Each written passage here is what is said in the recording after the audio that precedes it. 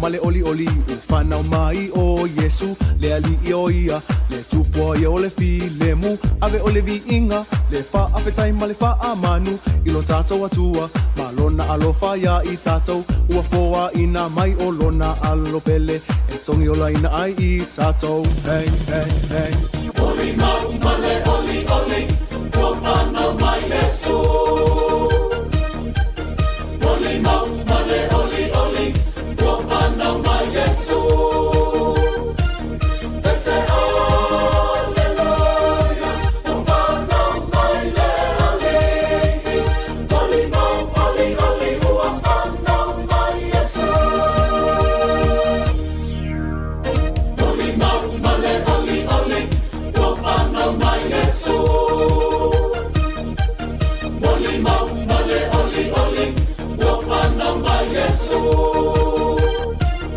ese alleluia ufana mai le ali oli mau oli oli ufana mai Yesu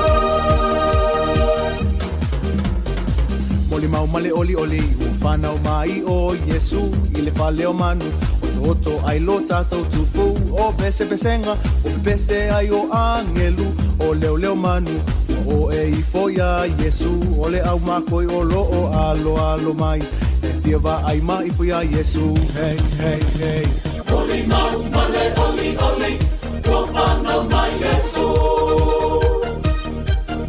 oli mau male oli oli ufana mai Yesu ese alleluia ufana mai le ali oli mau oli oli ufana mai Yesu oli mau oli oli ufana mai Yesu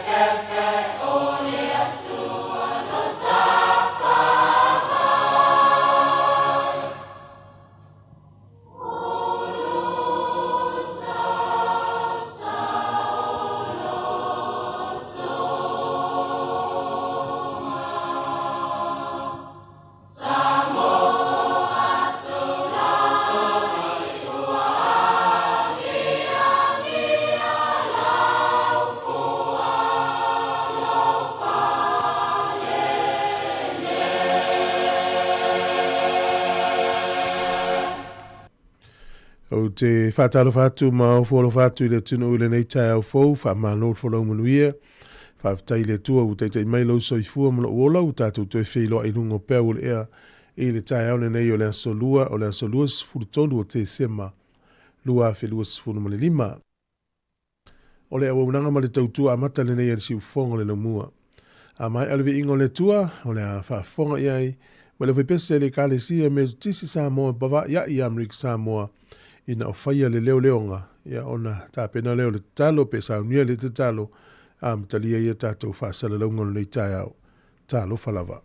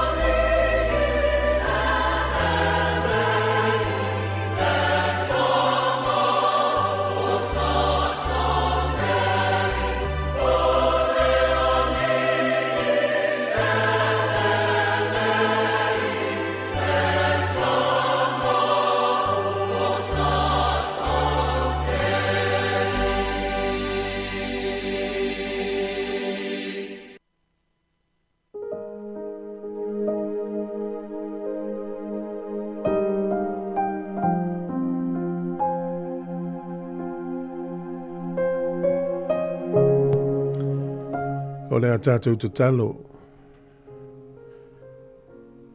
Whaftaitele lava le atua le mātou tamai le nei tai au fou. O e toi whangua i mātou le ola fou ma le manusi fou. Whaftai masi i atu le vi inga i ate oe a watu mau i ate oe te tau i ate oe le vi inga.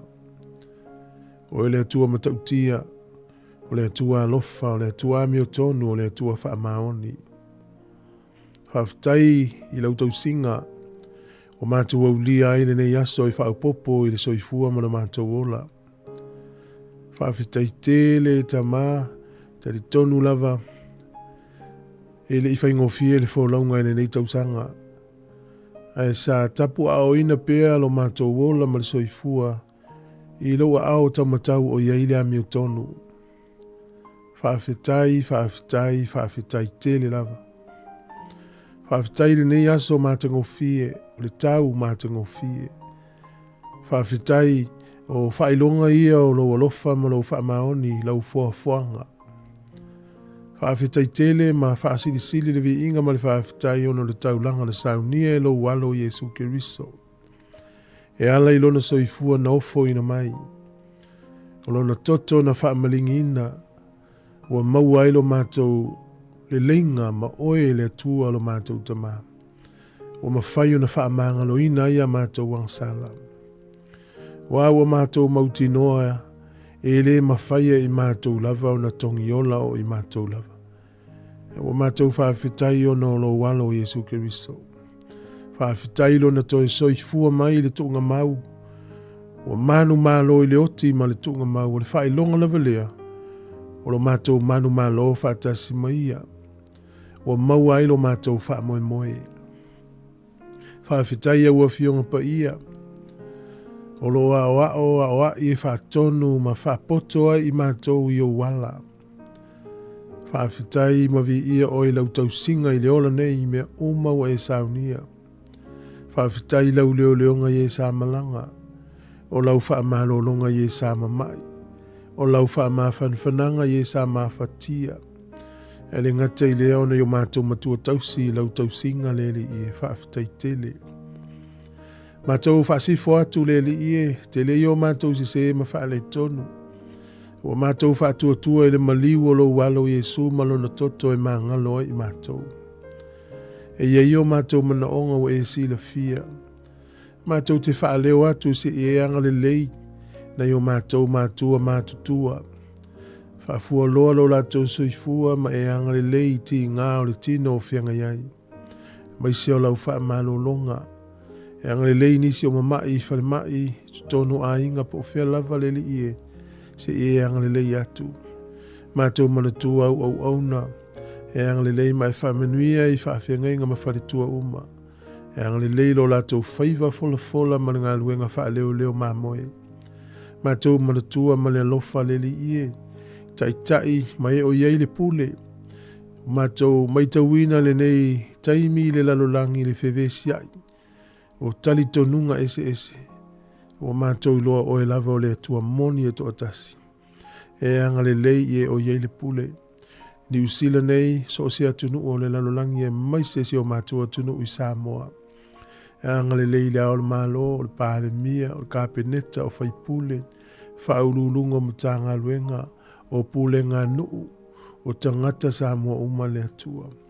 O mātou loa ne whi tāu le nei vai tāu o lo whea ngai ma se o mātou tunu. I vaila au o ona ma fuala au o ona, whaale angai nai le soifua. Lea li ie se i anga le lei. Whamenuia ngā luenga tā lai le ekalesia, e alai nei whai evangelia o misionare mai o lo whai ngā luenga tā lai. O ngā luenga le lei e atangi ai o e Yesu. Whamenuia atu. Mātou manatua, male alofa na i kewisiano o lo o saua ina o no le mau e winga i ate oi. Se e sila atu i aile li ie ma e angalele i atu. Mātou tatalo ma manatua e o whaia ia sauninga, a ia sauanga. Ia e pupula atu i ailo malama lama moni, ia wha malama lama ina ailo lātou pōngi sā. Mātou tatalo le li ie, e manatua e o le amalanga le nei aso i so se ala. O le lau ele, o le ea ma le sami. Se e leo atu ia ila tau wha mole. E ei mana o ngā le nei au nanga le atua e la fo i atu ia te oe le mātou pule, ko miti wha foe le ngata i mātou le au whai ngā luenga. O mātou to talo ia e tele i o mātou mana onga, whaatasi ma mana onga lilo i to tono o mātou loto, whai a pēr lau whingalo e aua o mātou manao. Ono lo suafa Yesu a mātou ole ma te talo atuai. Amene ma amene.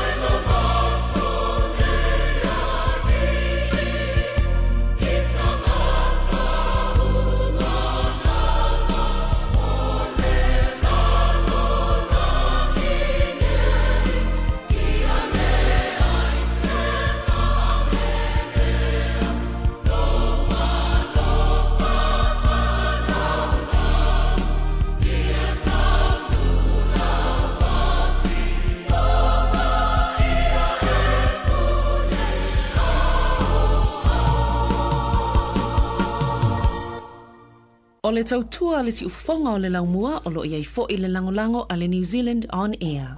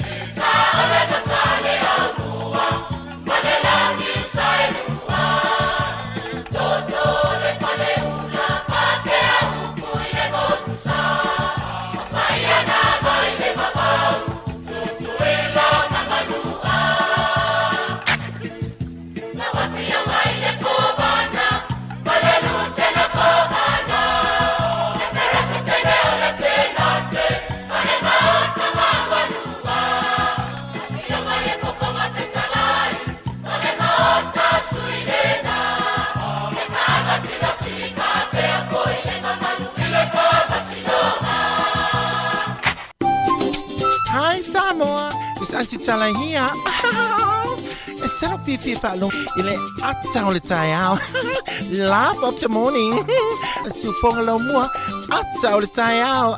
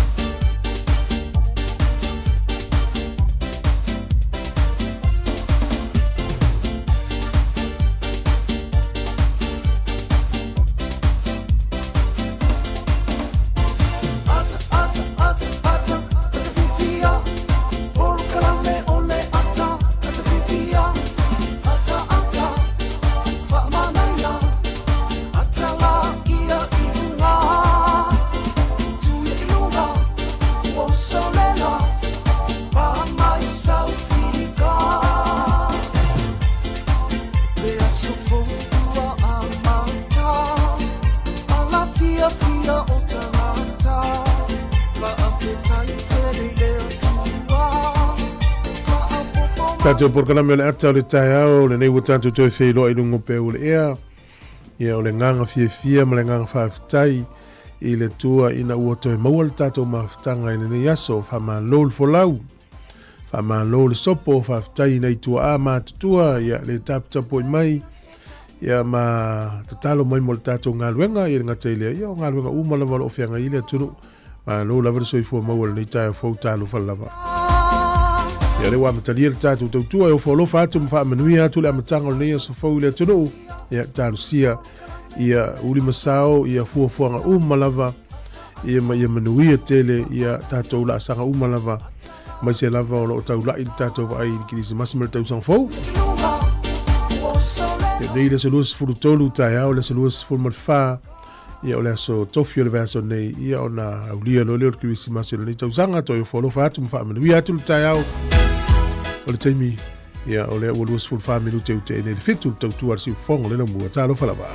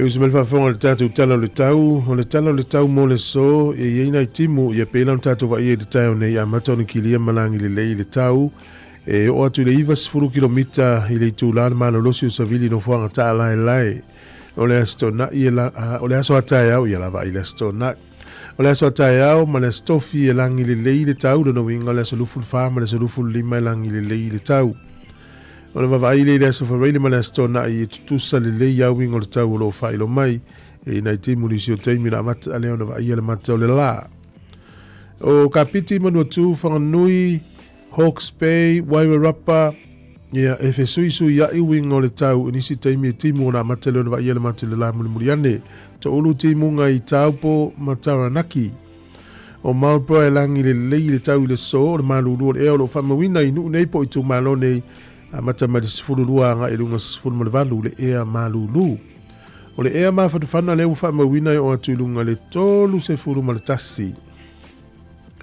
tolu tasi ia le vevela po le mawhatawhana o le e Hawke's Bay le so e tolu sifuru le e Marlborough ia ona ia ile o le tele o vaenga o nei lufu le tasi anga e lunga lu sifuru ma le tolu au kilani le so ia timunga i le aso le nei ia malo lava o le motu i saute e langi le lei whaasolo ato o le motu i saute i le asolo nei. O le maluru o le eo lo whamawina a mata mali sifuru anga i lunga sifuru mali wha e a mawhanawhana sifuru valu anga i tu lunga lua sifuru mali fitu. O le au te renga o le atunu nei aso e matele i na ti munga le tele o vaenga o le motu i matu nei o le motu i saute e matele i na langi le lei le tele o vaenga o le motu i saute. O a pia e whaititi i lia le asolo nei e lu sifuru iwa le fua le e vela lufu lima le e a mawhanawhana. O le angoto i fo le lai le so Wellington i le toi tolu minute le iwa nane i le fiafi e o soa i le la tai au toi 15 minute i le ono i le tai au a tai au.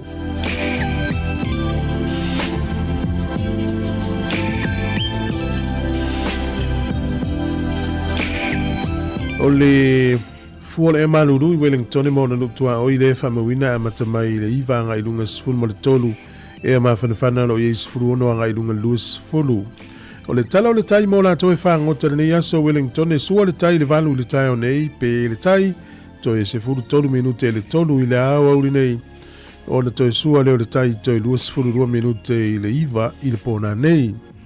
O polirua pe le tai le te o le ono i le tai o nei la ua pe le tai polirua sua le tai toe luas fulu 2 minute le tasi i le awa uli. E ona toi pele o le tai toi luas furu minute le fitu i le fiafia nei.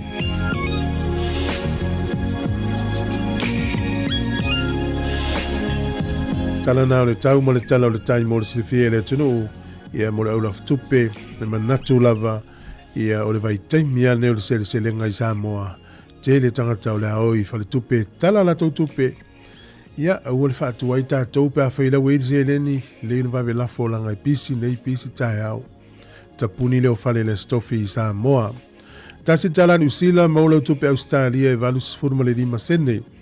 O le tupe Amerika e 5 fitu sene. E o le tupe fiti leo tala 2 fitu sene. Tasi tala New Zealand maula tupe Samoa e tala 5 sifuru 2 sene. Ia male pa anga tonga leo tasi tesi male 2 valu pa anga tonga i le so. Tasi tala New Zealand maula tupe Samoa tala 5 sifuru male 2 sene. E tali tonu nai ai a le tele fale tupe la iti nai fiololo atu le swinga le tupe i le asolo nei ia manola whaftai.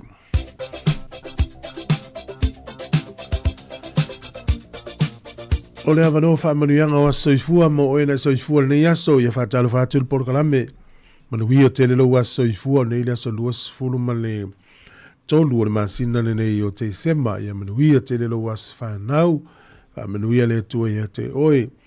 O le imeli nā tātou pe awhia maini as whanau aso whanau at samocapitalradio.co.nz. O le tusi whai taula o le aso nei o lo maul tusi a kolose tolu whai ue lufu wha. Kolose tolu whai ue luas fumal wha. A wau o tau i loa e maua o tau mai le li i o le taui. O le tofi lea a wau au nei le li i o Yesu. Keriso. Ia a wau au tau i loa e maua au tau mai le li i o le taui. O le tofi lea a wau au nei le li i o Keriso. Ma nei e o le au nanga i le li i tātou te i loa lava Ia le tau, ia va pe fo nei la langi lo tato iai. Ya na lu tanga te whenga lunga i mauti noi maua le tongi. Ia va pe na fo le awa unanga tato ia ke riso. Le fsili la fa fiena fai, ia e tele awala lo. Anga le leia tu tanga te la fia maua le fsos lae mo mia le fsos wani. Ia o unanga ese le fia ngai matato. Ia e maua la valu tau i mai ke riso. Manuia lo wasa i fua, pesel nei fa manuia i oto was whanau.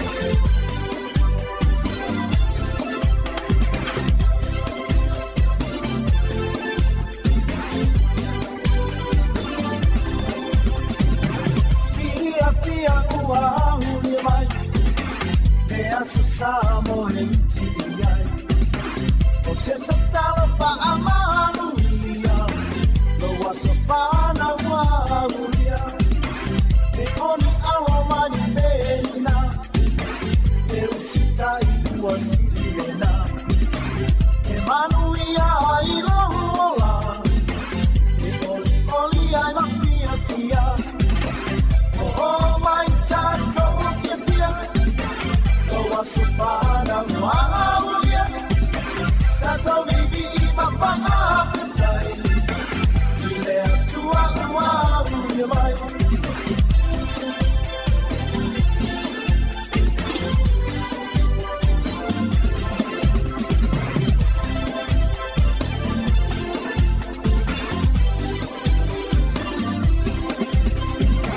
Matua Lema Paina Pa Amaru Sina ile tele oaso wa onsa pia ile male pia ele ya so uia uso e ia tautola ya mua pe ale atua pa ara taulo malosi tautua male pa amaoni oh my tato pia Wasafana Maulia Tato Bibi Mapanga Petai Ile Tua Maulia Mai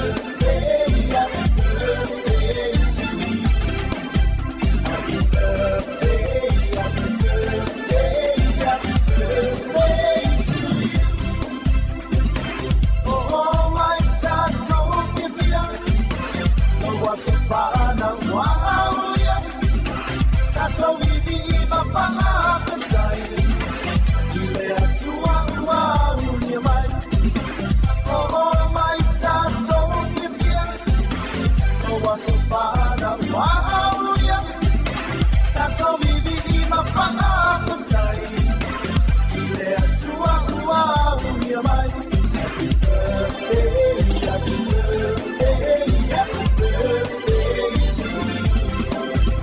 Happy birthday, happy birthday, happy birthday to you.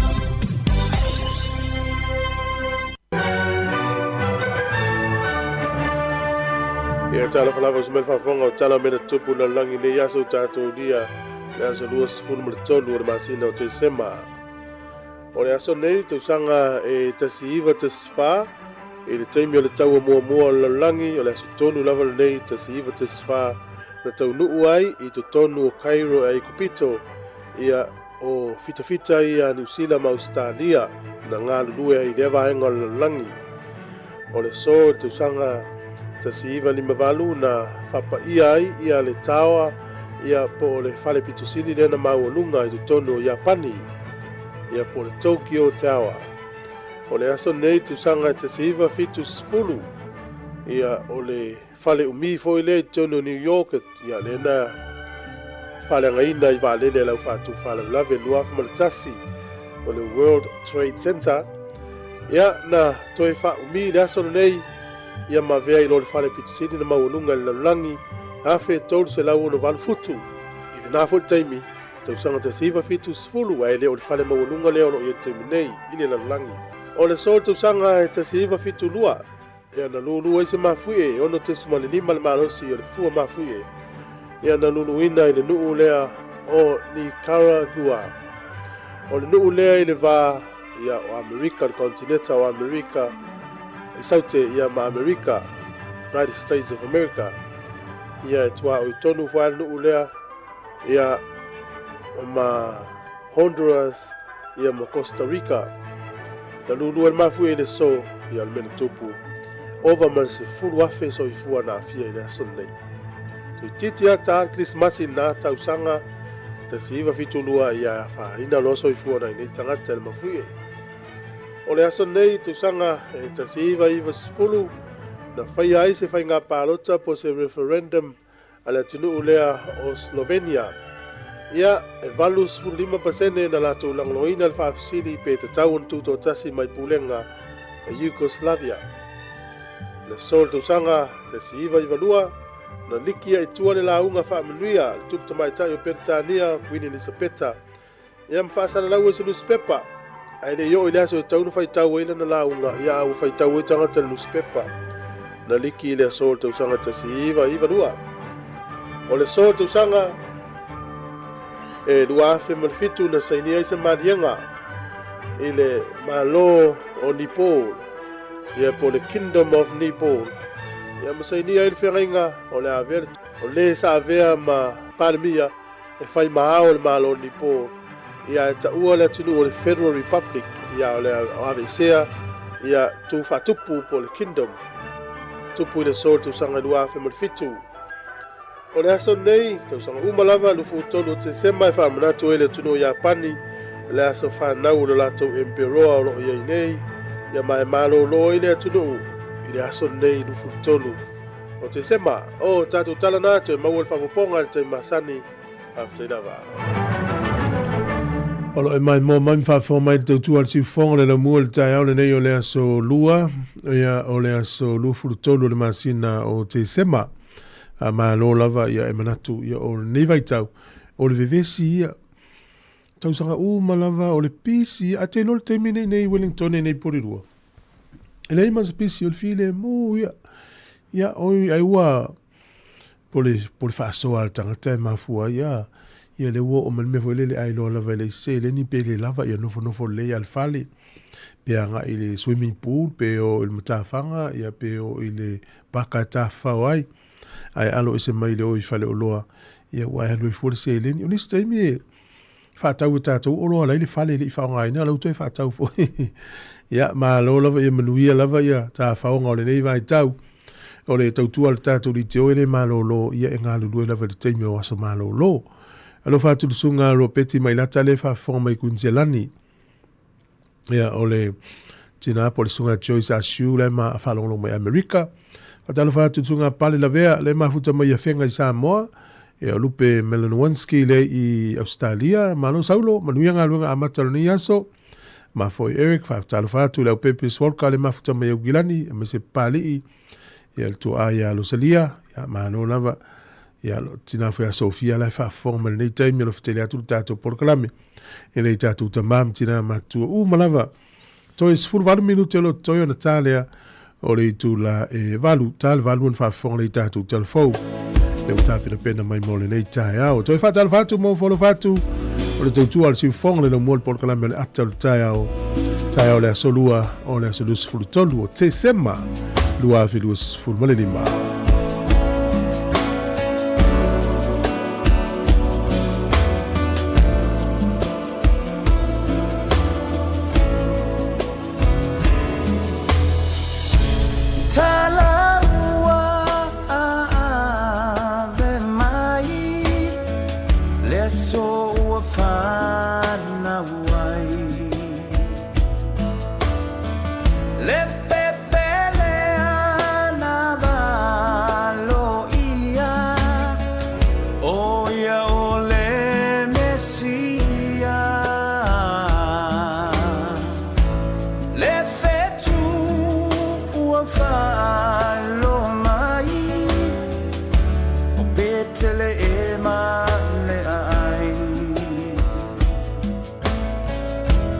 O Yesu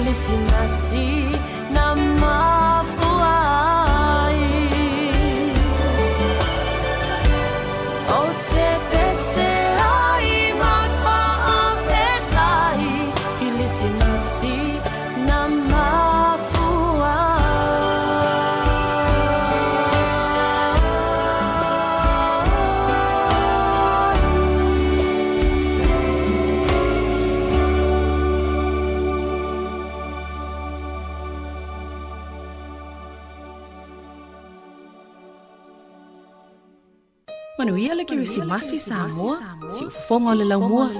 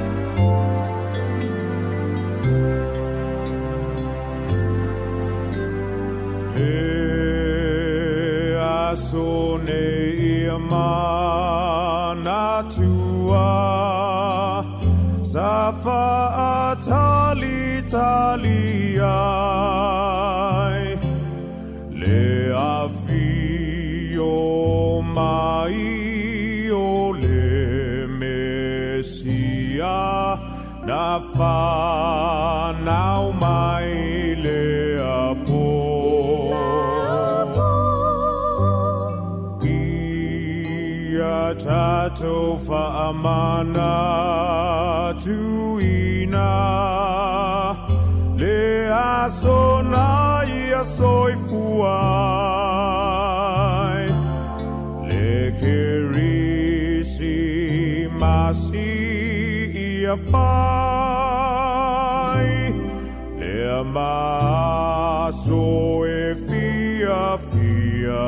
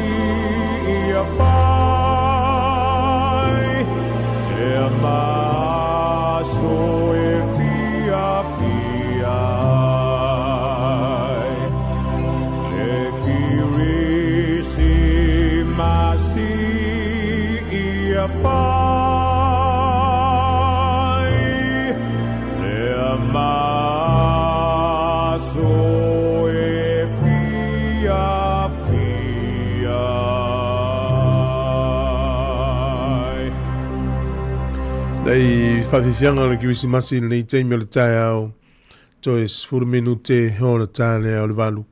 To ngā pese i e sa o e tangi e le rifo le na maua atu I Papua New Guinea.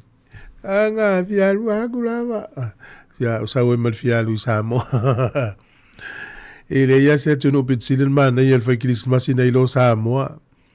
E me se tātou ia na oe na so I fuama o la Samoa. Ia le ala o tātou ia I atu no e mamau. Ia o sui fo la langi o tātou iai. Ia almana onga lava I mausi o tātou tunu uski Kirisimasi fia. Ele ngata I le o lātou o le amalanga I le nei vai tau whai asfia fia I le tunu. Tau tua nā mao tau saonga le mu. Ia lo whātou le sunga tofa matapoo. Ia mā lo lava tofa alo whtele atu mo lo sunga I au girani. Ia fa pe fo sila nila tofa lo fta le ona mo mai fa ta fatu sunga ya le ro yeli ya ching fa tai ro peti mai lata ya lo fta le to programe nei ta to wom pa anga ro ki mai li tol nei ta au ia e lo to mo mau na malo lo le tele o ngal wenga e ye lava ngal wenga fa o pe o ni ngalo mo ta to malanga isa mo o lava le lo tala vai te mo oi e tele lo lava me tupu ia la te apato la lava tala vai te o mina no fo ja mo ia le a to va fi fiago me sunga tap so li no mayava va mi lo te lo turn ta le va lu tu ar si fong le mo Merry Christmas to you all. All right. Valoria Isaia ole afana ole tama Na te tui momo ina re ulo le ngata Oia ole mesia ole tama ole fola folanga Ole ola tanga mo tanga ta umalava Leo leo mamo e na lato moli mawina E awang e luna mua I whamalusina E tala lele e oli oli ai nu uma E tele e male a aina topa noina Alleluia, Osana, uafana, umaile tama. Pepe, ole, leina, botagata, umalava.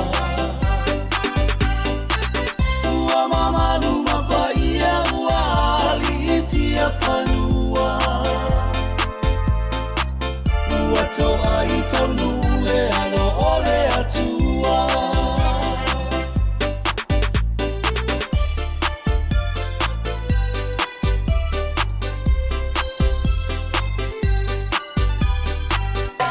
Le au mako ina malanga ile ala Ina ua longo ina maile ni tala Le tupu o le langi le aua whanau mai Te isa ili mato te fia I po iai Le fetu mai sisa e na ia paa ilo ilo Le fale o manolo o whana uai le kiriso Olo ta o toi vau vau a ta au I le mamalu Wa ta une I le ai o le fale o mamu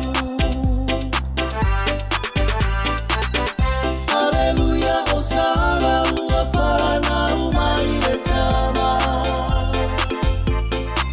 Pepe, ole, leina, botagata, umalava. Ua mama, luma, paia, ua alitia fanua. Ua toa I taunule, alo ole atua.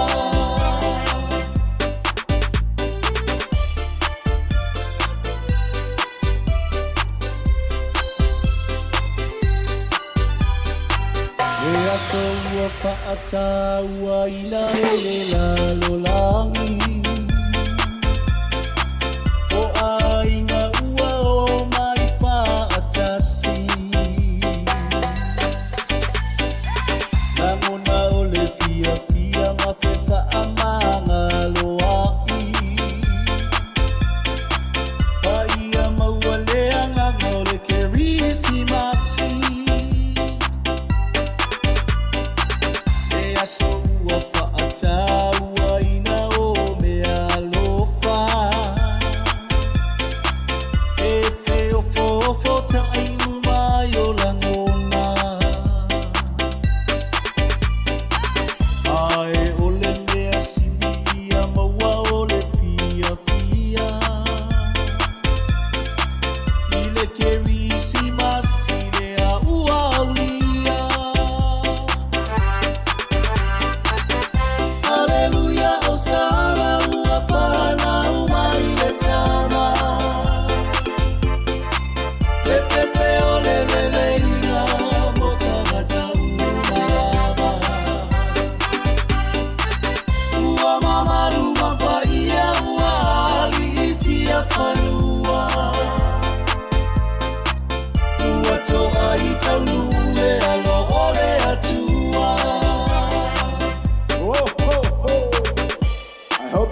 Merry Christmas and Happy New Year.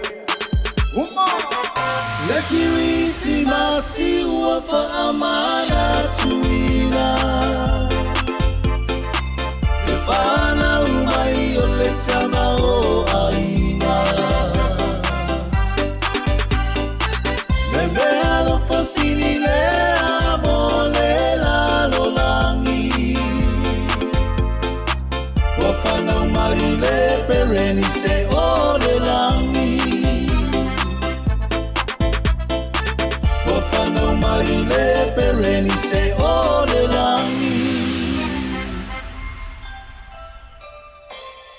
Sekia Samoa Kepata Radio Joe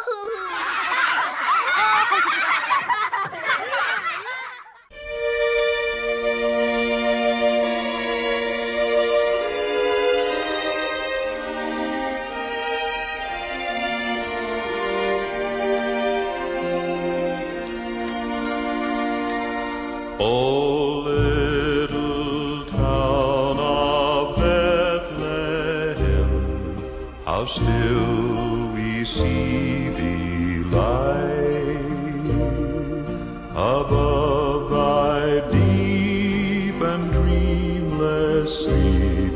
The silent stars go by.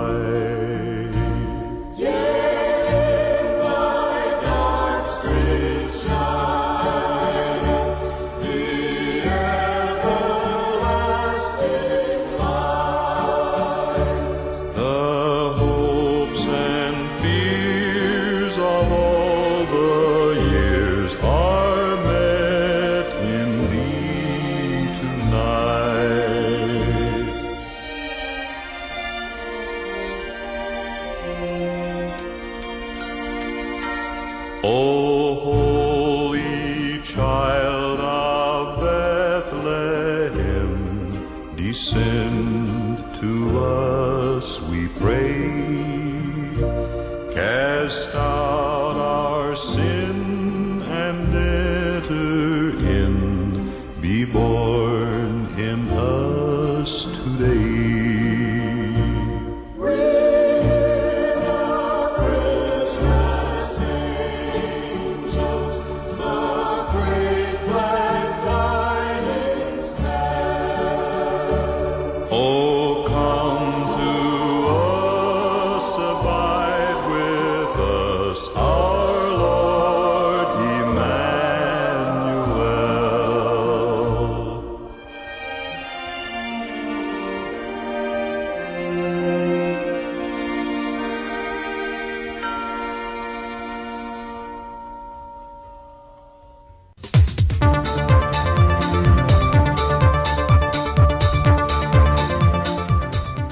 O te tue whātala whātula tātua te rumarau whāwhonga le whaopopongo tala whau mai Samoa mō ne whai asolua o se mai le whāwhonga. O le asonga fua le vai aso le nei na wheloa ia tuai sui o le tumalo sa whata mua mua ma sa whata lua a tuai masui o li ma whai pule o si umu. E whaatala no le tufanga e le malo le se 4 miliona tā la le na te tongi mai le malo New Zealand mo le tumalo sa whata masi umu, ono o le whaata mala na maango toilo lanto waasu e sue, e ngātai whalo le tumalo. O le aungo le wheilo inga, e nei e wha malama lama le malo le whinga e whaati no le tu whaino le se leni. E le wheilo inga na whae loa e le whionga le li pānemia, le whionga le lau le mali e topolata wa Fose Schmidt, e le wheilo inga ma lau tu stala le whae unga le vaiaso. Wa mai o na pāsia le kāpeneta le tūwhaino le seleni, ma o le a tūwhai tangata te tō tasi, o se whinga wa manatu e le kāpeneta, o le a tōwhusia ma te tūso mai tangata uma le whaasoa soina o le seleni.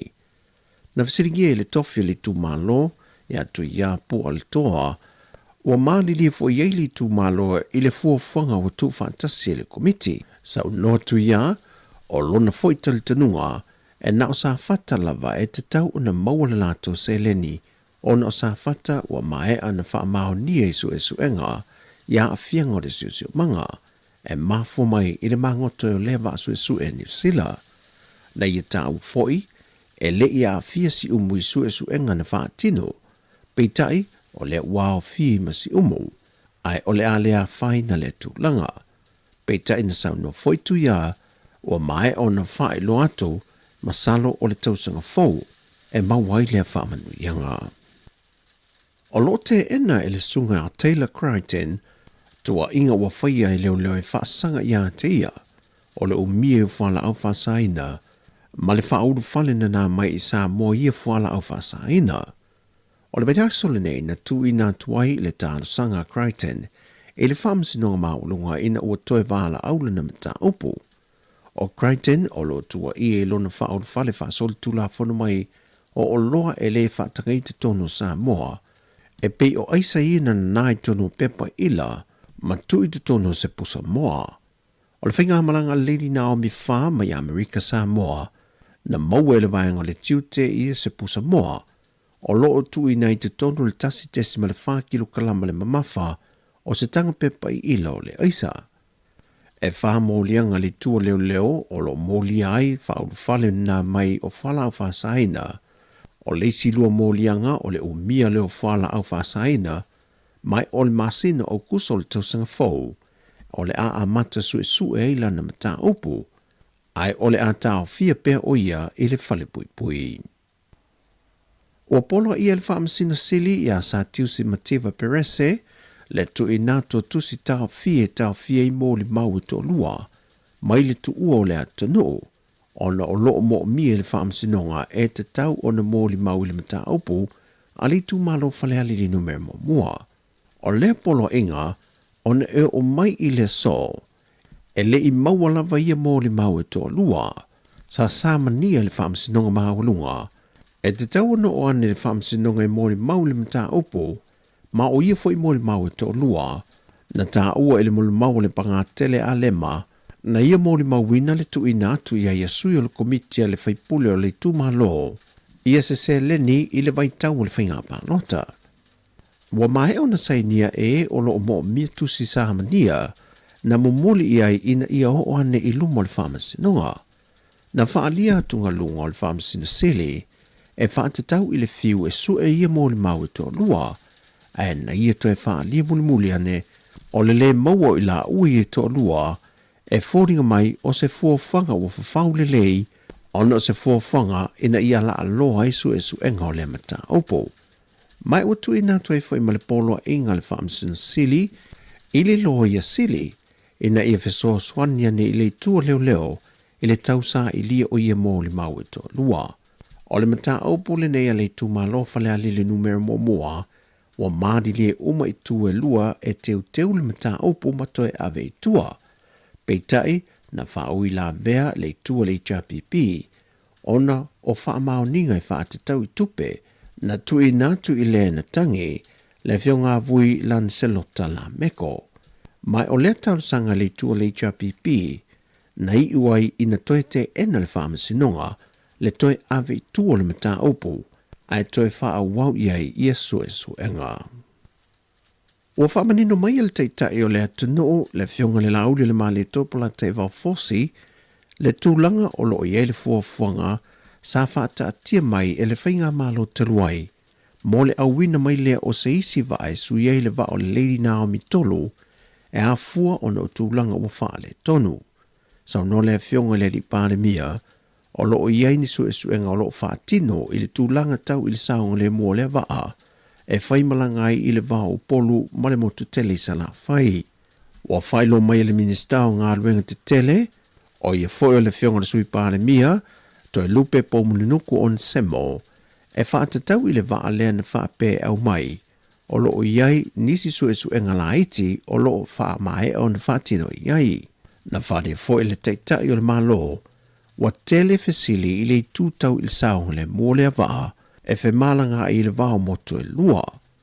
Peo na sila fia na whaalawi lua I le whainga malo te ruai le whionga na minista sa whea ngai ma lea mtanga ruenga, o le vaa le e tusolo na tau ma le luasa fumaltasi tesi ma le 5 miliona tā la, ma o se vaa e tala whiunga na sawa, ma mawhai o na malangai I sa vai, ma toi fo I mai mō le umi e na o le tolu se fulu I le tolu se fulu ma le 5 minute. Sau no le whionga le pandemia, e le te tau ono tātou wotau mate e le vai nuu a polimatai ma o polo, e whaisi matau tia, mai o tātou waa fo i olo o iai i le teimile nei, e tasi lava ai o le waa lea o loo fuafue au maia, e le iai se teimino tātou wha o ngā mua i tu i ngā waa, ma o le tuma ale leo le mata upo. O le waa na fuafue au wina mai au se tālia, o lo wha tupe mai i tupe wha la puputonga waa sa moa. O le wha moe na wha tā tia mai ele whainga malo tarua ia Iuni e nei o mai le masino Iulai o le tausang le nei wa lama whai u ona siake ma folau mai i loi sa moa. O tala fowia ma le tele ni yasu si o tātua tunu whasoi foia.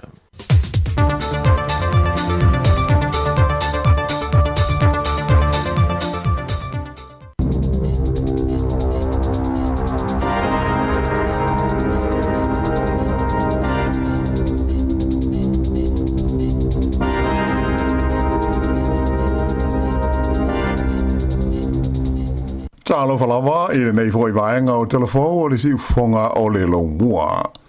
O whaalia mai le whainga malo so whaatasi e New Zealand, le mai a i o tala noa ngā lo ia, e tusa o se whenga inga sa loto tau whaatau inga i le vale o New Zealand ma le malo tele o initia.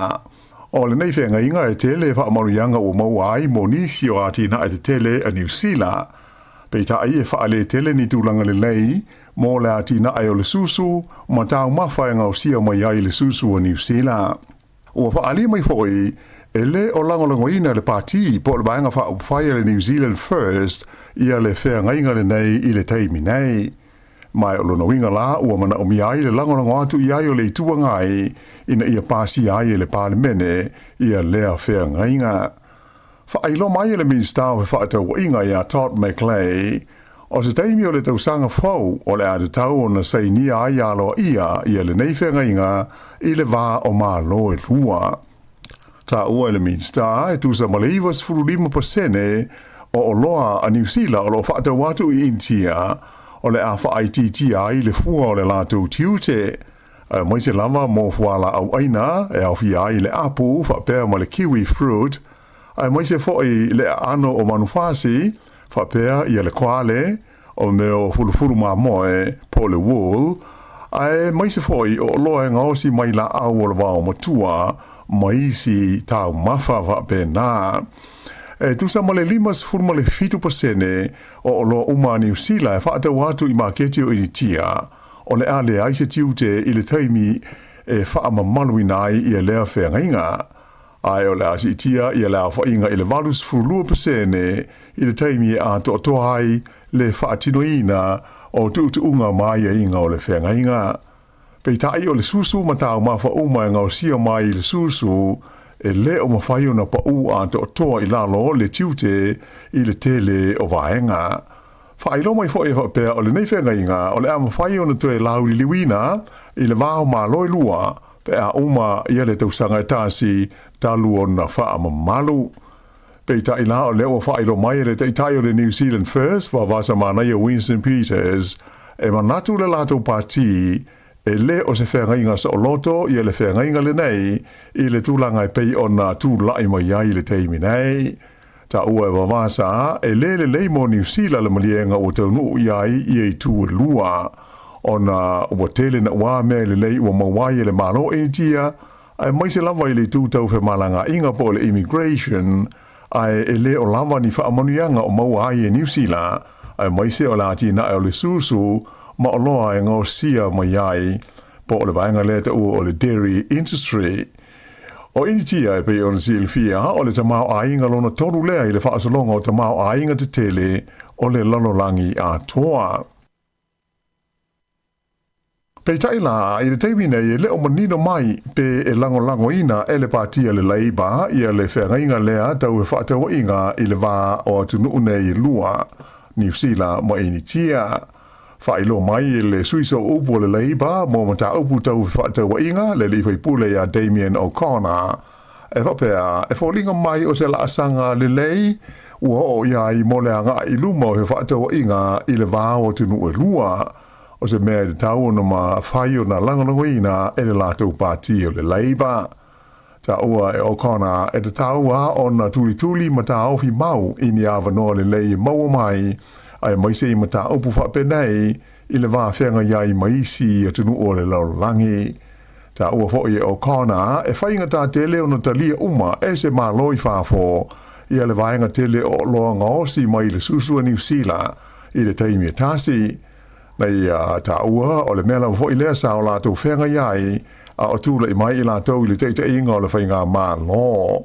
Mai sa le ina tia lava ai sa whailo mai e le o se whainga po se mea whaingo fie. O le song fuan nafi le sa whailo ai e le whainga maa lo e whapea ua uma i e tala noanga na whaia e tusa o se whenga inga tau whaatau inga i le vāma i tia. Ma wa yele wha amamoe le tau na seinia ma amata wha amamaluina i le amatanga o le tau sanga whau. Pei tai e mo mia le malo le langolongo atu i aio le leiba i lea wha moe ona o lea ua le langolongo ina i le New Zealand First o se tasi o pāti o loo i te tonu o le whainga malo so wha tasi o loo tū nei le foe. Ua tūlai mai ni atu ngā lunga tau i le saonga le mu ona oni sisi po le G's sa la whai se whaatafuna po le lapisi ai ua ave e sea mai ma ua toe whaatau atu i le tū malo o le Waikato. Whailo mai e le vaenga o le saunga le mua mea tau mafa le New Zealand Food Safety e whapea o le nei uto sisi ua mauti noa na toe whaatau atu i le aso sāna te anei. Whailo mai ai e le New Zealand Food Safety o se uto le sisi o le tu ainga e whaingoina o le Over the Moon brand sa ave se mai ma le whaatafuna po le landfill li Putaruru ma toe whaatau atu ai le aso sā e ui ina e lei ma le saunga le mu mo le whonga tau mafa. Whailo mai e le whaatonu langolango o le New Zealand Food Safety ia Vincent Abako o matua whaapapole ina lava le matanga aduenga ona o le tūlanga le saunga le mua nei sisi po le cheese i le soifua maloloina o tangata e ono wha o ngā ina matau mawhalia.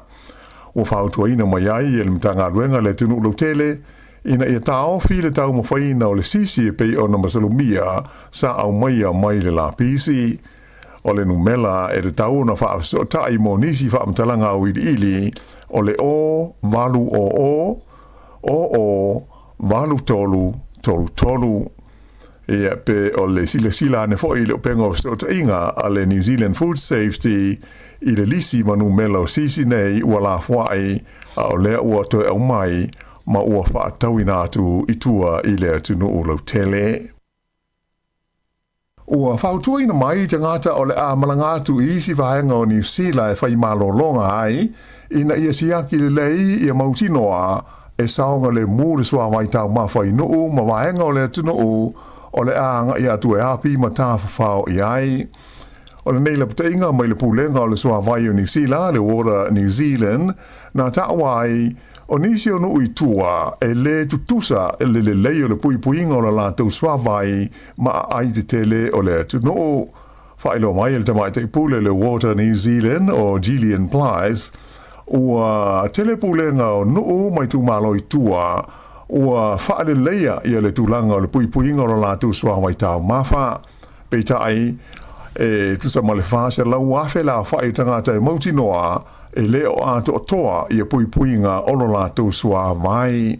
Na ieta ua fwoi o le tele o isi nui tua e whaalango i tāne vai mo le lātou swa mai tau mawha, ma e whautua nai ia whaapuna mua le swa vai aua le tausinga o le soifua maloloina ma le saonga le mu.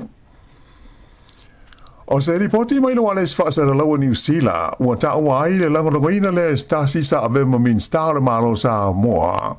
O le tupe lea ua tuina atu le malo New Zealand, o le taui ua tuina atu ia sa moa, ona o le ngoto ai ilo na ngata i fale, o le vaa suesue o le manawa nui. O le nei wha lawe pe ona silafia i la sohono o ke topa i le tausanga taluai na tui ai le au i ngā tai o te whitoala i le vaa le nei o le manawanui a New Zealand ma mu ai se ia o ina ngoto mai o loo ta oto ai nei i le aliti tai.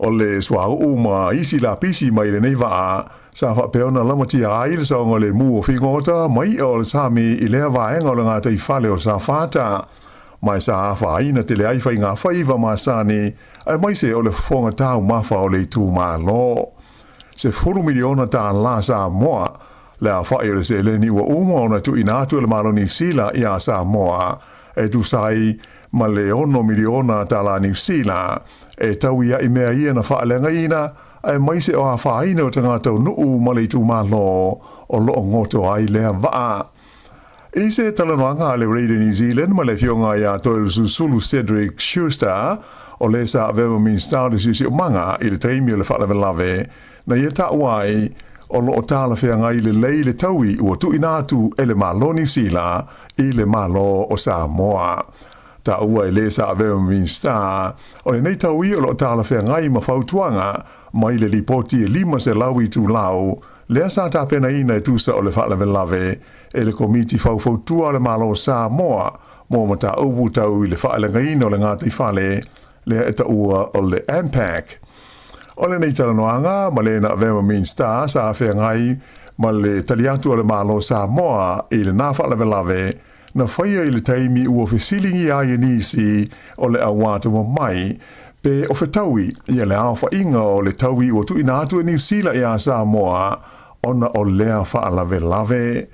Ta awai e toi susulu e 5 miliona ta la le sao o le malo New Zealand sa tu inatu mua I le malo Samoa ve so sonia I le tau ngā ruenga ina ua ngoto le nei waa mai o le seleni e le o fia I le 10 miliona ta la o le taui e pei o le ua tu inatu I le malo Samoa ma ua ioe ma ua mali nia iai ia whainga malo e lua. I le tunu o New Caledonia, ua wala uina ai le Palestine o le malo falani ia Emmanuel Macron, ia tai uma waenga wha au whai a New Caledonia, mo se lato whilo inga fau e whai le ai pale, I falani I le asas fultonu le masina fau o Januari.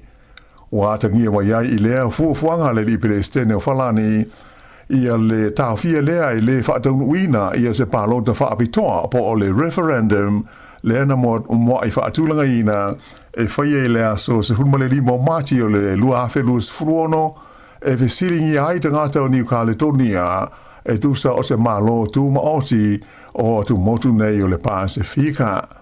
Tele swinga ia o tu lai mai de tono o New Caledonia I le aia te tau o tangata moni o le tino o ma tangata mai falani ia o na nofo ma whaamautu ai e winga I le mata upulu nei o se malo tu maoti o New Caledonia. O ia e se senga na ania I mai ai le tausanga o mamae ni whaalawelawe man tautia na marili wai tangata ma sai longo na whaai na I le tamau ainga o New Caledonia.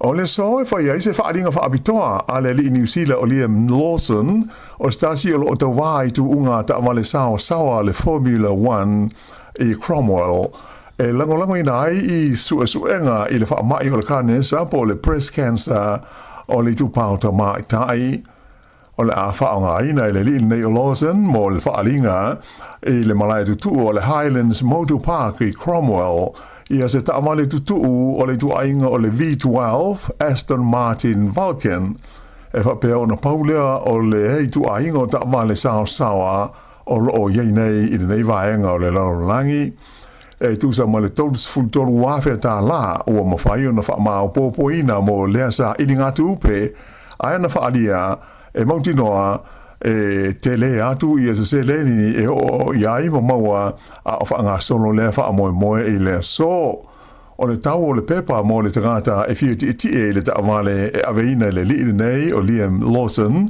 e fa ta milo le malai todu se laui wa iwa ta la. E ta longa, ua manu malo le Black Caps a New Zealand, le ta longa whaita wina, kiti lea,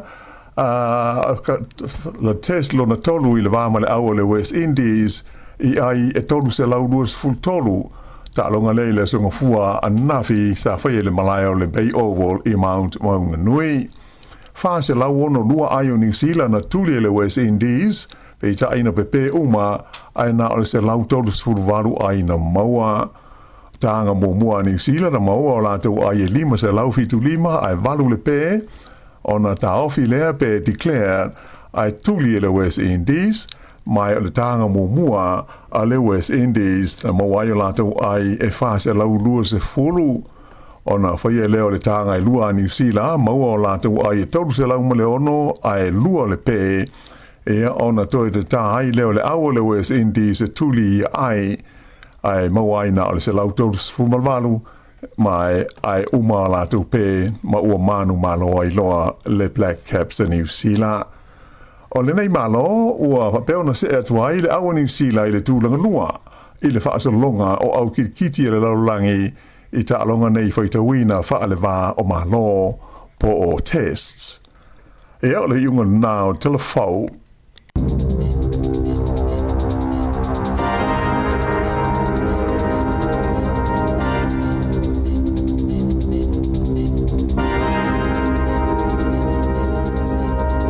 O le nao whafonga le tunu i tātou telefau a mata le nita au ma le sifonga lau mua Wellington e peo na tapelina na fionga e la wano atilawa ia matala mai sa mo le sunga ia tase Salem Sam luas fultolo minute te nei le tula valu ia te whamalom te whatalo fatu le tātou tunu le nita au timu ai mātou nei polua tala foe malo isu malo lava tasi ia sa o le lei o peo le winga na tau len whaero mai e te me vai le mato le la ia tātou sia le nei aso o le swele au ngal timu e malo lo le whale e wale Awal fio wa ita tau mau le lava no e malo lo le ia ia mwhanga ngau e whale lo mo matou le fio atu i whai whatau ma fia li si va enga le sa fai tonu na po e o uma foi le wale uma whatau no foi si fale le ala ufitau le ala o ana o tangata foi le e au ngā o na o e whai whatau o mele ala fatula utala pe walu lava yaso maleva yaso e tu alu feo fatau ia mai lava no ya matou se matou o ruma nei malolo to nei yaso wana la tu te ngao ia o lo fale o lo ia na le atua ia fa palpala ni le me fa al me pilsine tau o le la ngao fale o lo o le intanga tau le va tu mo ia malo o vai tu ni tai o le lua felo inga mamari so fa persona o pe o le pana lua vala ali ia foi o le fa inga le fa na ule tua ia poi pe fa inga luenga fa tasi e tau ona fo le fio fo i ma o mai o le so e se la fa inga ina wa es el potu le te es el potu na te pe o te vai felo inga le i malon tama te milento fo i mele wi e wi na Pasi umuro lua tai ma va wo mo lua va pensar o mena te lo ai o me for maftanga mafana e misi isis pe o te me foi le lua mana vanga lu ngo le fale o to usu mai o to mafuta fatasi ele foi no vai tu foi na foi te lua fero mai mal sunga ta se rispito ta to visa na ia pe la o le ngo mataliem ta se sa ma va ia Wale le wala tal fa ngol tau sang. O le mava al mama o matele o ngona lua tala na fai. Pe se misa lo fa le le. Wa ai vai ni ta ai vai mama o tala no pe o le lima o mata ma le. Ia pe la me la tala no le fa pe na la mata o mata. Pe o le va na lua misa le to fa le ni ta. Ma fa fo ana tanga ten o le misa. No, misal mafufa. Tu sala, wile o moyal talan na. O to mana tua la utala le sa fai lisia soltato pokla atal taya. Si foi le fai aule na foi le na fa winga se tangata la felo inga masio na se to fine. Ya le la wato e moyal temio petalo fai se us. Na misal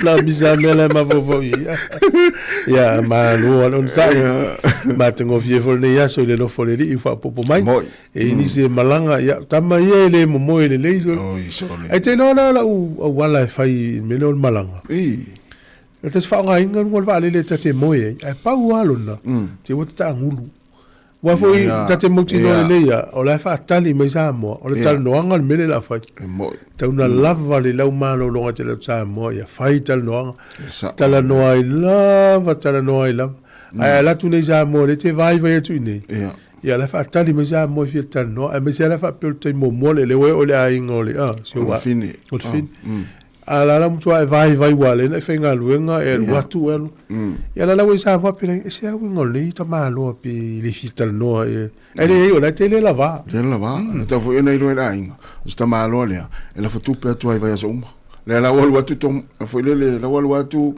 fa ali o le ainga o ma fo anga le wala o lo mo o le la vala fotu o le la vala fotu pe mo vai so ta malo le fai o manga mela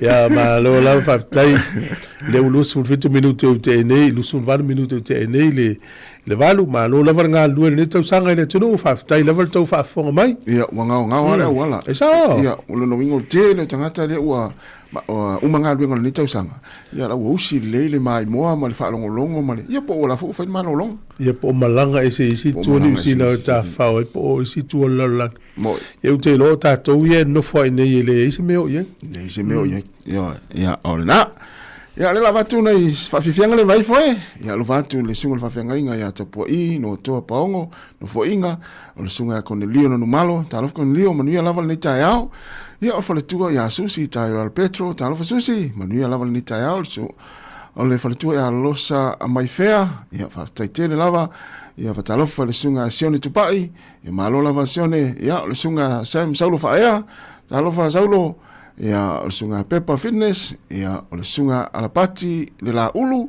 ia mal faltua ia mafo Eric ia la vailo foi stato pese ia ni se onanga fa la uloa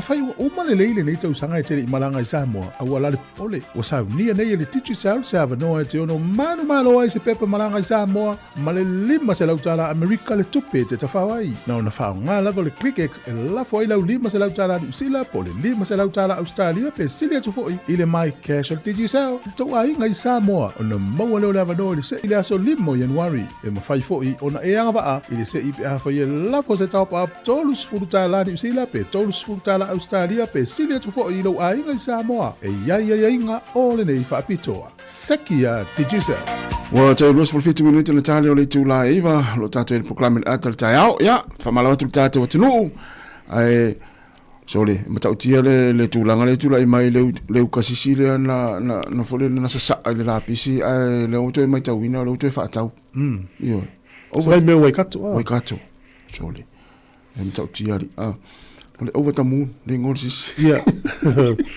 a te lo tasi o le tau mawhalo le sisi ma le waina o le tau mawhalo le umia na te utu a whaonga o le no masa ino umatamata i porkalame a tangata i la tau te whaia ni melo le sisi o le la tau tala o le umi na tu o le sisi o le leile na o le tunu ua leo whalani o te masani na umatamata i tangata te o le sisi ma le waina umi na te o le waina o le umi fo inana le lei ia o la tau na il to mai ia o loa ia tatu whaalongolonga matamata ia asa oi te le peise men fa le tonu Sicilia fuore sa ave la pisi ya ave fo ninga ringa itangata na atu muli ia fu to ave to fa tau ia fu ana ave la to fa nga o fe lolo al mel ave to fa tau ia wa le fa mai le wo ye le mai tau funga le wo to ya nga wo le ma fu nga na ave le lapis ia sa ola el mari fo le fa lo telefone tau sa le pol tau sanga fo le la saini e lo le fianga inga le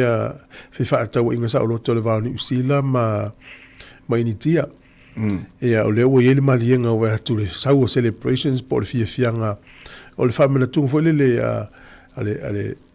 ale national ia le act ia ele a waila Winston Peters o le vai Winston ile ito tono le feringa le pe folinga mai manuia tele ai initia ile metau immigration ia matulango ngaluenga ai le manuia tele ni usila ia o mariela ne tai o batu fasa longa Winston fasa longa simo e matua iona lango ina lava le criminal tele la sai ia le umanino alfa linga Winston ile awai o tele lo la pe a fa ina i sai ninga le fenga nga wale le a wai Winston le vai ngale ya foi la Winston a tautala ile me faia ya wale mas tau sang full palot ya moni lo tato ile le vai tai mi fa manatu ya pe o le sole ye tato por kala me fai u la vol se fu maloloina le fa tau tai Savedina Casiano e se tala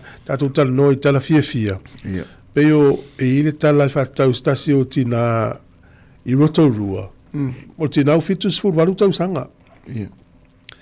Lengo tunga tina fo ile no fo le nga yo ya ye te mi uma. Fie fa fo felang tonga la au ma te fa fo fale. Ya ole masina la novema. Ase no fu tasina luistina fa fo te la tonga la. Ala la sa no tina mo la na vau. E va ye mta tia. Se tina fitu valu tau sanga tau le mo se vau. Al mela tu poni ni vale uno tina. Pa ulo I lalo. Vala au. Ala ulo le mo vau. E kia tu e la lo matu ala mo la na vau. Poni ni va. Ia pa ulo I lalo si lo matu. Tau alanga lo fiola. So na mia so nga pa langi la. E la tama Pasifika e tolua pe se fiti ma Samoa. Na pakala ta avale lu matonu al fale lo matua lea. Ai o faile pai pale ai ngatua oi o tama nga lu se di kaso Rotorua. Falo tu la seri. Ole wala multanga help. Mo tu si lo matua lea. E o lo la to so ani. Pe la verso ne na feilo ai ngol lo matua o le lo matua. Malauri to lua il se di kanso. Alfa meditala la ulia anale pakale la loli luma fale lo matua se manula tele lo ala si lo matua la mana mi fuson o le ta u fo le vai te mi wa e ye a inga fo ye malanga ina tu fu le fale Ya mana ia la mana I va ngai fa malo foi nei tama il si cancel ngalu ngale le wa. Asa o ile o si lo matu se manuele mawasis.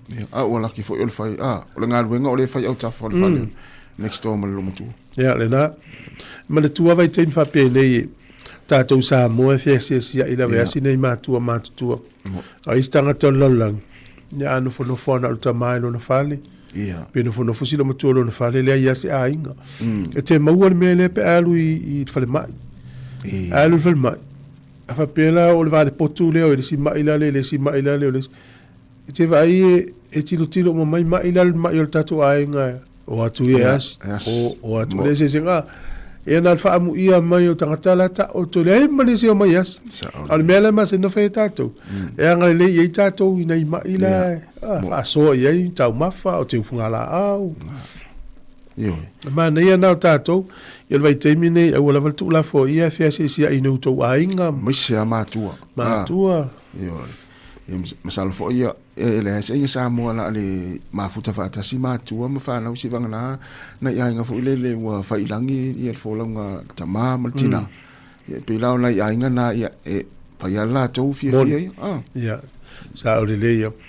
Tate iloi ia so ia pe o le nga vo le te lo na te maua I tasi o le ava pe va tu se cardia o na tala le pe se meton ai na o fai el fa na me yo ka ta mai ta ita ia so sa ta ma o las fa na o ki disi masi o le ta o pula I tu ton sa o le e o te le lo la ini si le fa fonga mai la te wala tu ka ta ki disi masi ia o te mana tua la vai nei ti na mana I ta ma papalang kua matutua.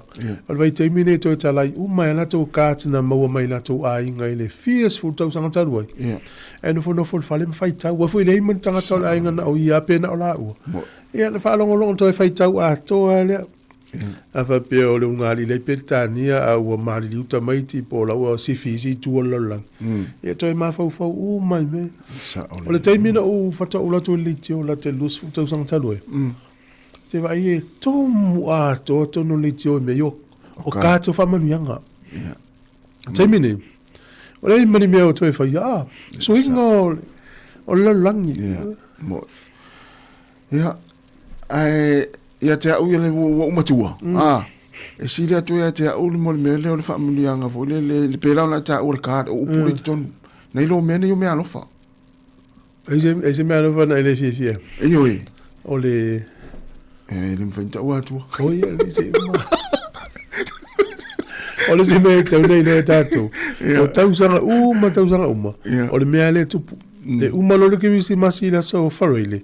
A stona to e fa tau te lo mea lo fa no trade me. Mo ile le. Al fa no angala. A fa pe mea lo fa pe lua se lauta la le tau. A lauta e fa tau no trade me se laudi masfu. Tu so le ngau tanga telen fa le mea lo fa. Pe o mena mana ia ile va pe o au. Ia o mai ta wina le o winga. Ma me te fia ai. Ia no tango lo le fu ai va le la tango mate to pe o le se ia lo winga ai te le no o le se io. O me o tele fa ta tu sai melta mafutanga. O sau se me vole se henga e tau tau ai lo o fu. Henga. O me vele le Ona o te na lua o sau fangu vai. Se fangu vai le mai u tu na vai wa me te fia ai. Fia talo.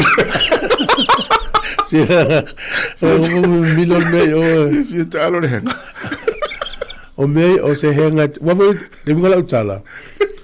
Ono le ta tielo la ia me to i ka te kere sa wa. Ala ile la vela le sa.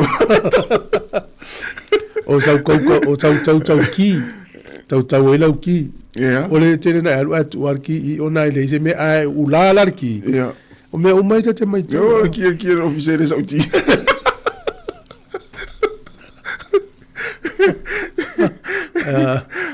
ona I me na ia o le si me o le se moli wila ola yo na o mari lau tu peri nei o kusalote mai taua I me te fie ta mafutanga no le va tau mai o le wingo le moli wila le te voile le te sulu mai I ka to fisel va veao Ame tine le fata mo mani mea fali. Tino me alo fala utamale faisol. Ya ta ua nei lo me lo fata me alo fa mai mau ngol trade me. Ciao. Ia ngau a tole tupe. Ai tau nei mai tau le winga o tangata tau sanga ato. Ai se ia la yo pe o lo so le o fangu vai ia te vai. Ia o lo fata me le fangu u tu ela vai. Ah, ai tau ki wa lo tele no vai. Pa ua lau ki a so se le ai tau le o le henga fa henga lo ma fan fana ba sa lo ofisa. Oi, ya, ne la o ne amarkisi. Mini mai lo fa tolu va lo fa tas. Tatu tala noa. Yo tatu fa so wa na mo le no te malo lo menga luenga. Ia vala o mena ia. Ai foi se si na lu sa mo la te mai ne ia va so le por va so no tua e vini mai o a mal mal va le o ani me o siaki ni temi ia so so ni la to ia la malangat. Ila to fu mana o fi mo muli va veni alo fa anga manu de yo. Mo la no. Vini mai lo fa anga le Christmasi. Ia o fa to do lima lo fa tasi vini mai tatal no mo ni lo fa anga Christmas. Ia. Mana ia. Apa foi le te malanga so se tunu o langi. Wala au mai po Amerika, po Australia, Cook Islands, o Fiji, Samoa. Fete malanga ia so malolo vini mai tatal no. I poti mai pe ha mai le tunu una te tafao ai ma eva. Ene tato wona e fatalo fa meta o tasi. Ya, fatalo fatu le sunga ya Yohane tavu inga su, ya manuia lava le ta Yohane, fatai mafta mai fatai ya mauso. Fatai tele lava ya manuia le ta yao, sunga ya se nava kio, ya po le fionga ya famusili, ya manuia lava ngalwenga lo fionga ya le ta yao, ya le sunga tali vui. Ya o polonga o i Hawke's Bay, ya manuia lava le ta yao tali talo fai lo susu la lo la au. Ya Walter singo tinama fa na maleia. Sunga ya nati vo mafuta mai Amerika, manuia lava ni ta ya nati. Ya sunga risati Alisa, ya talofa risati. Ya sunga timi team la fonga Kirifi. Ya sunga fa uliuli pule yata, manuia lava ni ta yao, mafo Eric. Ya la batus fa fianga le vai foi. Ina o toes full minute on Italia ole tu la iva. Imel pito lunga Paate male manuia ilela lolangi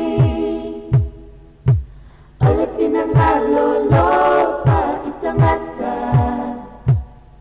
Ua awina mailo nalo ole paola tanga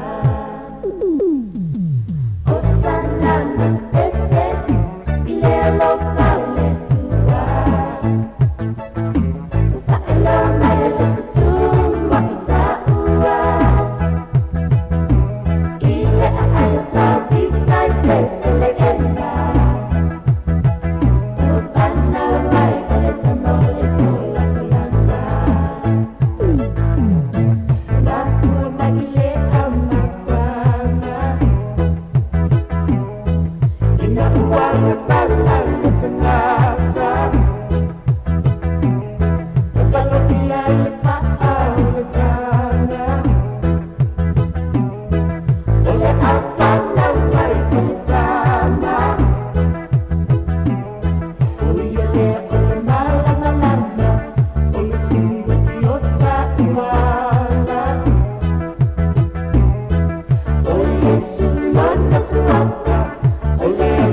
One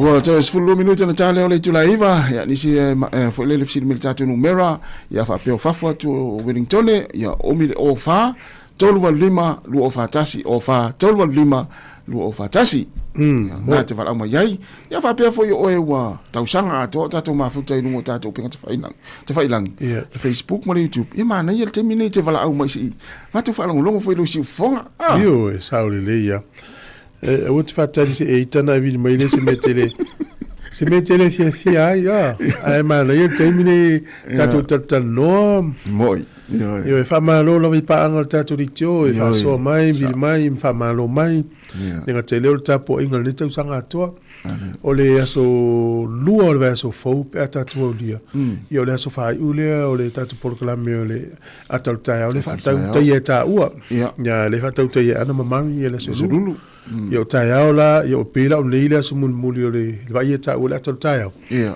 ya mo le Christmas ya le foi la uma le tau sanga ama lo lava o le tau te ai le nei tu o la langi le fia o tangata na isi no o la langi na tau le au tau po alo vai tu istala fia ia mai Amerika o lo Yesu i o le malo Amerika o lo fatata no le mta upu le fa uma tau fai fa uma le tau le va Ukraine ma Rusia ia fa mai o lo so longa le ia tal noanga le lo fai tono Florida ia tal sia ia te lo e tu na fo tu e sauli tala na wa alu le nei tu titi alu uma le tau sanga ole tala na mai ia na uma tala noa ia Trump ia mai president o fe fo le Ukraine ma fo le Malusia te falonga tu le o tu le lei ia le to se fa va ia so e to e amata fo ai te sila fietas ata ta vai nei me o taua e pela le taua mo la langi ma le taua lo na lua e le po te me fai taua nei me ia le taua Ukraine ne o se vale le fa le lima tau sang mo e o le taua Hamas ma Israel pe o le lua o tau sanga nga i le tonu le na fa uma a vai le taua mo la langi o le umi fo ia taua lo na lua fa pena ia sa o le ia oi o mene o tal nanga o taua o le umi le fai ia le taimi umai o ka semana ta te mana tua lava le taimi na mai e le taua lo na lua la langi fi o tangata o la langi e uita te le ifio la na taimi ia o tala na fai taua ia tal sia ia mo stala fia mo nei tangata Ukraine ia mo nei tangata Rusia ia to so longa leia le o langa pe o tatou le fia amu ia le nei fai tu tatou iai ia mai tau iai la tu no i tau sanga tai tasi tau sanga uma i vai taimi ne os fia o mai tangata ia ai te ri lopo la ngona e o le tangata i taimi fa pene ia sa o le leia ala le taua mo le taua e le mos fia e le ngatai le o vai nei le taua le wale wa mai ya tala o taua tu sai o la pa ia o so fa inga o pomu o me o loketi ala nga lu al fui mu ma se fu ma lo in tu sa ma le pe al fale la fo tu el ta le fui mu tu ta le so fu ma lo in se ma fo fa lo langa nei na ala fa pe nei le tu poi te le po anta tu langona te le fo pe fa tu sa ia le to inga langona e o ia ma fo mai ma tau si mai atu nu ne le tu ne tau ti ia ma fo mai ma tau si mai i la tu nu i tau ia so uma taimi uma ia e uma tu le tau fo le tonga fiti atu tanga ta yo ia ai o tu vai atu o la fo e mari liu mai la me tanga te dispito sa o le ia o sta to val au ia le val au ta lo val au soy como Luis le lo va a hacer le uso la le algo tali fo le val au malta male la lo tonga la alo la va tari ya mata ya o lo ni a Sofia ni a solo punto o te sema lo a fer lima mo ma yes o mata u to bitonu ma ye kau pi fa ma la ma fan ma ko le top le ke ningi o so le fa ka ela un luenga ile so skulu i o le ala e kukuria ko ngai manguki e mo to tele o to ngalue to tele o to ngalue ile ko kele la so le kulu ke ye vinga le ko lu ma Ba mela le fai. Ima ke o ko kilia ko lungo la au lungo masini. Oi. Usala era fai kula le. Awale sa fa ko kala ke ngom. Esa. Malo. Se fu ai kula mo lo se la lima sput. Ia. Lima so malu ai. Pai poi se si la vidi mai sa mo spala velave ia va ku ia. Sa. Ya la mo la no alu exercise. Mana ia. No ngai exercise po ia. Ola la na pulungi la po na le tamo. Pa fa fu la mo ko le fu le la au e. Mo ko ai poku a ngale. Ine lo pola si ele se la au sa mo va pu sai. No le makki mo la nga pu. Fa la. Ngala va. E ka una fa la. Agora ime pandos vai o la e kai fa kai lima pandos e pila e kai se furu mo ku ia atu no pando ka e pango lola ia ne va i di le ia e senne le anga po me la ia ko e anga le dua la le la auna o yo la o tu sa uma le aso ma valu tu la tu sa fia o apu e fa vala ia le valu kulo ia fia apu e fa vala temina e foi lenga wa kai lima sfuru lenga ma wala ka lua lenga se la ko lenga leso man ona le umio lenga ile kelo fuala lima sfuru ia la au lenga ya ma ko le la lenga fa kungara sa ko ngora ke mo yo tiku kala o ngokala lima kala la umara la o sfuru leso wala ko se la ya lima kala ia le umara su pinga ke su bomba o fica pecar todo o fat malo este o nea de ima ko ni malo o que le uma va vala no o mo grado malo agua piki a wali la kula le piki mo le kala sa malo mala ole la fola aula piki kaminga yo le stone fruit Dika mayo nectarine, peaches, plums, apricot. Ia. Le piki kaminga. Malo. Ia te leu tō. Mau ke reko roi ngana ngau. Pisina. Whapena foi i nei porirua. O i tei Wellington. E vili mea tangata i tawhitawha lo visa me oma mau te leo tō ale whalipa pakiu. E whamanatu i ar Christmas i nai Oxpay. Ja? Whamanatu Christmas i nai Oxpay. Ia atari le msiri atu. Whamanatu e na amusa ne. Mara ori ka kupe vage va puka kare ku. Ni ga va ya ko ra u po ka ki si vasi ala fa ia. Ora ia uma kaiau. Oi, so. Ko ya e vora la so fu. Oi, mana ia. Ko ku le ia ku si. Yo. Mana ia so. Si nga ronga va kwa. Mana ia, malo tali malo nga lue, mana ia. Wa fo fonga fa ngol tau sanga. Ele ni o kele.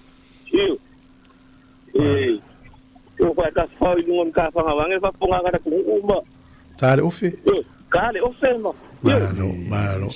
Hola le ie, hola le por solo e. Ya, fa ile me ai, ya. Ma ga ya ma ko menga le ma ko ni.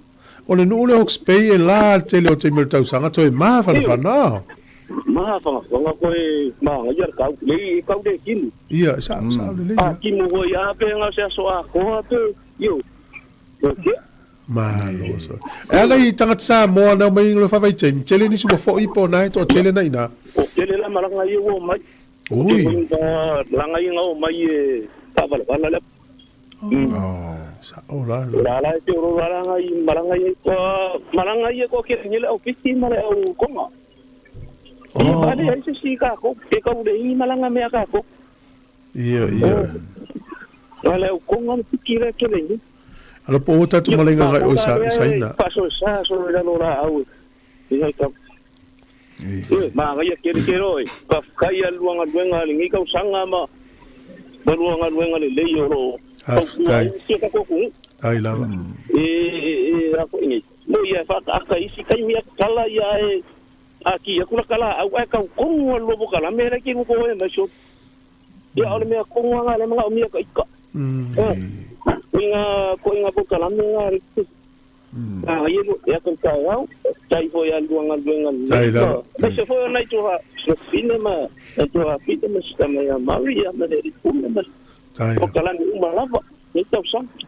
Alo pina, alo le fainel e a wasi to. Mano. Ina mo bukala uma. Ora, no ya te o mane ya bola. Ina me o kasi mo vangon au yang ke.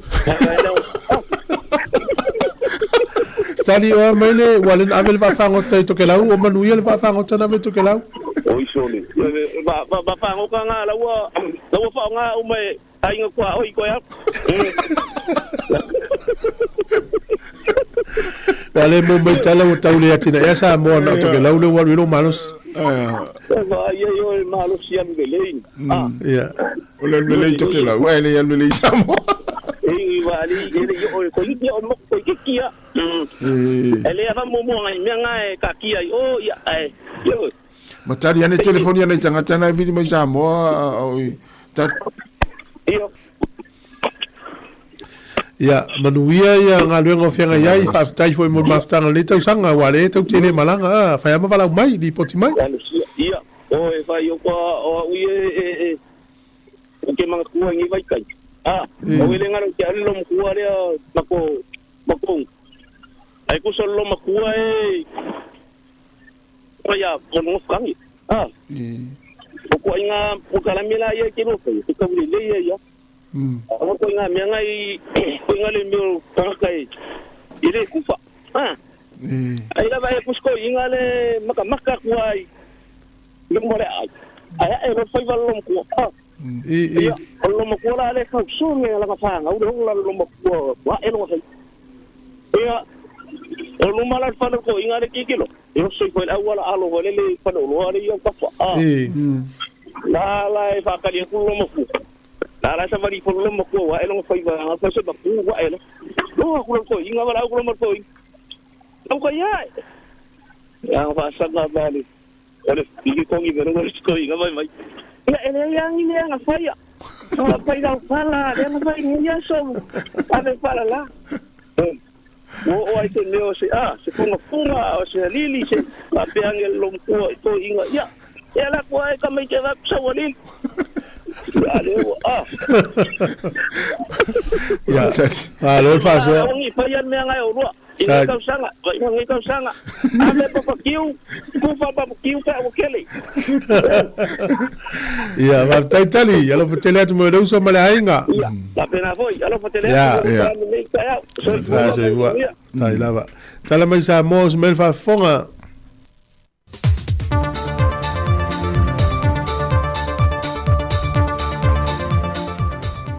O te tue whātala whātula tātua te rumala o whāwhonga le whaopopongo tala whau mai Samoa mo ne whai asolua o se mai ele whāwhonga. O le asonga fūle vai asole nei na wheloa ia tuai sui o le tumalo sa whata mua ma sa whata lua a tuai masui o li ma whai pule o si umu.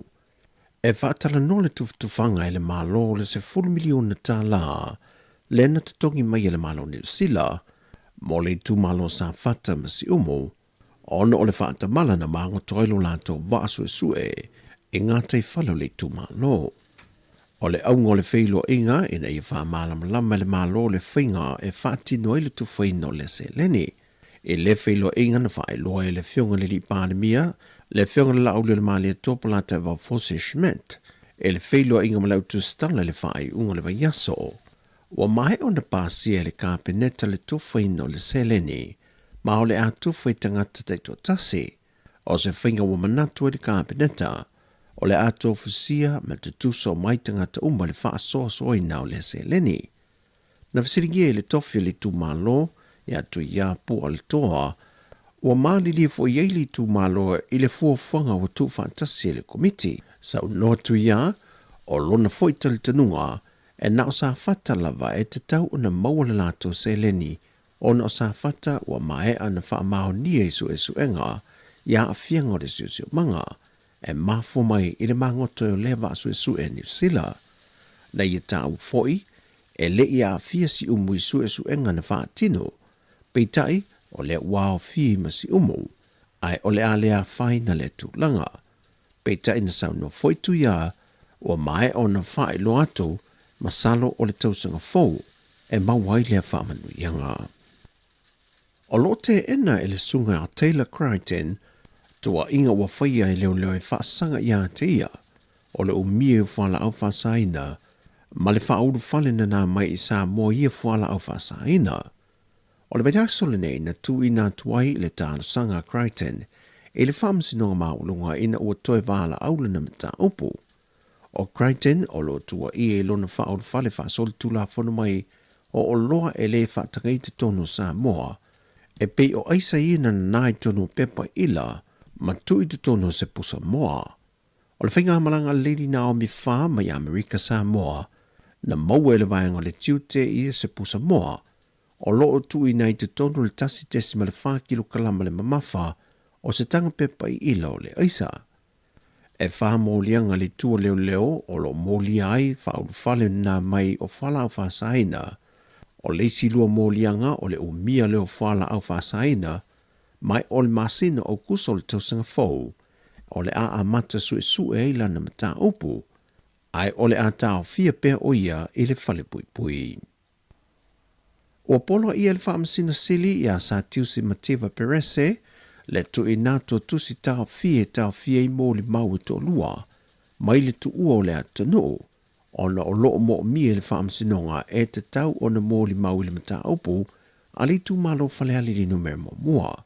O le polo inga, ona e o mai i le so, e le i maualava ia mōli mau e to lua, sa mania le whaamasinonga mahawalunga, e te tau ana o ane le whaamasinonga e mōli mau le mata upu, ma o ia fo i mōli mau e to lua, na tā ua ele mōli mau le pangatele a lema, na ia mōli mau wina le tu ina atu ia ia sui o le komitia le whaipule o le tu malo, ia se leni i le vaitau o le whaingapa nota. Wa mai o na sainia e o lo mo mia tusi sa hamania, na mumoli ia ina ia o ane i lumo le whaamasinonga. Na whaalia tunga lunga o le whaamasina sele, e whaatatau i le fiu e su e ia mōli mau e to lua, e na ia to e whaalia muli ane, o le maua i la ui e to lua, e fōringa mai o se fōwhanga o whawhau le lei, ona o se fōwhanga ina ia la aloha isu enga o le mata opo. Mai o tu ina tu e fo i male polo inga le whaamsina sili, ili loa ia sili, ina ia fesoa swanya ni ile tua leo, ile tausa ilia o ia mōli mau e to lua. O le mata opo le nea le tu malofa le ali le numero mo mua, wa maadi le uma i tu e lua e teu le mata opo matoe ave i tua. Peitai na whaui la vea le tua le HRPP, ona o whaamao ninga i whaatatau i tupe, na tui natu i le na tangi, le whionga vui lan selota la meko. Mai o le tausanga le tua le HRPP, na i uai ina toe te ena le whaamasinonga, le toe ave i tua le mata opu, ai toe wha wau iai i esu enga. Ua whaamanino mai le teitai o le atunuu, le whionga le lauli le maa le topola te Valfosi, le tūlanga o lo iei le fuafuanga, sa whaata atia mai e le whainga malo teruai, mo le awina mai lea o se isi vae su iei le va o le Lady Naomi tolu, e a fua o no tūlanga ua wha le tonu. Sau no le whionga le li pāle mia, o lo iei ni su enga o lo whaatino i le tūlanga tau i le saonga le mua le vaa, e whai malangai i le vau polu ma le motu tele sa la whai. Wa whailo mai le minista o ngā ruenga te tele, o ia foi o le whionga le sui pāle mia, to e lupe po muninuku on semo, e whaatatau i le vaa lea na whaape au mai, o lo iai nisi su enga la iti o lo wha mai o na whaatino iai. Na whaare foi le teitai o le malo, wa tele fesili i le tūtau i le saonga le mua lea vaa, e fe malanga i le vao moto e lua. Peo na sila fia na whaalawi lua i le whainga malo taruai le whionga na minista sa whea ngai ma lea mtanga ruenga, o le vaa le e tusolo na tau ma le luasa fumaltasi tesi ma le 5 miliona ta la, ma o se vaa e tala whiungalo na sawa, ma mawhai o na malanga i isa vai, ma toi fo i mai mō le umi e na o le 30 i le 30 ma le 5 minute. sau no le fionga le palemia, e le te tau ono tātou wotau mate e le vai nu o a polimatai ma o polo, e faisi matau tia, mai o tātou waa fo i olo o iai i le teimile nei, e tasi lava ai o le waa lea o loo fuafue au maia, e le iai se teimino tātou wha o ngā mua i tu i ngā waa, ma o le tuma ale leo le mata upo. O le waa na fuafue au wina mai au se tālia, o lo wha tupe mai i tupe wha la puputonga waa sa moa. O le wha moe na wha tā tia mai ele wha ngā malo tarua ia Iuni e nei o mai le masino iu lai o le tau sangle nei wa lama whai u ona siake ma folau mai loi sa moa. O tala fowia manu i tele ni yasu si o tātua tunu wha soifoia.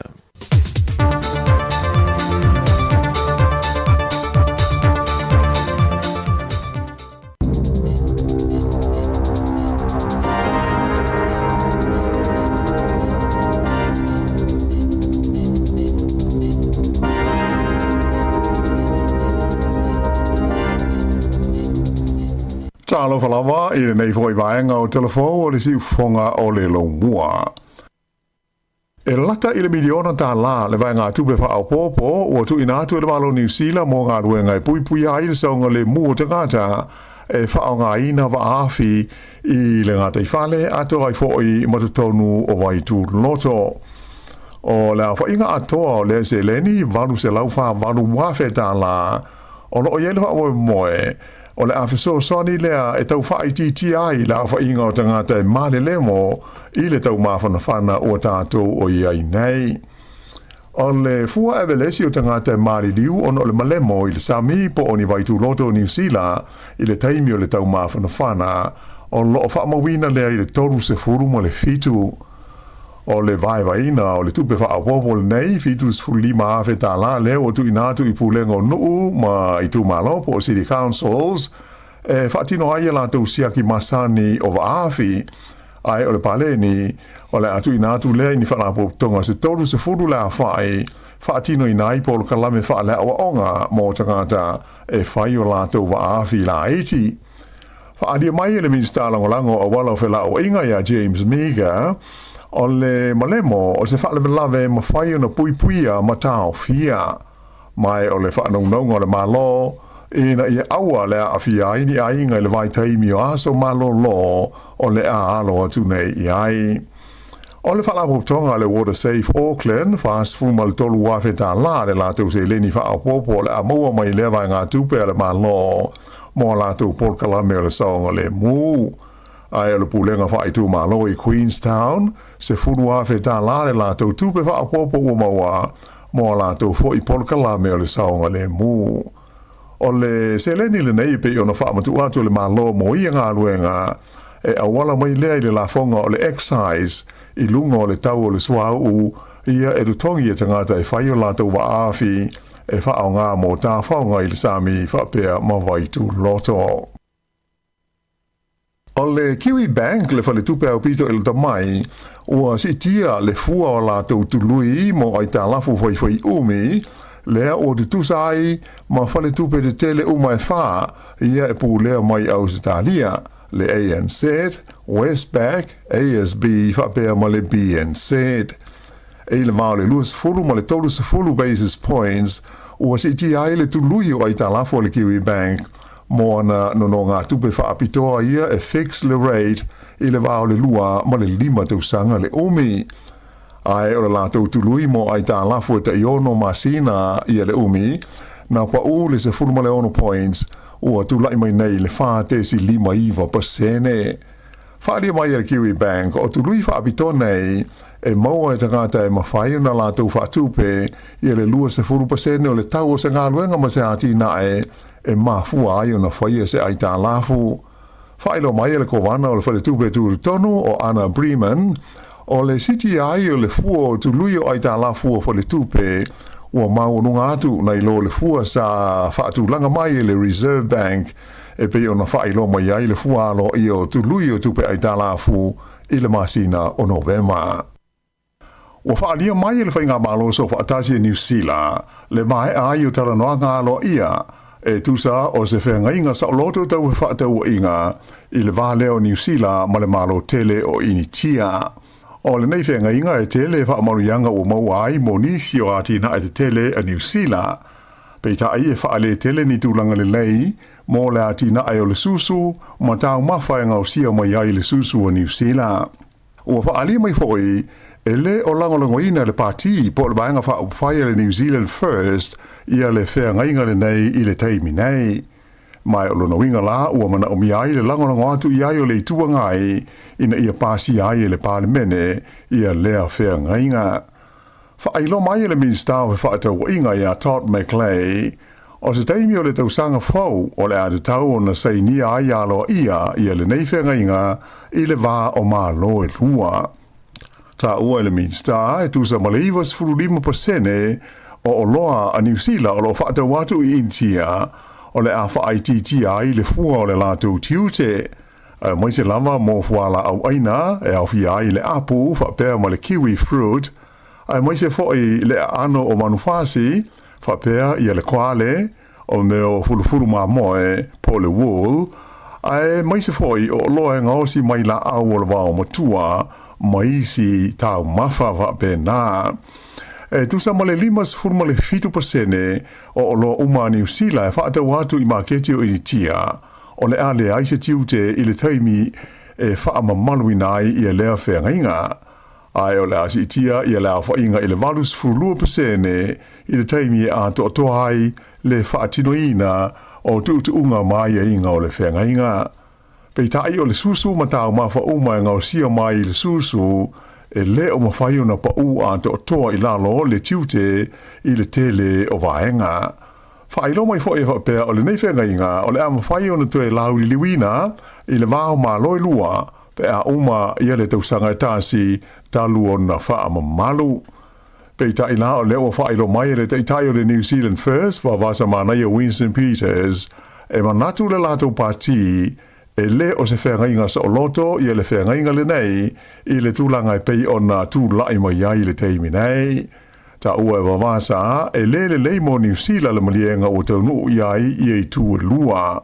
O na ua tele na ua mea le lei ua mawai le malo e tia ai mai se lava i le tūtau whe malanga inga po le immigration ai e le o lava ni whaamanuianga o mawai e New Zealand ai mai se o lati na e o le susu ma o loa e ngau sia mai ai po o le vaenga leta ua o le dairy industry.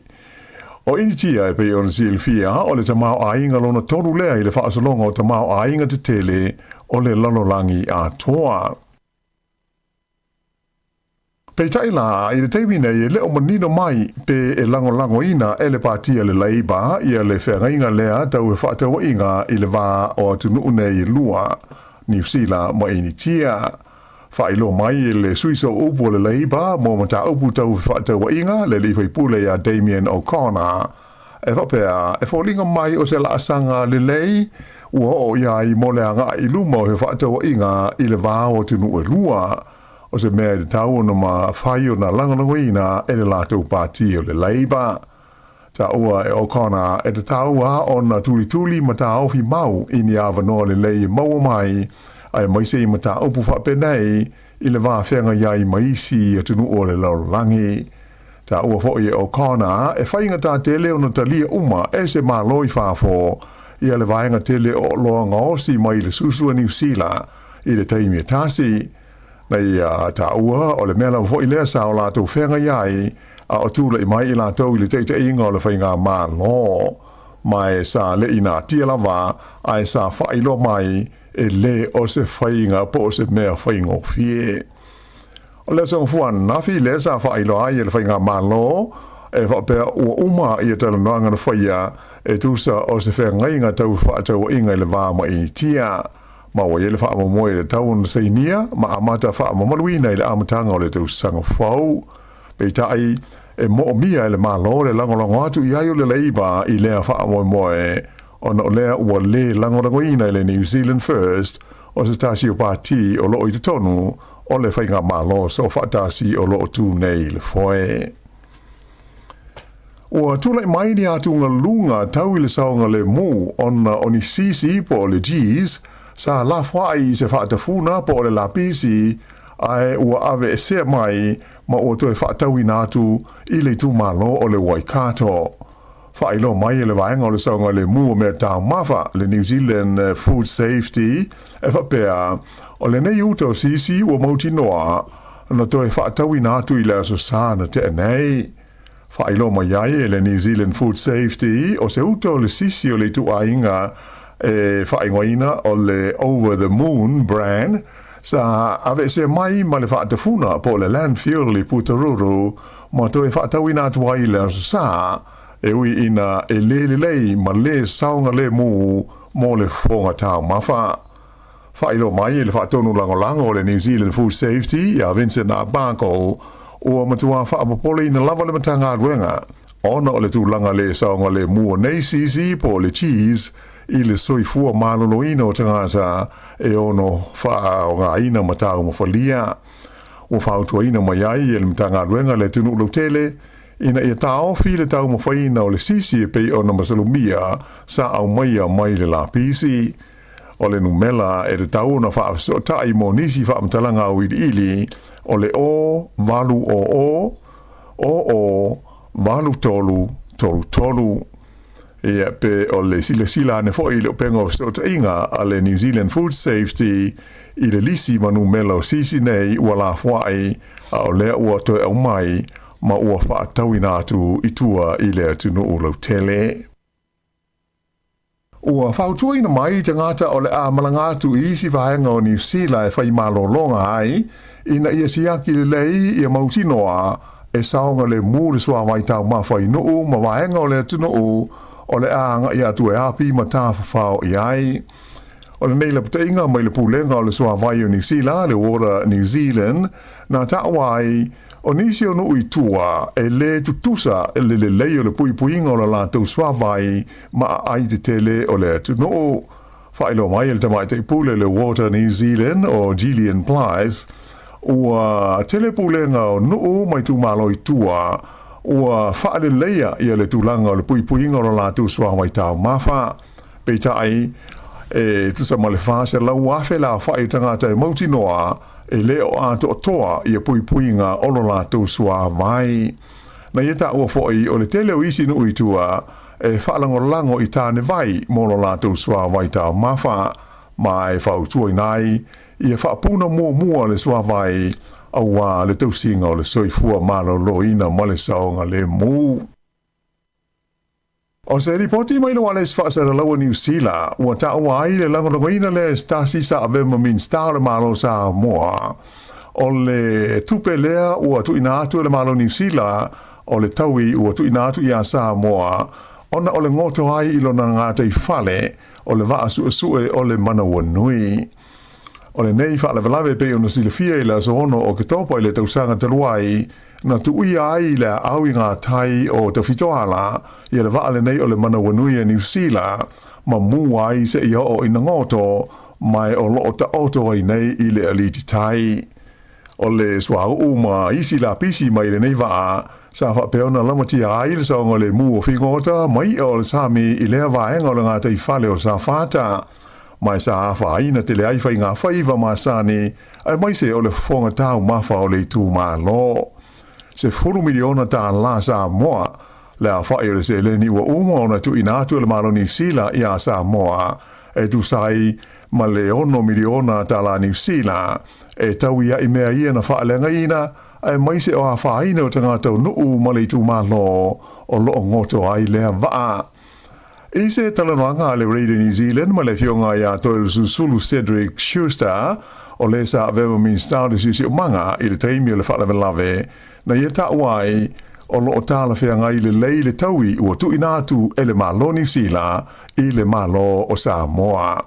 Ta ua I le sa vema min sta o le nei taui o lo o tala whianga I ma fautuanga ma I le lipoti e 5 se lawi tu lau lea sa ta pena ina e tusa o le whalawe lave e le komiti fautua le malo Samoa mo mata ubu tau I le whaalenga ina o le ngātai whale lea e ta ua o le AMPAC. O le nei talanoanga ma le na vema min sta sa awhea ngai ma le taliatu o le malo Samoa I le nā whalawe lave na whaia i le taimi ua whesilingi a nisi o le awata mo mai, pe o whetaui i le awha inga o le taui ua tu ina atu e New Zealand i a Samoa, ona o lea whaalave lave. Ta awai e toi susuru e 5 miliona tā la le sao o le malo New Zealand, sa atu ina atu mua i le malo Samoa, ve soson iai i le tau o ngā ruenga ina ua ngoto le nei waa. Mai o le seleni e le o fia i le 10 miliona tā la o le taui, e pei o lea ua tu ina atu i le malo Samoa, ma ua ioe ma ua mali nia iai i e whainga malo e lua.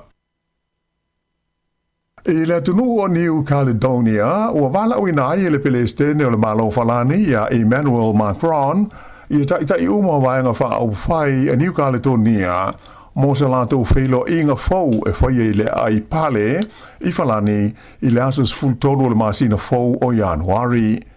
Ua atangia wa iai i lea fuafuanga le li Palestine o falani, ia le tawhia lea i le whaataunu uina ia se palota whaapitoa po o le referendum, le ana mo ai whaatulanga ina e whaia lea so se hunmale limo mati o le lua awhelus furuono e vesiringi ai tangata o New Caledonia e tusa o se malo tu maoti o tu motu nei o le Pasifika. Tele suinga ia o tu lai mai de tono o New Caledonia i le aia te tau o tangata moni o le tino o ma tangata mai falani ia o na nofo ma wha mautu ai e winga i le mata upule nei o se malo tu maoti o New Caledonia. O ia e se senga na ania i mai ai le tausanga o mamae ni wha alavelave man tautia na malili wai tangata ma sai longo na whai na i le tamau ainga o New Caledonia. O le so e whai ai se whaaringa whaapitoa a le li New Zealand o Liam Lawson o stasi o lo o tawai tu unga ta amale sawa le Formula 1 i Cromwell. E lango ina ai i suenga i le whaamai o le kanesa po le breast cancer o le tupau ta mai tai. O le a whaonga ina i le li nei o Lawson mo le whaalinga i le malai tutu o le Highlands Motor Park i Cromwell. Ia se ta amale tutu o le tuainga o le V12 Aston Martin Vulcan. E whapea o na paulea o le hei tuainga o ta amale sawa o lo o iei nei i le nei vaenga o le lalolangi. E tusa ma le tolus fultolu wafe ta la ua mawhai o na whaamao popoina mo lea sa ili ngatu upe aia na whaalia e mautinoa e te le atu i asa se leni e o iai ma maua a o whaanga solo lea whaamoe moe i lea so. O le tau o le pepa mo le tangata e fia ti e le ta amale e aveina le li nei o Liam Lawson e whaata milo i le malai tolu se laui wa iwa ta la. E ta longa, ua manu malo le Black Caps a New Zealand, le ta longa whaita wina, kiti lea,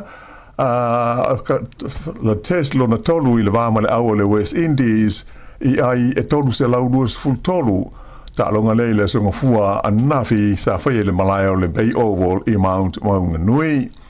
Wha se lau ono lua ai o New Zealand na tuli le West Indies, pe ta aina pepe uma, aina o se lau tolu sfurvaru aina maua.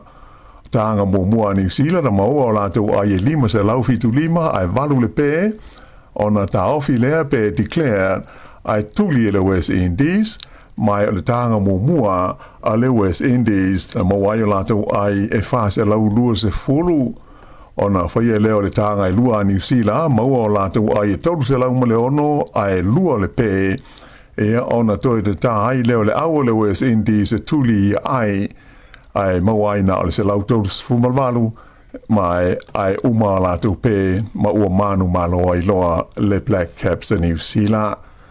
O le nei malo ua whapeo na se atuai le awa New Zealand i le tūlanga lua i le whaasalonga o au kiti le laulangi i ta alonga nei whaitawina whaale wā o malo po o tests. E au le iunga nao telefau.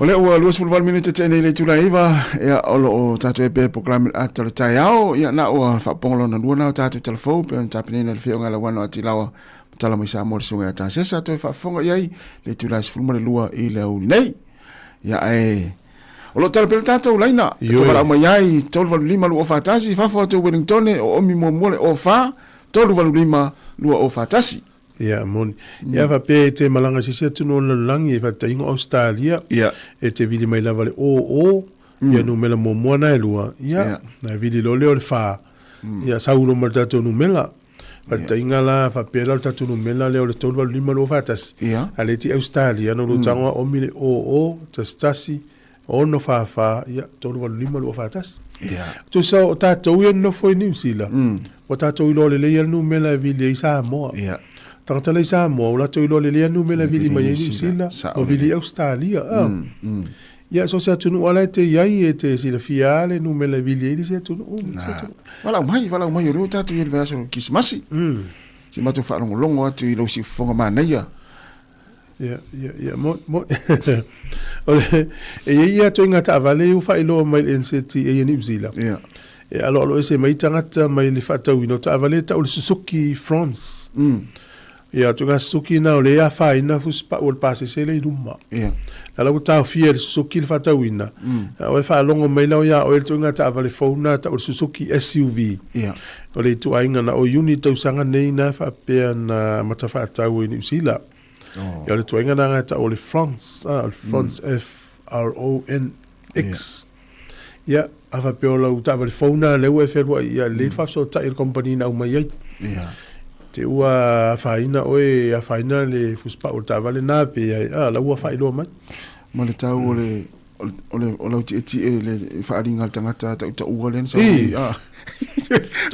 o le one way ri le sa mo tu ti fase la le no fata amilo pa wana ya to se la mo tu ti fase la ule ia pase ai ia tangata mtu afifia ine le o ta vale e o to tongi tu pe me ya sa ya na ta to o le FCD pe ese sapa ya pe fa in me ai tele tu na wa o le la au le numero ta office ya o le tele o ta vale mai paka yo no le Paulo sa o na fila o fa lo mai mo ai mai o la paka to le loli la o to o ta vale nunga lo va pele ai o asa ai o ta mate tangata feo ai po la ta vale le o to po ta vale Mario po ta vale se to ofenga lu ya le o la sa to truck paka ya malo lo le si ta vale le malu la ya sa le me nana le o tango va tu fam talanga ta vale ya sa le ya wa taina ne o ta vale o la paka pe o ta u ala fai fu tu singa no Facebook pa pe vai la woni e ti fonga la mu atal no le tu la fono ta van I no la wala le o to la tu ta van vai ya winga fa pe na tanga si so ye temilo opuse o le mana ye le fa lo tu sa mo ya ma lo vai nei tu ma lo yo sa fata ma si umu ya lo porto son fo ya what lo le vai ngol to se le ya te au ya la foi poto fo fanga o taimi ya to dia tu fal temine so na fa alu ala ya ma le tu fala matanga o tausang alu lo le temi wa o nga fa na ya na mana ya o temi ton wana wa matana le ni tu pe tanga ya le tau la sa mo sa lo le tapo pe vo le lua pe ya holiday pay holiday pay ya va le alu fa alu o mo isi sa o yo mo le bana o mo isi tu pe tanga tate no ala o amatan vi ai te do ese le swinga le utatu ye sa mo pe afu so o sa mo ile au te lenga ma to te no tanga o to tongo tanga te fenga lunga mana I me fa tau al mele wo tolu ya va tongo tanga te fenga lunga ona I me fa tau ma fa fo na fa le tonu va tu la umal fa so ali o to so fo vili me lo fa na ole ya me se fa tau ti ole va luanga ya la foto matil tu pepe la fole uso po I la pe ole sina nga tato mai fa sa ole le ya yo fai mo fiene tai mi yo aso la I to te ya no ya O le mea na tātou mo i sa mo i tātou mātua. So le matua se lau pasene a tātou. Ia, e sa o le le ia. Ia, pa wale mea tātou whātaritari aso la po ini se o tātou ai ngala o atu Christmas. Ia, taimi ne ua whiri tātou po o tātou wharitari māloma. Tātari mele tau nu atu. E se le mana nei o le vai tau. Sa moa le watu o tangata fia uma. Ia. E na alu se manuao talu na e. Le, tira i alua se manuao. Al mana ia. Ia, al taimi la wa pe me tisi. Me tisi al taimi al watu i rato manu sole. Ia taimi fina la usa uni matou lotu vole ia te mua matou wo matou ture wala. Ia, e matou whalongolongo la i pesepesenga na me tisi manuao. Ka se mana. Ia, wa tamana sa vali. Sa vali la wala ma au tafo fale wain. La, sa o le ia. Ia. Atasi ano walu i manuao. O le muli foi na walu i manuao. Aisea. Tu salva te ingala o tau e fa longo i pesenga le la tele fa pela e le fa pe manuao o al manuao le wa lo le tsam tala tsena o o te anga tu langa lua pe fi halu al manuao e ta o fi ta matu mas o to fa level manuao o mo moi o wa to tau no manuao fa santo e pot le fa le lot e to fa le si lot ta ya melo le vina to sang o fa ia Tau ni lai ol manuao na ia ola mo moe vo ile ia lava malo si sa vali. So pe senga ye mo te pe senga la wangel. Alo ting yanga le ting ye ma to ina ye to ina mo matua. Mi to mi la lu le. Tu sa pela le utato PCI. Ya to pela o manuao le tu yo luma. Manuao le no walu. O ena ina maniso to a inga maniso to a oi to a leo a ngelu ye pepese atu te mi le o ma pese nga ma tsaval to a vai lo tingi yanga ma to so tu sai e pese ma fuanga il me voulait le to a fait pena le uso le pese e te fa longo to ba e pese te le lunga le tele o te voulait a voulait nga sa vali ba sa vali ya ayo me le na o me fa peso o lo ma fa faula aso tili elu se manuao o lo ma faula al matua o awa ngelu pesenga awa ngelu sa vali awa ngelu ale la wo ye to tonu le la wo mo ma wa tua al matua o te awa al matua o te awa ngelu mat tua le i tonu al manuao so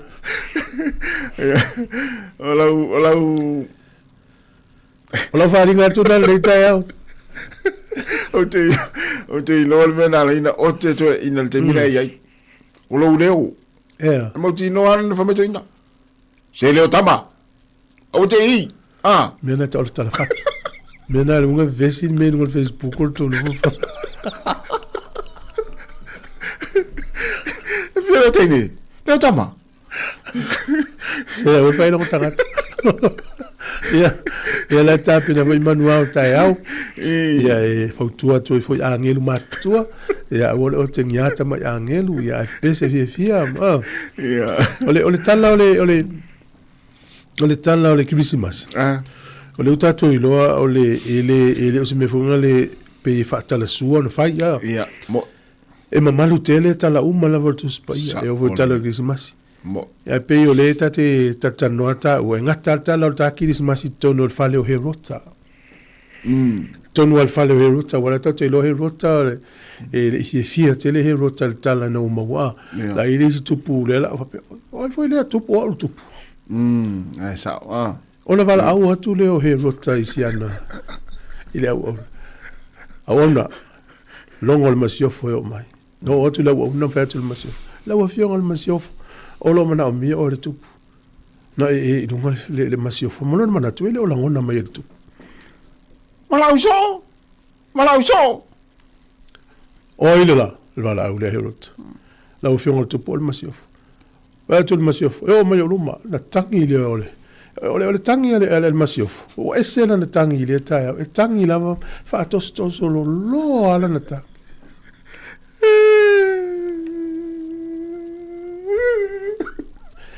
O se tau e se le fa longo herota. O le fa tosto lo lorta, o le umi. O le umi o le tangi. Na umo na tangi masiofo. Ai tangi tu i herota. I le tangi masiofo. O na tangi le herota. So mi me lo tala. O mal masio fo lu mo rota. O lo tangi pe rota. Oh. La la la la. La la la la. Ona. Ya tu rota. La vai fo. O tipi motul tala. O na vai le fo. O tangi rota. Ya tangi mai mole asini fa.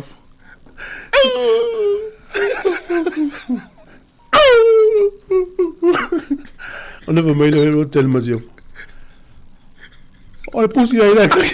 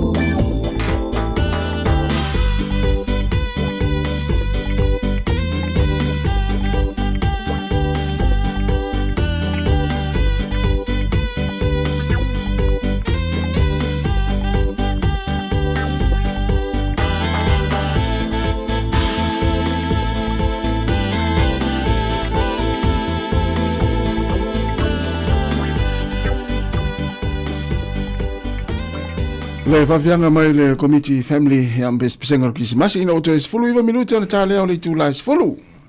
Ma lola. Ya le hotel ina malolo tanto proclame. Joi. Ole ni sanga. Joi. Ese le tele proclame ta urso i fu malolo ina ne tau sanga mo tato le sona. Mo. Ya fai te tato ne vai tau tele o tau mafale la alo tato. Ya. Ya au tele o le taimi foi ne le tau ngofia tele o fuala ina fuala tau mafamata i fale o loa. Yo tau le ku kamale u ta la iva sene tau. Ya tele al tau mafai o fuala ina fuala o fai sua tau te faunga ina. Ya o le lei foi na fa le titi le mite pe ona le ia me tato le soi fo malo. O ia la le wa ngalo soi fo malo ni fo mana yen me alo fa testament matala no. Oh ia. Fa mai wa fo le wa. Ai tu ala tu sion to lu me sen fana. Ele o hano ai ni me alo fo ia fa tau mo fa lo. Ile walua ye fa atini fa atau ile ia malona manatu e la tango fa te ilon to lo mana fa ya le lunga la va il foma si fa isi aki la foma ia na fasile le na fo ile na fasile foma i pen fa ni sango fa se copy fo ile le o vaenga ia na siaki ona ia no soifua maloloina e mana o e alu e fu lele fa ali sen fa na busi to ma na ia me failona na siaki failona siaki no toto ia toto mawalunga yo vaenga ma ia o lo suka ia o na fatunga ia o na mama ia ala ele mal tala tama ma na ia le ia ona results ia ma yalu lo fale lo atu ale fale me no to fe sa ia no walo vai ai sa te fa se ia ne lo pepa la fa peltina la se pepa fu le o ni fa taule na la fight o te ia tina la inga folla tu mo pepa vai mo tina la inga si mo mi pepa fa ala vai mai lo mo tama vai te lo na te o fie pepa ya ala mi alo fa le mo to mo fa na fa taulo tina ia fai tau tina va tu le tama sole o le lo o ese fa la ngono lo matua oi o fo le lo tala fia po tala fia mana ia o le me alo fa la tama lo i son to lo mo se fa na o lo so fu malo loina o tau sia le ia lo so fu malo loina ia so la li poti me fa ma le poti me fa mai le le me fa le to mana ia ole uta tu vai taimi ia ole ai al martau sa ole le ia mana ia me alo fasita mai li na ua fa tau ni me alo alo vai fo mai a mai li poti sa a mai fo mai a fa mata li to lu mal fa na mana ia tele mana ia malo tele le tama ia ole nganga na wa e se fa no fa na mai matua sa ole ia pe mai fo fa na ia ele o se mele ia mana ia ma ftanga ele ia e ole ngo winga la o se le tau foi le mo tato fai se appointment for mai lisi uma ina no vaenga fai te mina siaki o le toto o le suka fatunga o mama ia na fai uma le mai le result ia tato nga lu le nga ia mana ia le me ana fasita mana fa na sa o tangi fa to solo lo pele masiofo e ele au na ele fale o le tupu o le pele ale al masiofo. E tangi fa to solo lo le masiofo. Ai tangi fa e atu ai. Ma le au na le. La tu fa mai. Oi le o tangi fa pe. Ai ati le fa e.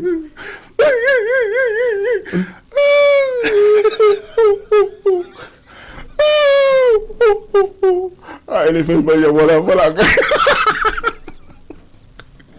o filme tu puoi fare nada uno o filme tu puoi fare nada ole a tangi pe tau tolu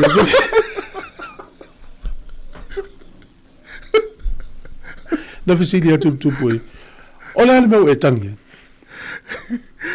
o tangi o lo miso fai o nuai suitinga ingai putanga na lua tu lau au na mafusi le masiofo mfa atu lunga mfa pe atu le masiofo mfa pe atu lau au na le masiofo tu lunga tao o le tu lo le tupu tiro i fea la maso solo o po lunga le masiofo ya oe herota o na tangi e leo herota la o mal termina ele herota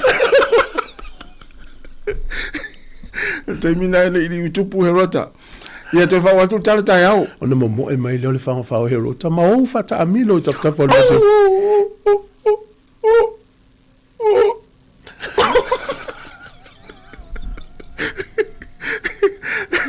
ona ta mo e mai le asini matangi ai tonu au ta fa tupu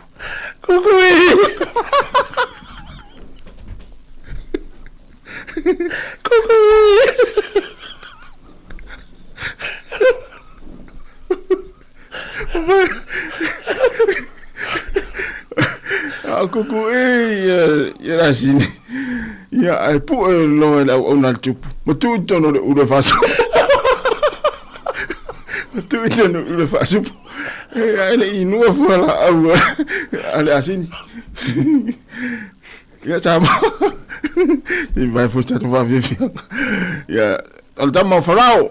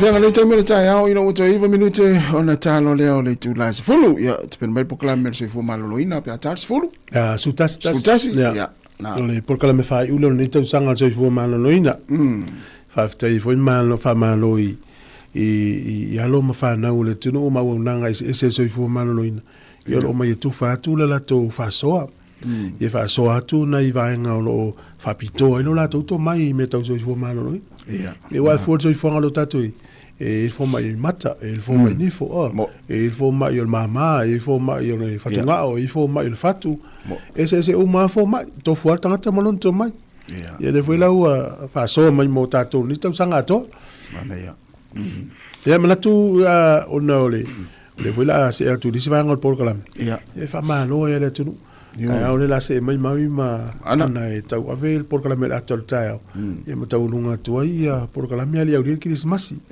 al tatu tu fa o pe ta se sta tu wala au te wa ya le tu e se tu wala au le ya se wala mai e tonu le tu la tu tano mtasi fa yo fa ngol Christmas ya le wala au foi malo se fua Talofa, malo se fua. Talofa. Ja. Maar tayo. Oi, Saulo. Ja. Malo se fua manuya. Ja, se fua manuya. Malo Saulo. Oi ngalui. Ja, le malo. Oi, Talofa. Ya va taila vai, ai ngali I mole. Ja. Le o mal pulini ole. Ole Christmas va tele lava. Na singa wa kunmela fa Christmas. Ole se kata o la ring. Le fie el masio fo. Malo fa wa ni kausanga. Ai. Mo porfa malo mali. Askai. Malo. Ai lava. Ai. Ja. Le o mawal pulini et failtia al masio fo herota. Ja. Como modo prime na de swapia a Europa. Ya, le fatele atu a fo fanga fa ngol tau sanga. e lengi fa wanga ngo pale e pese lengi ma na ile momo ile ainge le sfave la ngo kupu ya alo fangi le kuore no sa ya pule awore ke tau mai al pepe le Christmas ai la alo ko la ke o lu mo ni kausanga i galuenga alo fe mai malo la ai mo Christmas ya malo lo tele atu e manuia for Christmas mal tau sang fo ya tu e malai ngali ya okay ya sa se fua alo e o vai atu i le tala muri le o tato pokla mela tol taia e ile mtoli talo ngole loto isi tu no la lang ya ele va tele na malo to ita peto ru eta ten malo 5 milion ya no to tele na malo tele la loto america temine ya lua te si mal fitu biliona tala ni zila le fai no momo ko ya ole si va nga tasi o esta tu lautas oi ya peole ole se sengo me ya ole sa uya foi ya talo fal balau malo tu foi talo falava ya le matenga lo tasi ole sa do malo foi ya maya tasi malo foi ya se ulua malo la vale la sunga tu foi la wa malo la vanga lulu le tau sanga la ta so o tu ya le te vala wa tu nei i Sydney sole i Blue Mountain Wellington tene Wellington na malanga ta fa pete no foi na ia no sa ye vai sa o New Queensland le na pa na wan foi ya ta ya ia le la to malanga tu le to sa ia i o te toi fai niwi atu na ia tato i o le sau noa o le valasi malo e a mele tau na ele nu na o Blue Mountain na te ia e mana ia e mafanfana e vevela i misi taimi i ia wa vai ngale te lan fangai la so le e kon le e no foi la lo fale i e mana ia le tau i tele le mango mana ia le tau i ia ba wile toi fa malo atu nga lue fa malo fo le on sa il nei tau sanga la ta so o ti ai familia tele atuale le lisi masi e fa fonga mai se wa inga nai sto wa inga ina tato le tio ile masani na vilia tu le foi vilia tu nei le vilia tu le dina tim Kili fila ponga io la usama na e nei lunga ia fatalo ma stamo ki le falo longo tua le lua tautua ia tu la vale tua le ngaluenga ita le fo tau sanga la ta to ati ai io malo fa tai lava malo fatele tua malo sa jala me lo fanal tau kili si masel to ai ngol to pepe fo wa ia ya mau se Christmas ilo te fai Christmas nei a fai ni wea na sia fa na una na te vi mai na man keve na 67 man keve oi talo va ya fa men we atule tu Christmas na me se el fa now le foi le ia la uma mal to tele mai ia pa sai fo atai ai lo stunga ia Emmanuel le yaso fa tai lava vala mai na fo ya sa se va allo no la e tato ole vili mai ya na vili mai festina le va son te nei oi tano mai Australia e tato pa nga e le fai ona ngalo wa tato tu pe amalanga ya tinu no foi ya family tu le Christmas istina mtu ya tawa ya tasi o tina matu mama tu mtu le la alu talisia ya ole tamama tu ya funga le ya tamaya funga ya mama tu ya tai mas fa tu ya fitu os tamama tu ya fanonga mas fa tu ya velina tamaya toti ya ostina mtu ya ita kasiano maloita fa tu mo oi ya mas foi ya osi tina ya Sofia ya tina mtu ya mto ina male tina malolo ya risati mafreni tai lava ya o sunga patea ya o le tina matua ya ma se na vala uma ta por kala me ya ni te ngalo tu se si ya lo fatele tu pe me tu ni stasi Ia le Krismasi. Fai sto tele a tonu e wale umilta to ma. Na ya tutu. Tutu. Ia na. Ia matama ia sale taira. Ia ya futialo. Futialo. Lo lava. Mas tama matua ya tupai. Ne masa info vidi ma yaso ia wa sui fo il malo si ne vai tau. Ia le fa long mai nei tai au ia tele. Ma matua ya do po. Yo sta mai lo po ta lo fai. Na ita mama na tina matua o tatu tua. Fa lili. Tina ya fa lili. Ya lo tele atu lava. Ia ma tina mtu ya Rachel. Na Rachel le masan fatal fa mai o foi ia le foi fatal fa mai o fa mai Rachel ya to mari mater. Tai lava. Ta jesa. Ia. Alo. Ya malo lava ya fa wa lo fa ngale wa fa Christmas. O le la uma loa tatu mafuta lo. Ia matala to ya matatu le na vala mai mori al fa Christmas. Ia il tatu tu no. O le tangata le fa mai fa mo le pe mo se pe se Jim Reeves se. Ya. Se mana tua ya so yo la titi. Ana ya se imala tatu vala no pisi mal tatu le na foi. Sa wa tatu vala. Alofa. Malo se foi. Ya, malo se foi. Ya. Ia pe o kele lo po sal ke bilanga mo mama ko o ku le video sui po kala. Na sa o tomi.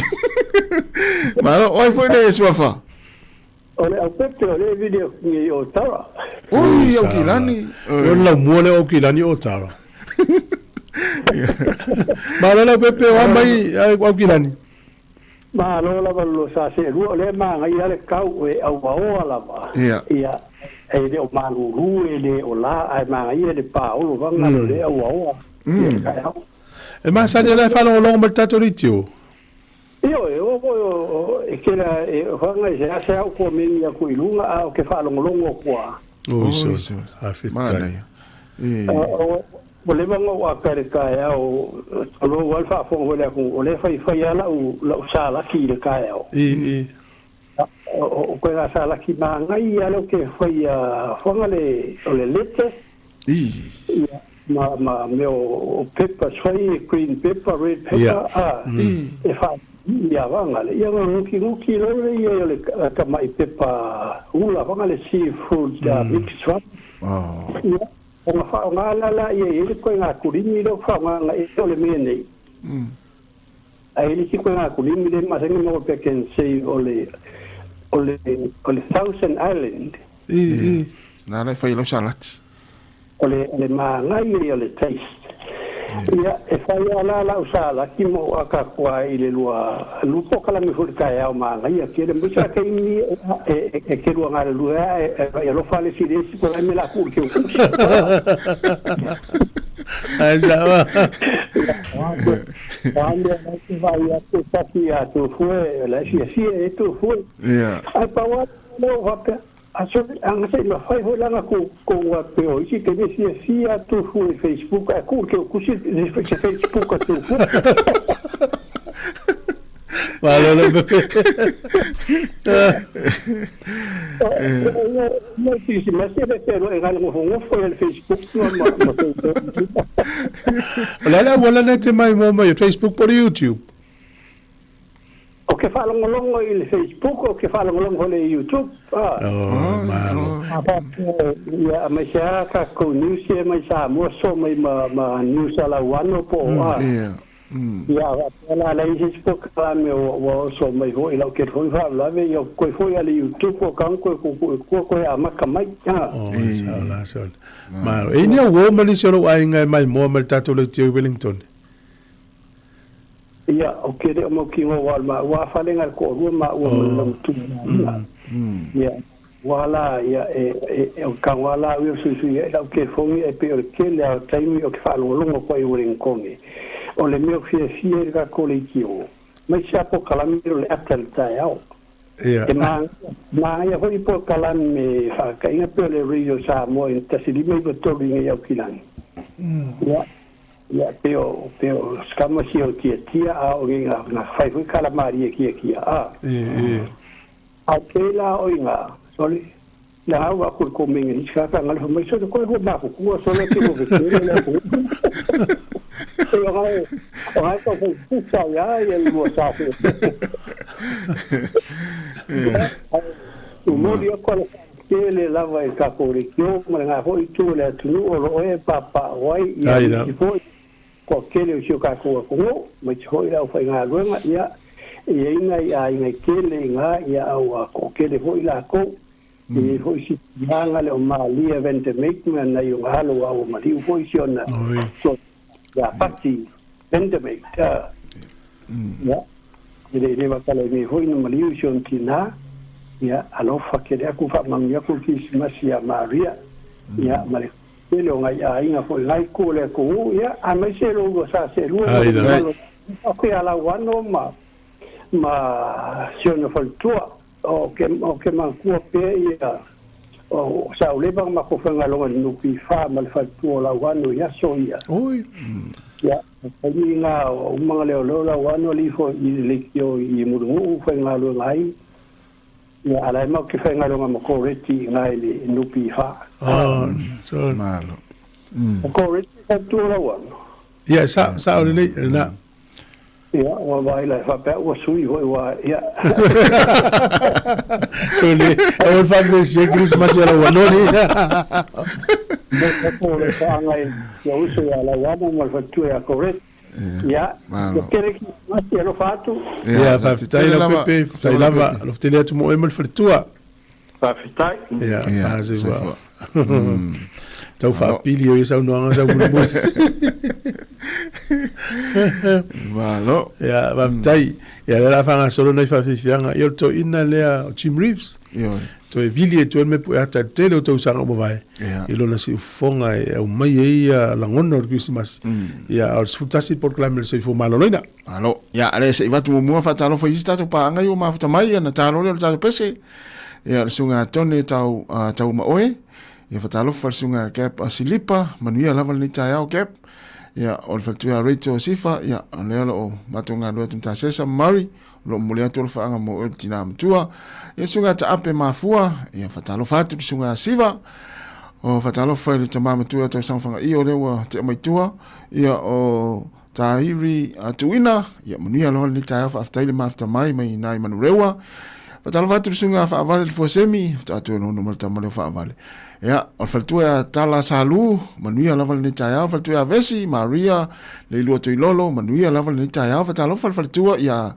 Teresa Agustino ya o sunga Wilma ato ai ono manuia lava ni ta fatalo fa ile faltu ya Marie Leota Alosio ya faltu ya Terini fatalo va tu le sunga Malutafa Sekai ya o sunga Vili Solia manuia lava ni tau fatalo fa sunga Kevin Swalker manuia ngalwenga ni tau Kevin ya o sunga ya Vaifale ya tofa ya Vaifale ya Malesi Vaa ya manuia lava ni tau fa lili tui ya fa tai ma mai pitone sao ya po sao ya MJ Tom Lefua manuia lava ni tau fatalo fa sunga Mase Vui talo fa mes ya sunga Saulanga fatalo vatu le faletlenga ya le vao to le pula talo fa le vao manuia lava ni tau sunga tasi va ili ya sunga o ya vaonga tasi mringi manuia lava ni tau visa te alisa fa te lava ya sa viamu to le foa manuia lava ni tau fatalo fa le sunga ya o ili si le Wilma William Paul ya o le sunga ya Mao fa te Mao Walker Base manuia lava ni tau ya le sunga eti vala talo fa eti manuia ngalwenga ni tau talo tu le sunga tu am tona talo tu ya le tele atu fatua Teresa ene masion tina ya male fatua ya fingau ya isila ya onisina le wa fatalo fa man lite mi tau ina o 5 minute te ene le tu nice fulu. A long time ago in Bethlehem, so the Holy Bible say, Mary's boy child, Jesus Christ, was born on Christmas Day. Hark now, hear the angels sing, new king's born today, and man will live forevermore because of Christmas Day. Trumpets sound and angels sing, listen what they say, that man will live forevermore Christmas Day. While shepherds watch their flock by night, they see a bright new star, then hear a choir of angels sing. Music seems to come from afar. Now Joseph and his wife Mary come to Bethlehem that night. They find no place to lay the child, not a single room was in sight. Hark now, hear the angels sing, new King's born today, and man will live forevermore because of Christmas Day. Trumpets sound and angels sing, listen what they say, that man will live forevermore because of Christmas Day.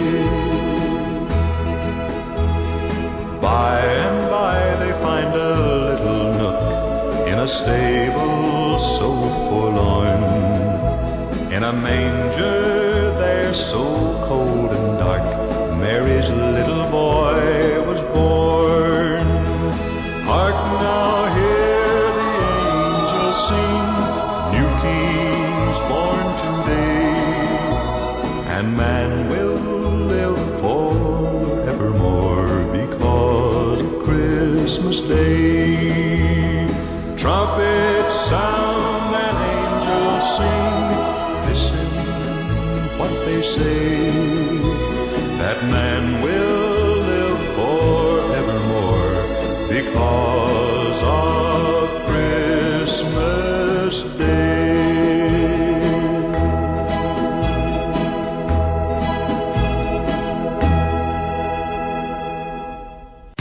Manuel Egerisi Masi, Maletau Sangafo, Si Ufufunga, Olela Mua.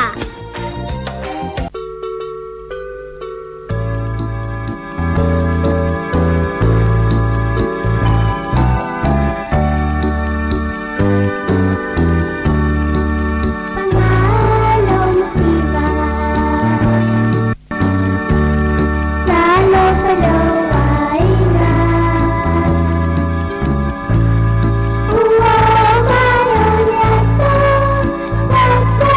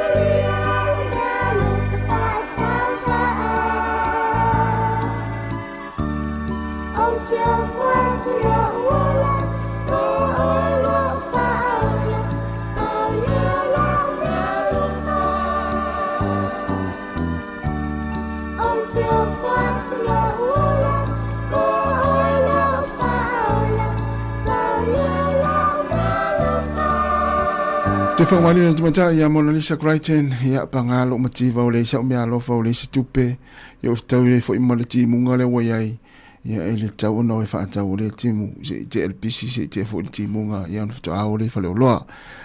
Sifuru 5 minute te nei le tu la sifuru ia le fo ua talatu le tātou leina ia e te wala au mai ai mori o lo whaanga whaamrianga o krisi masi ina ia wainga ia o lo saralau so se vai pano lo langi alo mafuta mai lungo tato penga te fai langi o Facebook mo le YouTube ya mana ya le fa ngal tato le tio wa e tau le au mo le ya vanoa ya ile tau sanga ma le tau sanga te fa pene ya e mo le lo fa anga a me se a o le na wa a to le tau sanga le fa longo se wa inga se lo se fonga ya fa nga me la tato le tio ya mo le lo fa anga ya pe o nisi o to e kalesia o a inga o uso to fa fine o fa nau ia o lo o se maenga le lalang ia ai mane yan mori o lo faanga tolva lima lu o fatasi fa fo to Wellington o fa tolva lima lu o fatasi ia pe fe no ta o temi o fano pokala me la tal tau ia tatu paanga ma ia tiling tatu tala noa ma tatu fitu fai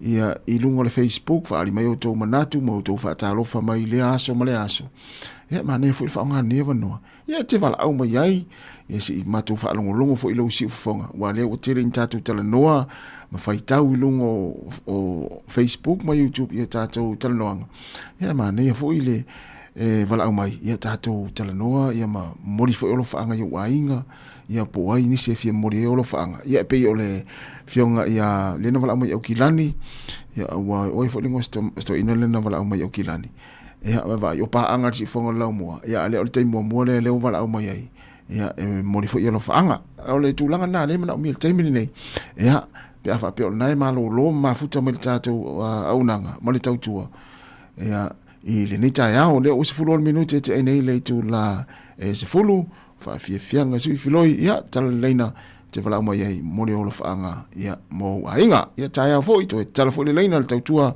tunga mari fa valma to fine ia ana fa solo ia man sunga ta se taia ia to tala foi tato leina ia fa pia te mana mori te mi nei ona vala mai le ia le la fa solo fa fianga fa pese ia wa fa fo mai le tato to no ia man tua ia man ia lo tanga fa solo tato Facebook ia mai mo ia ia ainga ia fatalo fatu ia fia Samoa Sidol ia bolna pe ia on fa le onga na fa iu ia Terry tu loma ia manuia lava le nita ia fa te tele lava ia le mafuta mai ia le sunga ia to ainga o tu mua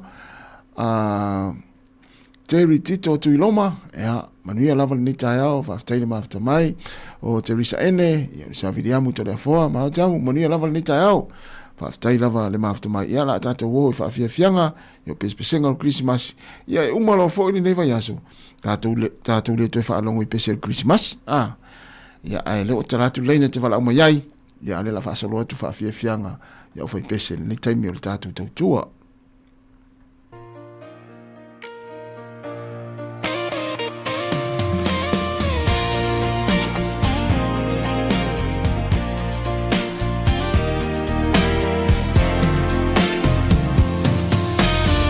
so long since I've been home. I've been so far too long it seems. I've reminisced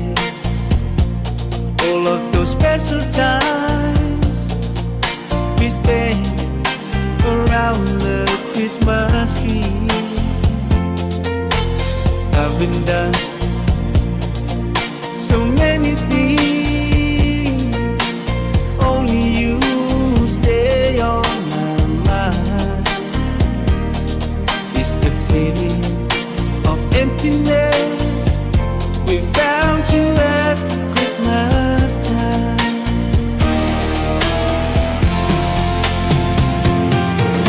'Cause I'll be home this Christmas. Please wait for me. So many years have gone by, so many times I will cry. 'Cause I'll be home this Christmas. Please wait for me. If I can just have one wish, guide me home, watch over me.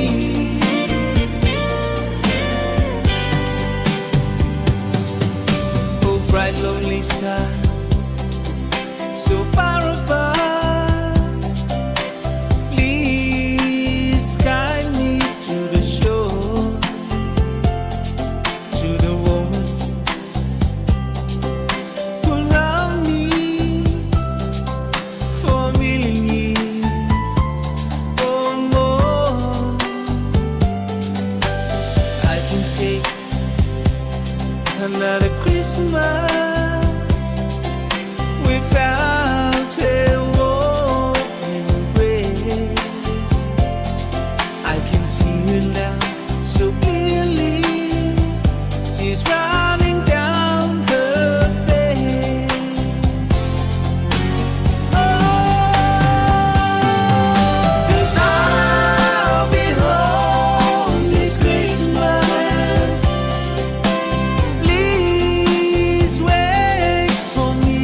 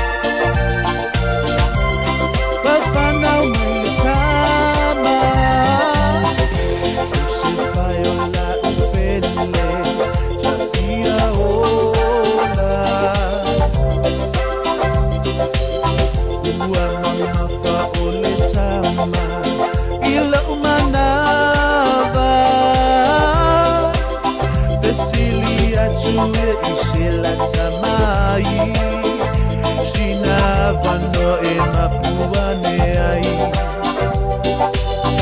Ualango na po ielo utino le vai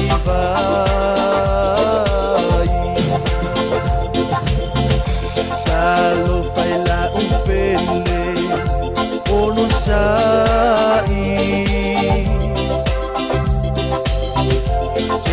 Ai pela tamai se pale mai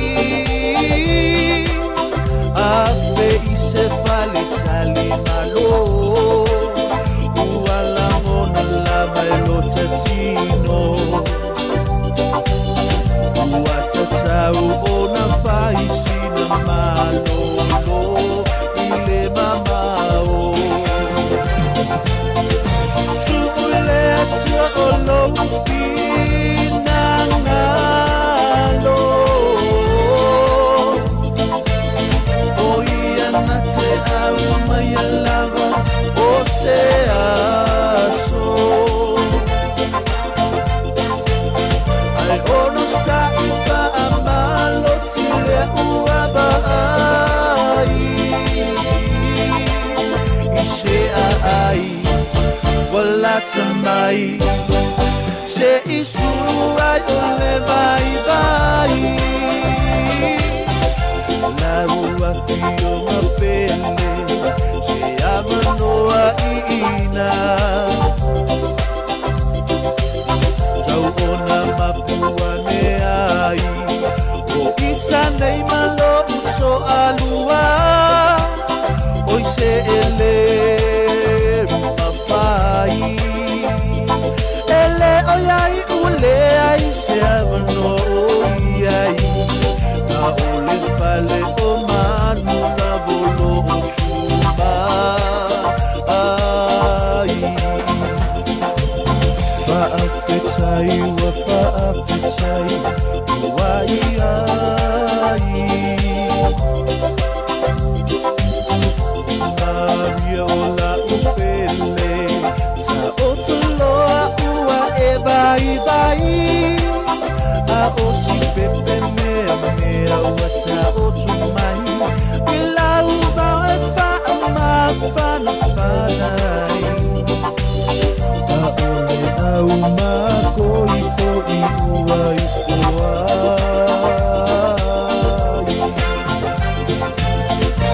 Ole bi inai mea Upito aluma Manuia sa ilile la lolai Ole ola tanga lea ua saumia mai Wafanau mai le tama E lona ua ole malo lava Ia lava o ali Ole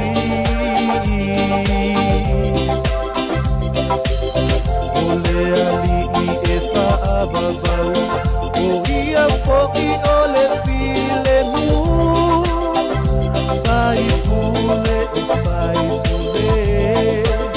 O ia ole sili sili ese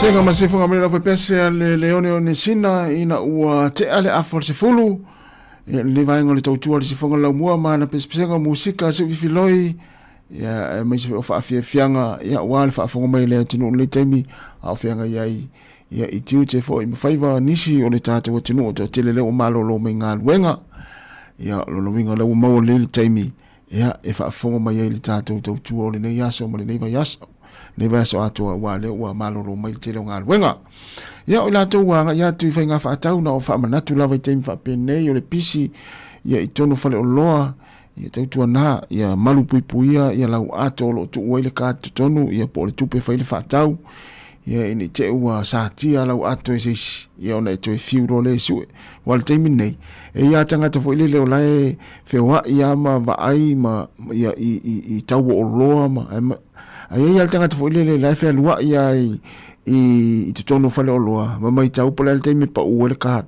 mai tau po le te me pa uele ato pa uele tupe e ia tangata fa pena i te fa pena ia tau tuana mata tu e fo ile mele pa kai ta vale mai po sa ngale mule pakana pakai lau ta vale ia i te ua e fo ia tu ia wa a fa ina lo sa ia wa to telefone au fa ale anga me ale nei taimi ia po le au tele pe fa le tu lo lava le nei tai au o le auto lua se fulu valu minuti ona tale o le tu la se fulu matasi ia po kala muli muli se fu malo loina pe atale se fulu matasi ia te pene ina savina kasiano ia le la fa ot fa fia fia ngo pese ala fitela tu le se atali vui ia malo lava tali ia se lu tama lei malo fo nga lue nga lue nei taimi ma futa mai ia i tatu tu o nei tai au pese le na moli mana o me sunga tali vui ia e moli ia no lo fa anga mo la inga sion to lua i toke lau ia le to lua sta mo tali vui ia se le nei tama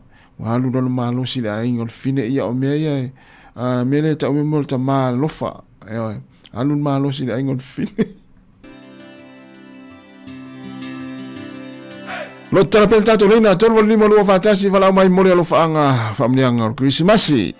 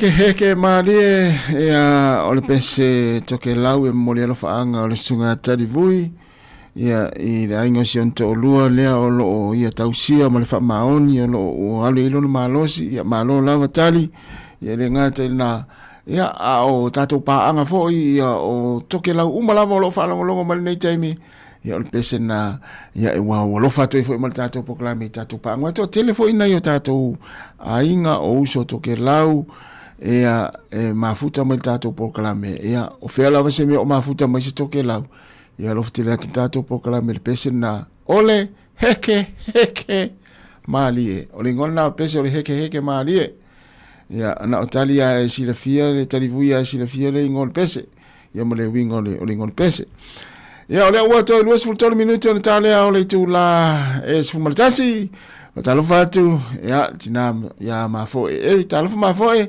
ia manuia lava le nei a taiao ia famia te foi Christmas ia te oi ia man fa nau tai lava le mafta mai e me se foi tatu maftanga le nei tau sanga toi lungo penga te failangi ia tele lava ina fa so mai ia o tina ia me se foi ia le tatu tatu paanga fa aftai foi ia te utou ia na tatu fa soa ma fa soa i fa nga mai lungo le YouTube mo le Facebook ia o tau fa matalanga ia o lo tatu fa soa lava ia ile nei tau sanga atoa i mata upu ao nga mo tatu ainga ia ile ava fata ia mal fa alo ese le o tatu pa nga o le popoto ia tala no ilungo penga te failang ile se ves ile se misa ile se feitanga ia na o le fusia le fa fani tatu ia le o tatu tau no mai lava le taimi o ka se mana ia mana ia tele ia o le auto e lua se fulu ma le 2 minuti ona talia o le tu nasi matasi ia fa ot fa fianga o pese ia fa tele la fo i pese pese ngol kisi masi wa umalo nei taiao ia male stofi ia tatu le to fa longo lo fo i pese Christmas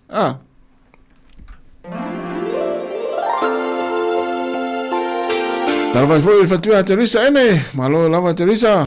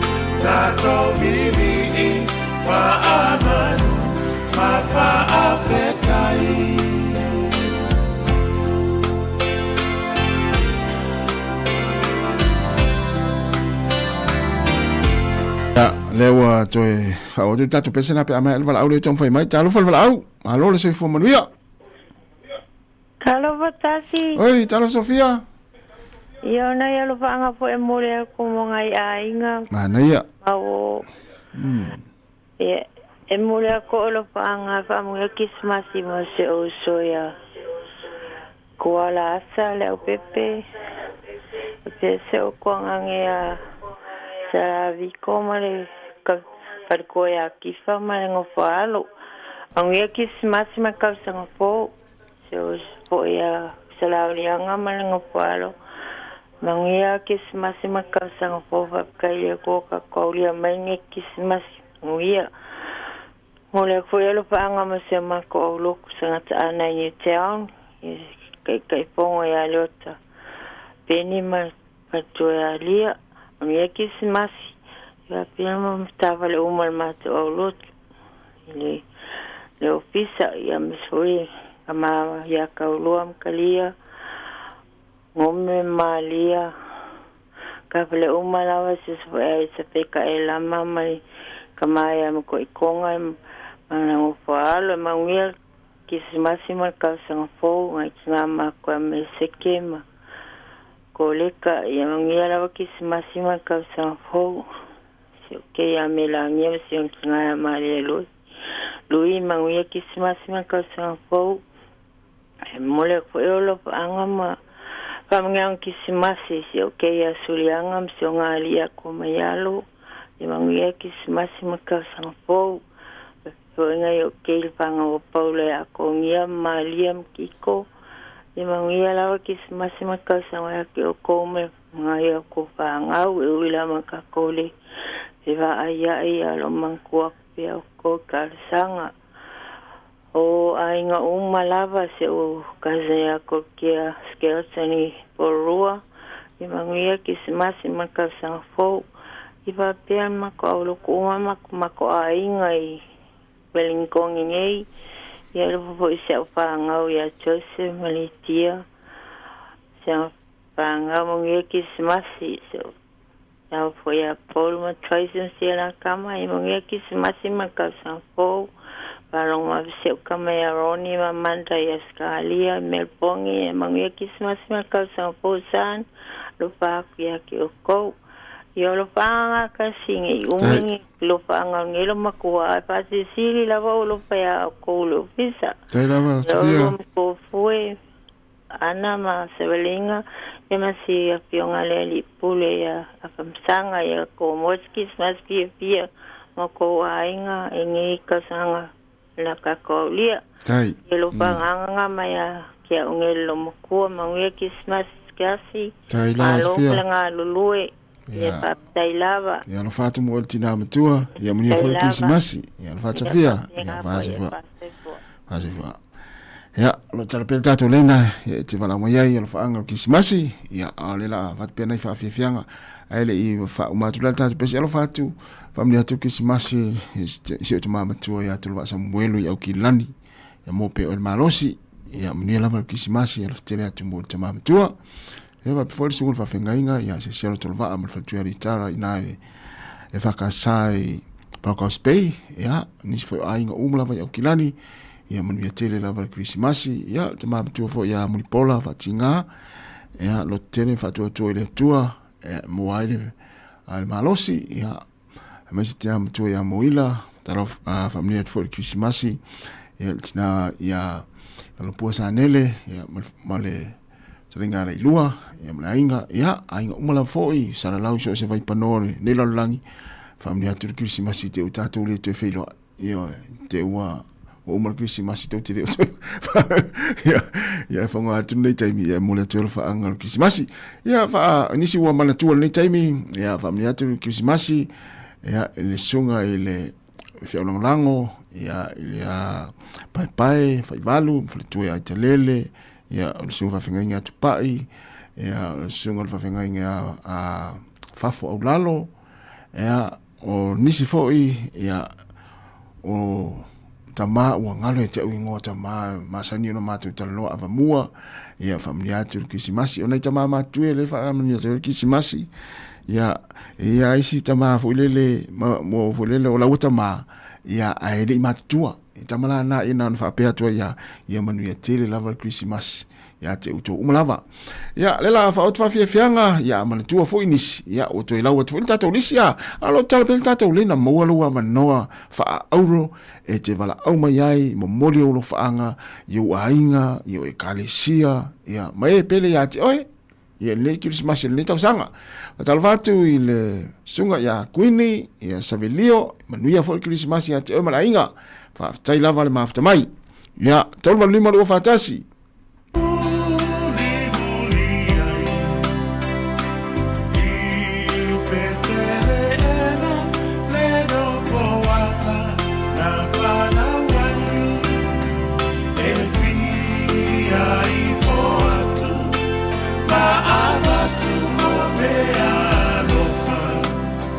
Let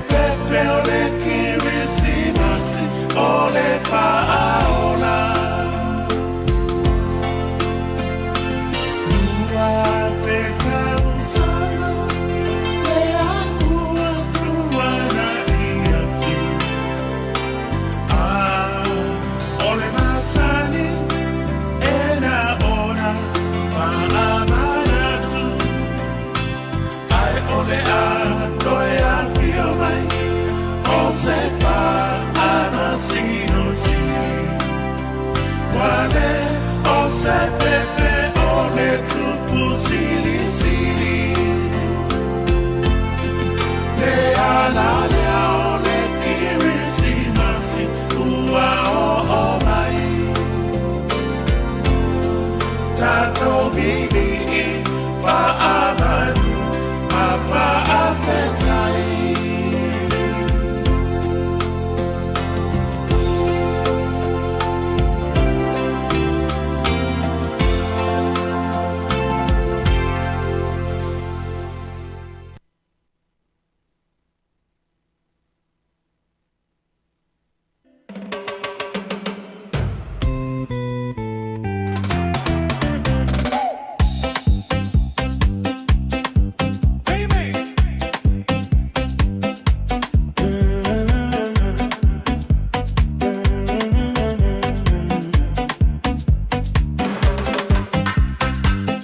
Christmas season, so there isn't any reason we can't dance the Christmas polka. Hear sleigh bells ringing, everybody singing, dancing the Christmas polka. Christmas trees and holly make everyone so jolly, and love just fills the air. It's a wonderful world for a boy and a girl while dancing the Christmas polka. The Merry Christmas polka. Let's dance, let's dance, let's dance. Everyone's so happy. The air is filled with romance. Watch the sweethearts kissing as they dance underneath the mistletoe. It's a sight to behold for the young and the old. The Merry Christmas polka.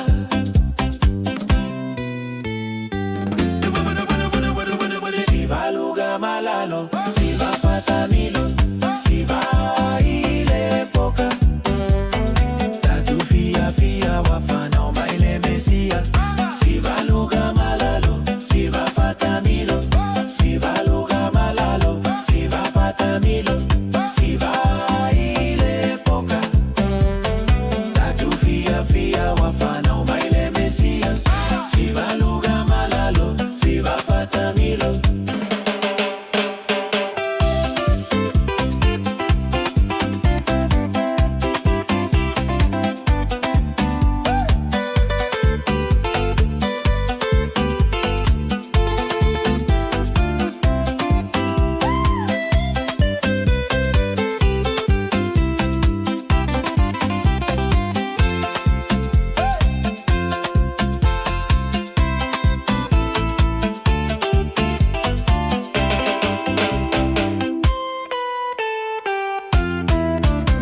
The Merry Christmas polka.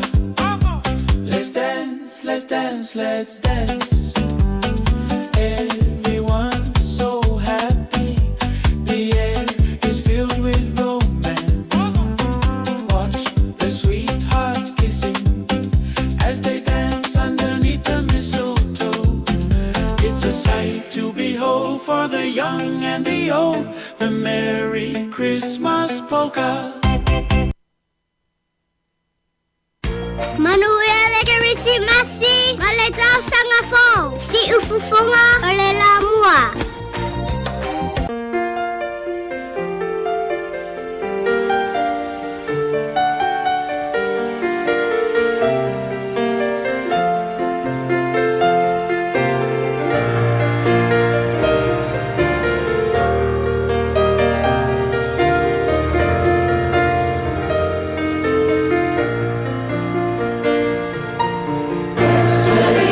Long,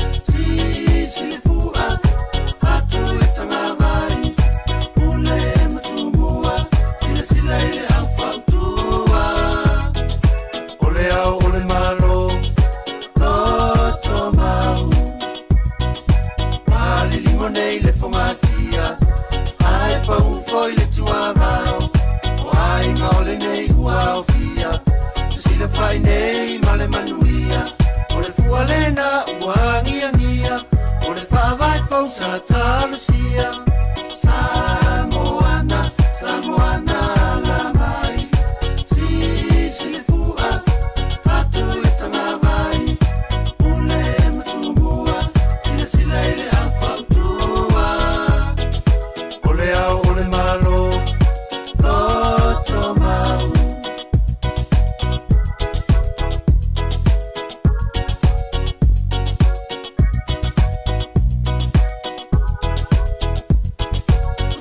Sesema mali etoa e winda le ino foia le no foa wale ato tu pe ile faita ai ole finga ngalo le ole tapa sila ile to tanga ile ata watu uaru sola omata afa Samoana Samoana la mai silifua fatu etanga vai ule matumbua sila ile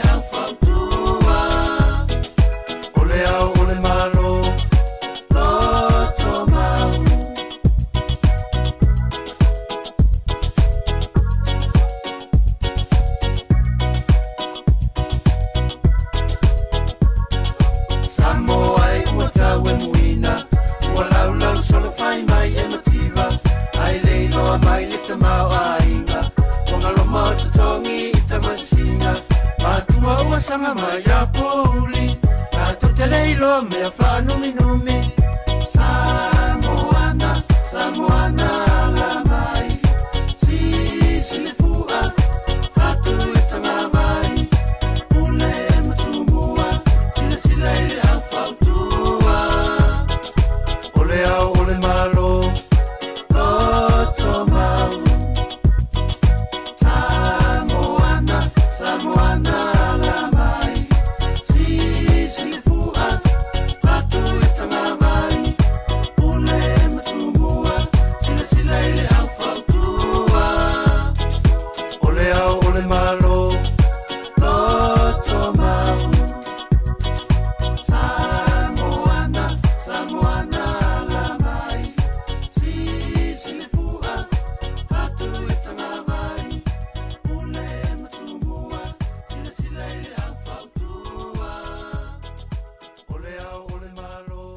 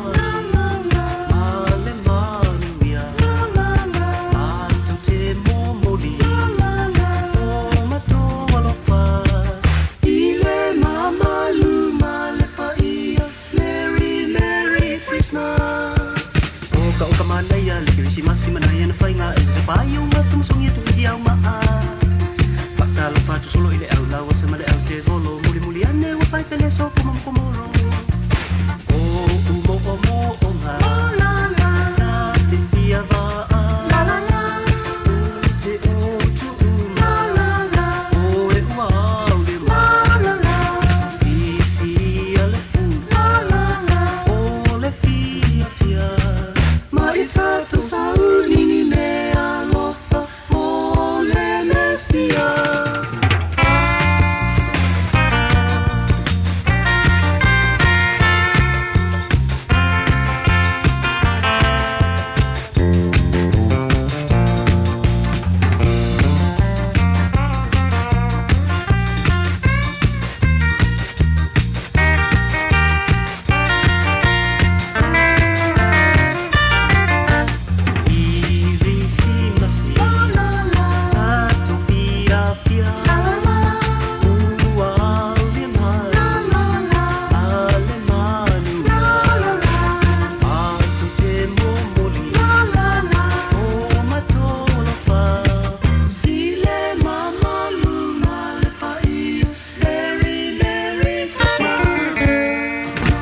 It's the memory of an old Christmas card.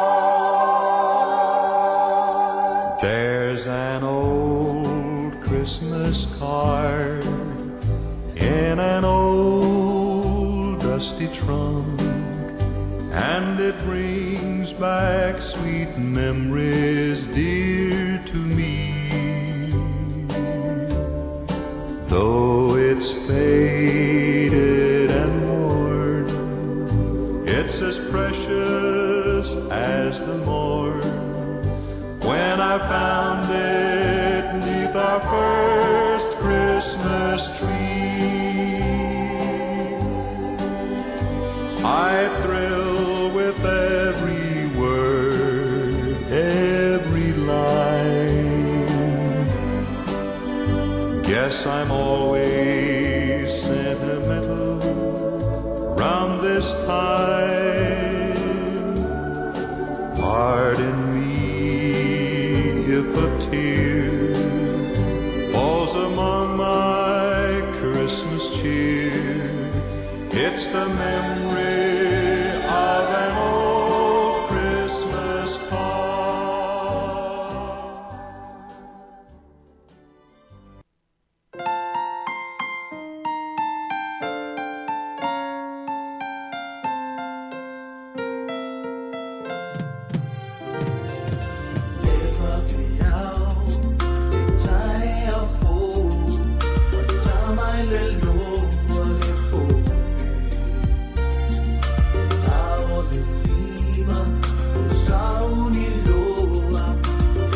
Safari, anga iloa, mahitawina, fatulia, au savavali ia pia, metalingalu, watumule au faafu, ia tato savavali.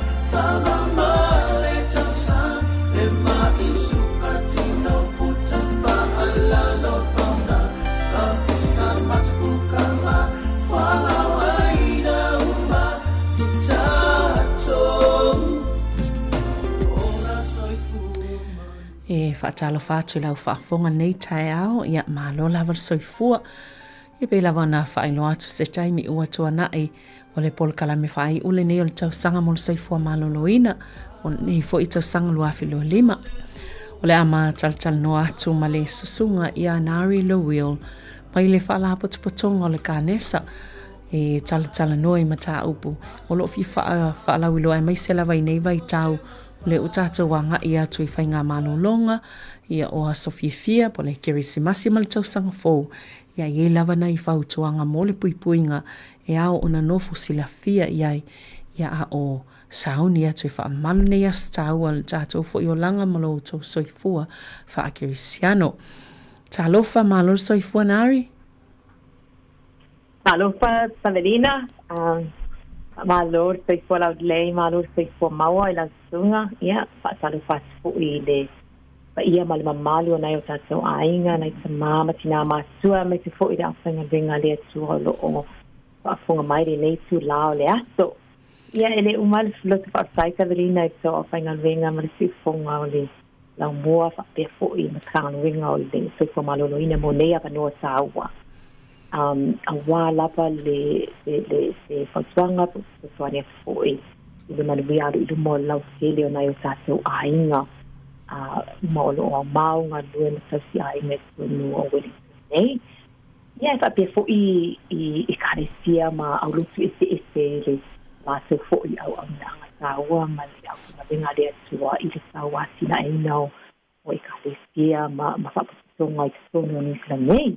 Ia talo palava sai tire mo le avanoa. Malo, ia o te tali tonu, e le whaapea na o le fio. Tata o malava le a malo lo mai ngā luenga, ia ai me se fo i o taimi e mafutai a inga, i le ngata i lea o le wha malunga. Ia o fia fo i manai pāti e matu langa whaapea na, pe i sami ai ma ave ai fo i le whaafutai a le tasi le isi o no ngā luenga sa whai le neitau sanga, ia mantua fo i. O le atele lava o na tango fia le ava malosi. I tele fo ina tatou o i fafo i le la i le vevela. Ia ai e iai lava vaenga o le pui ngai tatau ono no fasila fia iai. Pio vaenga i o lea te fia tala noa iai nari nei tae au? Ioi, papsai Savelina, ioi, ia ele te mamau fo i o na.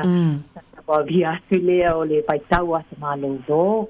Ia o wheroa inga ma a inga, ia mai te fo i rata Christmasi pa manatuina o te fua mai o le tato ali whaola. Ia, moni. E ta o le lei ia lau saunoanga o le paitau o whaafiasianga, po le tūmasani a tato e whaamanatua ata fiasia, e iaila tau mawhaava. Ia. O le tato tala noa whaai ula o le neitau sanga, o te fia whaasoa tuai i le neimsa upo, ona e afia ai le kanesa pe ona le fia de sele o le la sele ia mana eu tato ai na foi ro fa fonga mai le po se lilo i le sirfia le afianga o le inua fa malo si peila o le fa fiaina ma le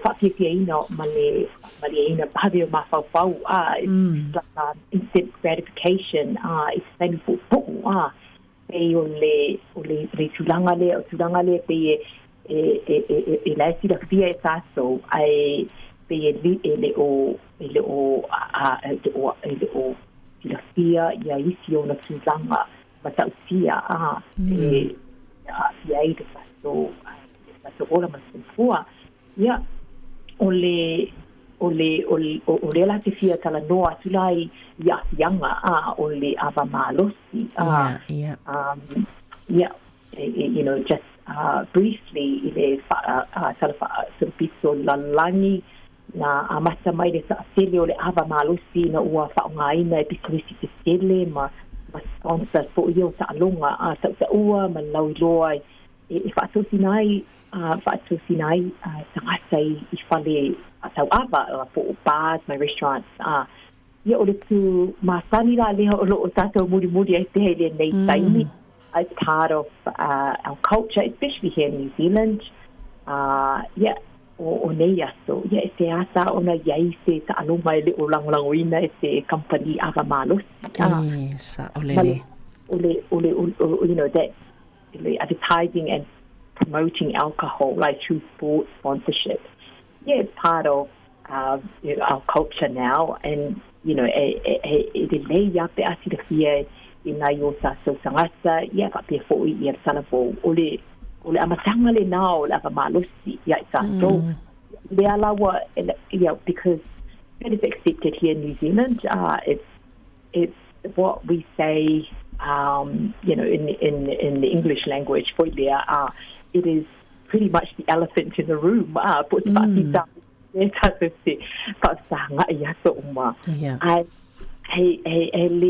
Ele se mata upu e langa mai i ruma pe whaingofia o na sana noaina. I think if we educate ourselves, if we know what it is, where it comes from, then in whaidea una tātou mawhai una wawa o tātou na ia tātou loa o na puipuia mai I whaamai po oi ia awhianga tele ia o le awa malos I mōna i tātou ainga. So the other impact I wanted to touch base on is all the binge drinking. Be on o talanoa momoa wai e malosi hele no ava tangata no o ni sila nei. Po le tau mafa ava whaalau tu soko foi. Be o le whaafisiri lea be o sila fia na I o tātou tangata whanau talabo le lave o whaafitau lia afia mai le ata malos e le ngata o le afianga pe o le whaamariaina babe o le mawhawhau malangona I se taimi po e mawhai po I o nao o I tūlanga leo o whaingata o na tuua po ua whaamoe ma whaalangolango tele iai tātou we become addicted to it. Mai isi te leo afianga o le aleo o iai na whaasua. O le afianga tāua te lele te kia talanoa swai o le soutanga o le awa malosi ma le soifua maloroina o le tangata po le kanisa in our case. So I think o afianga na lea kasi whamaosi pe talanoa swai ina ia sila fia nai o tātou ainga. Ma tala noa I fo I te tono tō ainga ia afianga. I'm sure, everyone's aware or most of us are aware of these impacts. But not o se taurongolongo as lava. Mana ia tele. Ia wai pe moni ai le amatanga o le tātalanoanga tā ua I le tā ua vaenga ia te tau una no fo sila fia iai. O te loa ua sila fia le tō tele ai pe o le whaamanatu le tātou ngā venga ia mai se lava o tō o o ngā lului nei ma tātā.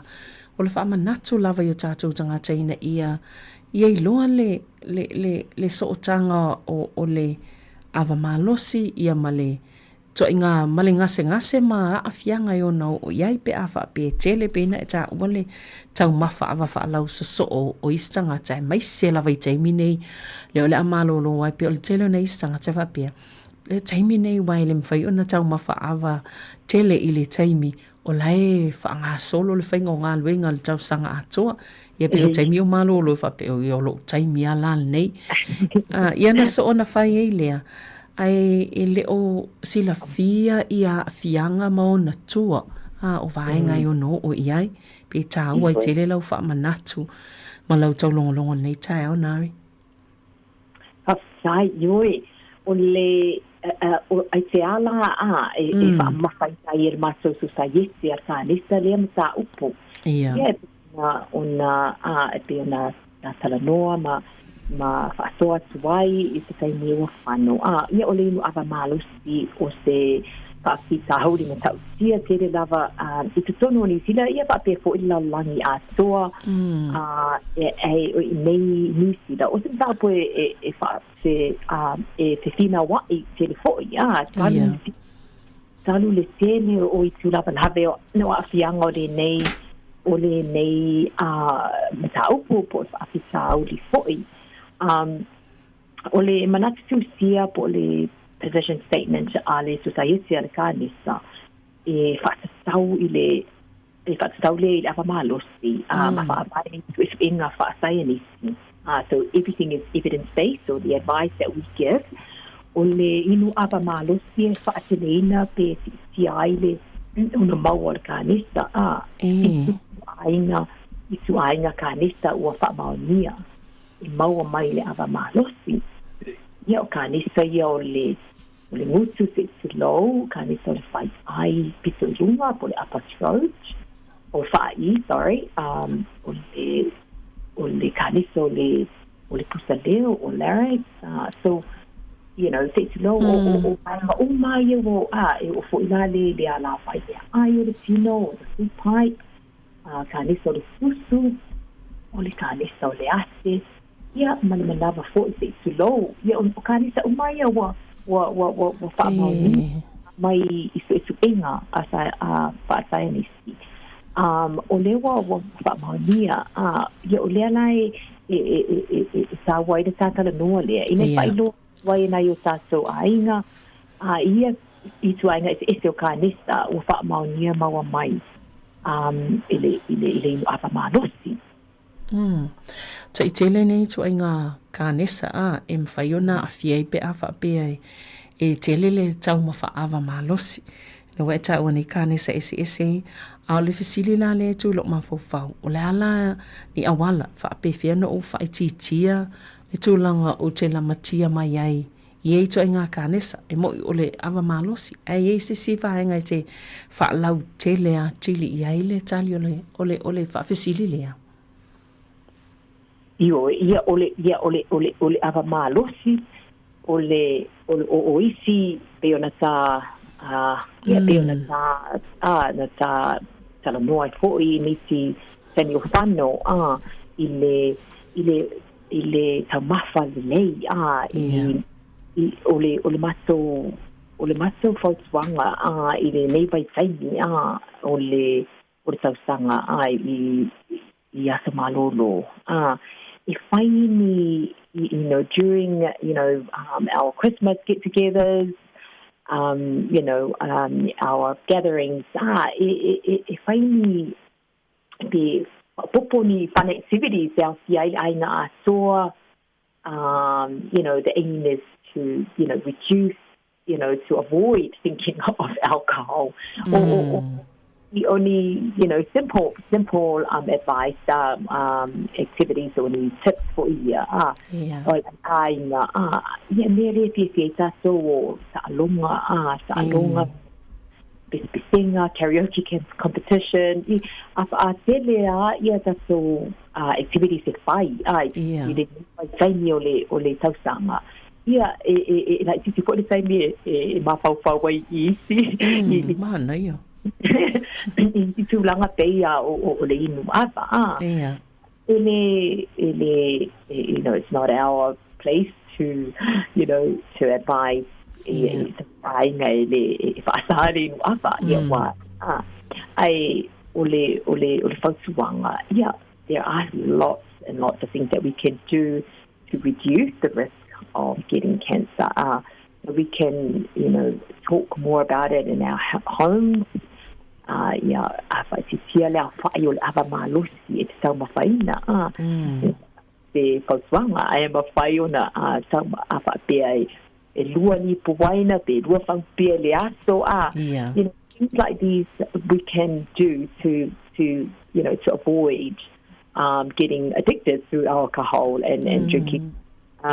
So mawhame inu e mawalalo le malosi o le ava le awole alo ese mai ava mawalunga mafasi puwai le bao mea inu malosi things like these, little things that we can do. Bita mafa po ia no le puwai alo ese mai po I pe avoid drinking soft drinks. Resi fasuanga malosi malisaua o le saunia leo o mea ai le lei mapaleni me le lei paleni ia o se roa this is not a problem with us Samoans but se fasa inga la fasa barbecue then we recommend healthy salads to go along what's on the grill tele itu ainga ese o salaki en fai ona fai that's CFI malaina. So of course our traditional dishes such as taro, panisani, raw fish, those are all good food.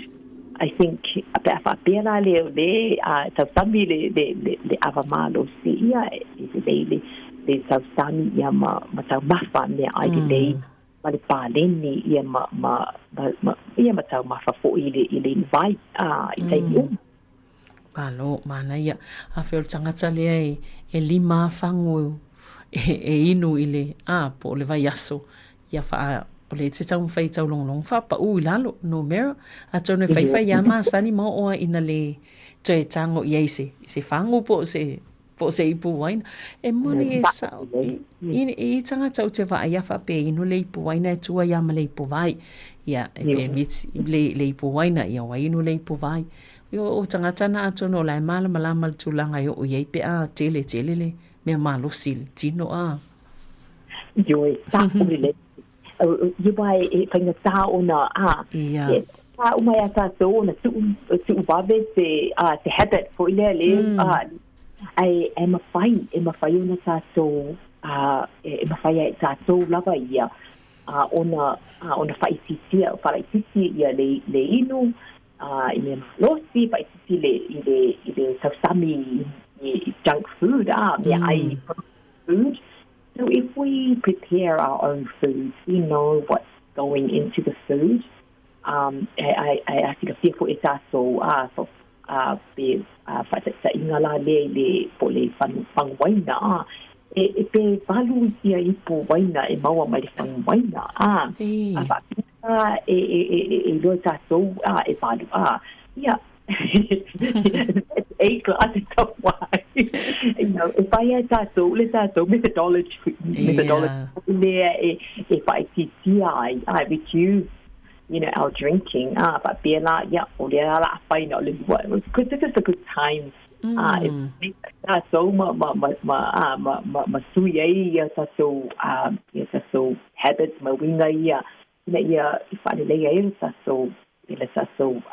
ola matfeifua ia faititia ia lua I puwaina mai le whanguwaina ia lasi ana whanguwaina po le vai aso aku pe lua hui vai aso pe a whaapea I lua lei fuole ole whantuanga le nā ia faititia faititia if we do it every day sa ole lei ala sau noanga Sabelina ole tele o te me whai ai the more we do it, the more that will become habitual to it and custom doing these things, and it's all to prevent us from developing these illnesses. Mana nei fautuanga ia ta o mai lesi vai o te loa lea o lea ua tatou o mai le vai tau o le mawhanwhana, o le vevela fo I o le la, umi lava o na sulu le la. Ia e iei fo ia, e monia o tawhanonga tu fo ia pe le masani e tatou tangata Pasifika. I to inga mele o le kānesa o le pa au te loa masalo po uto o te le anisi wa fia I tatou nari. I ole kānesa o le pa o le e taatele I New Zealand nei e sili ona taatele I New Zealand nei pa pe foi Australia o le kanisa lea o le melanoma e tele tu ainga o le melanoma e sili ona it's a lot more prevalent here in New Zealand than other countries e sao lau fatuanga lau saunoanga ele common ele Tati le be yuta. Brown skin. However, we still are, exposed if we do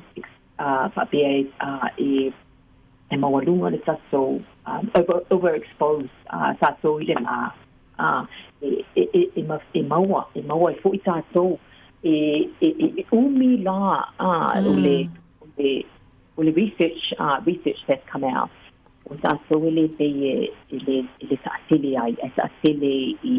light skinned people, or European skin. In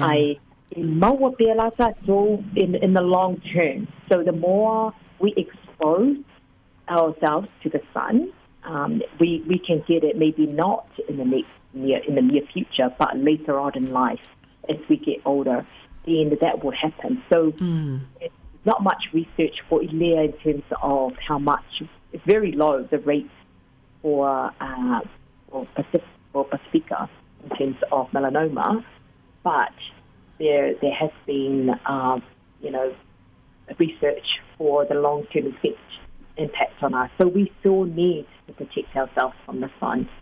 And because because it's changing, the mawadunga, le bebela le la, ole fire mawadunga every year. Yeah. It's changing and it's getting worse and worse. And my sinaba le seminei o sausanga, it's it's so malbebela le la, ole UVN index, ole ultraviolet radiation, ole index. Kua leo le malusi le bebela mara asare la le ea whainai le whao le tino le ona sifia le lautele le malusi tele le tui sauce le te iaita ila i whape fo iai pasika e malusi wa le rasa i so ile la o le alai e te tau pia i o le pautuanga nā le matatu sa yese Ia. E te tau umalava e le na o nai so usa tangata ia le i palangi e whapea fu e se fu sa so te tau pia ona whaitese sa so pa pea sa so i whapo e pupuia sa so nai sa so ainga e me se po nai whana witi mai le la. No minga whaini ofu whaipu lo fo i pe an le la a me se la vai nei ta mai ti fo ia. Ia pe whai fo ini ofu lima umi ai mani finifi fo i le. Mani finifi oi. Ta o le ia ma le sunscreen a mai the sunscreen it's hour and you for us to fun another habit that if we do it every day will become normal as we'll normalize it hour the also might la wanga lai tina mai sa u pe mo sa so ole por te mi tonu ane ma walunga te le UV radiation mata so nei o ya perila o le alai tele o silfia lau tele i meni sila le tulanga le tau la na silfia ta so ainga na ta so mas ta so mama tina ina ia masani pe faingo pulo ina ai ia mama ta tio asa fo e putu ai ia o masa ia ma le afo ia ma fai fo ona ta so siaki le UV label there si fai es mai ia it's an app I think it's UVNZ app so we know or check the Met Service site so we know how hot the radiation is.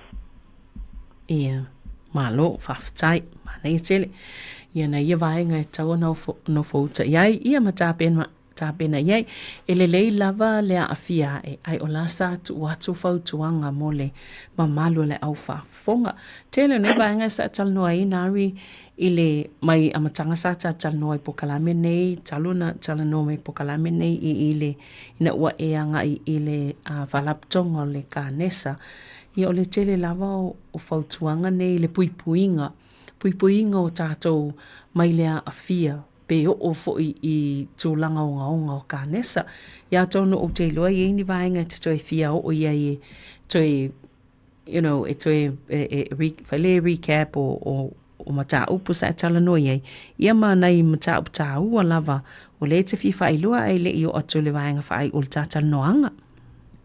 Ia, pe ia rewa na wa so atu ma pamana atu na vaenga ai not all bad news I suppose based on the I guess the results or the cancer the current results here in New Zealand o nisio inga mai le vaenga de o le I guess vaenga de o le agency, the health agency here so say yes say winning sone I think they are take the whole research So there's been some good response from early prevention. The focus there malo more early prevention is better than the cure. Yeah. And early detection and things like this. So in terms of I guess in terms of alcohol and the different cancers that have caused as a result of drinking alcohol, o le results wa mai ia e whaamaunia ia tātou e mawhai lava o na tātou whaititia me whai o tātou kuipuia tātou mai ia kādesa e a whaititia la pe ki fo i tātou maistau e o na tātala noa ai o le e iai le manatu lea o le whai mai iai ia I think it's the New Zealand Alcohol Drink Council is laso na fotu inga la survey na fai ta sila le fai mai o le fai o le malabanga po si la sibia se no ya se no o le afianga o le apa o le ta tala noai ma fa ma lucia te pe wa ele no ta so le e vai le malama le tulea e o fo isi tanga sani sina o lea lai e te sawa iau na talanoa silipea ina ia ia tatou iso ai le mea ia nai tatou i luma nai manio nai tatou hainga ia ele e pei o le afoi e pei o le I think Olisi, I guess I didn't mention the risk of bowel and breast cancers have they these are the cancers that have the strongest links to alcohol. I mentioned the 7 different cancers, but Lucy le afianga mai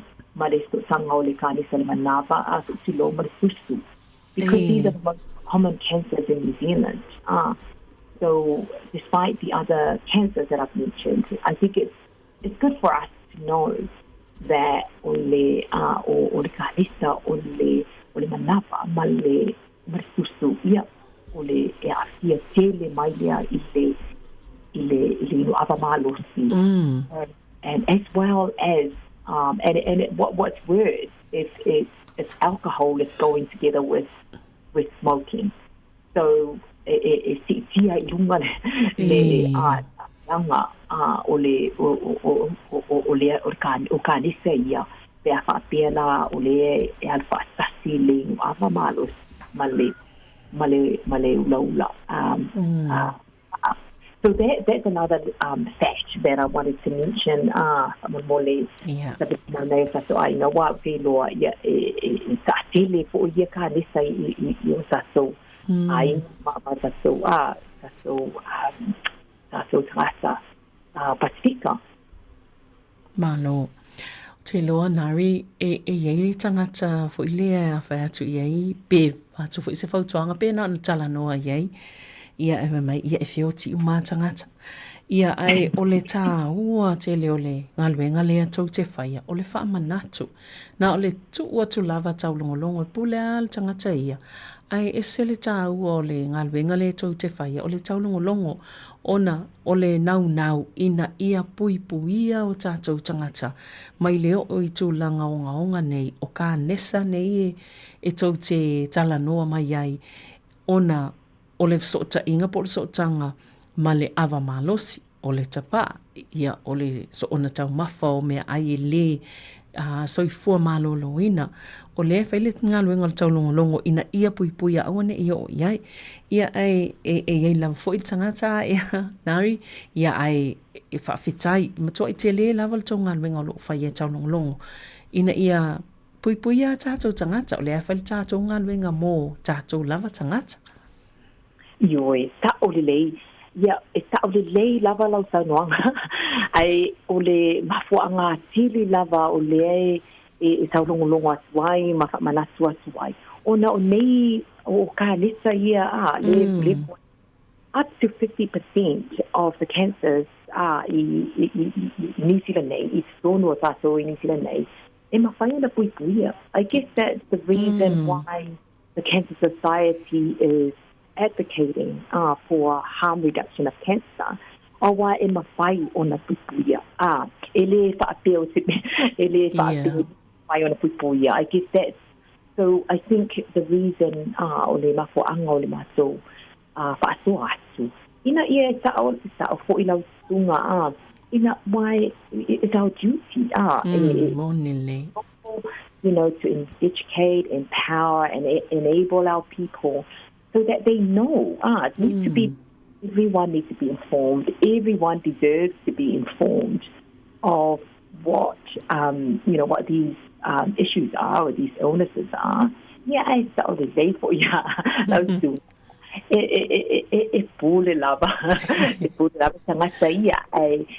want to give them choices, right? People, okay, only this is what's happening to us and it's bad.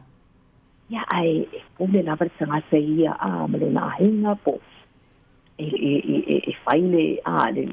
I guess they make their own decision in that regard. But yeah, it is something. All cancers, but up to 50% can be prevented. And other things that we can do to prevent them. And yes, and it, people can then make their choice whether they want to, to take action, to do these, to follow these processes and to improve, their health. Yeah, that's great, and we're always thinking, to the future. We're looking at for me, the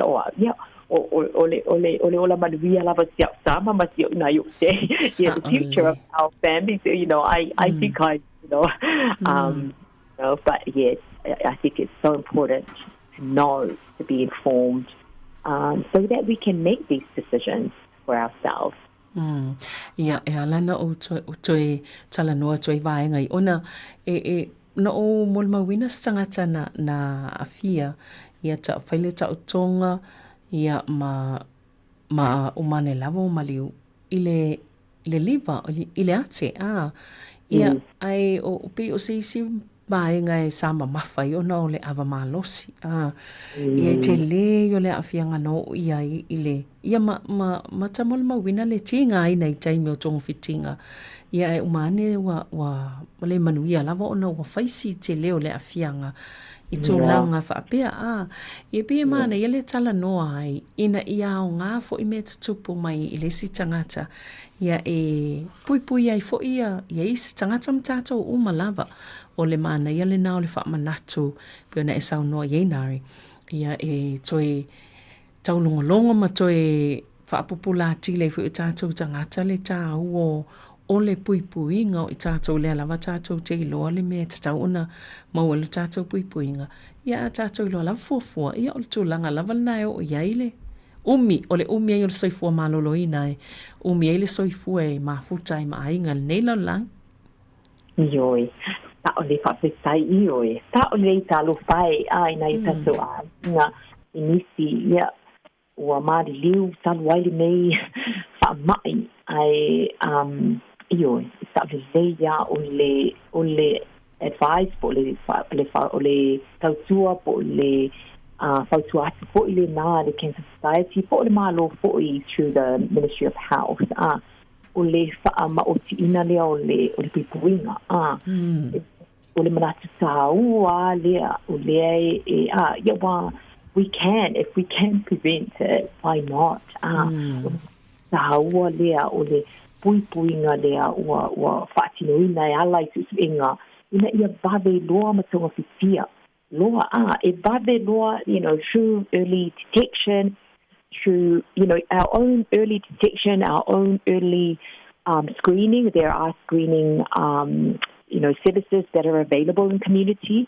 So this is part of what the government is doing. Ia ho'o atu I te tono o communities I le sosoani lea, easy access to our people, so that we get ourselves screened.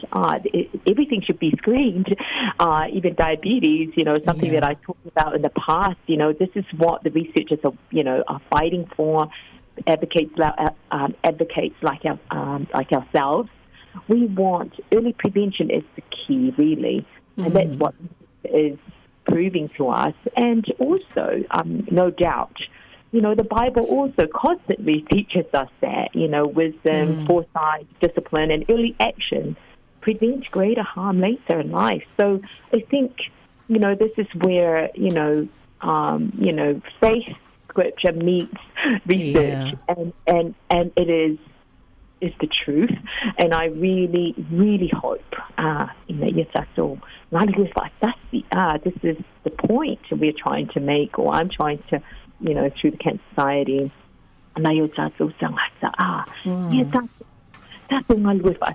Reach out for help. I'm here to ask questions, to refer, to put you to the right path. But there is help for our people if we do our bit, each and every one of us. I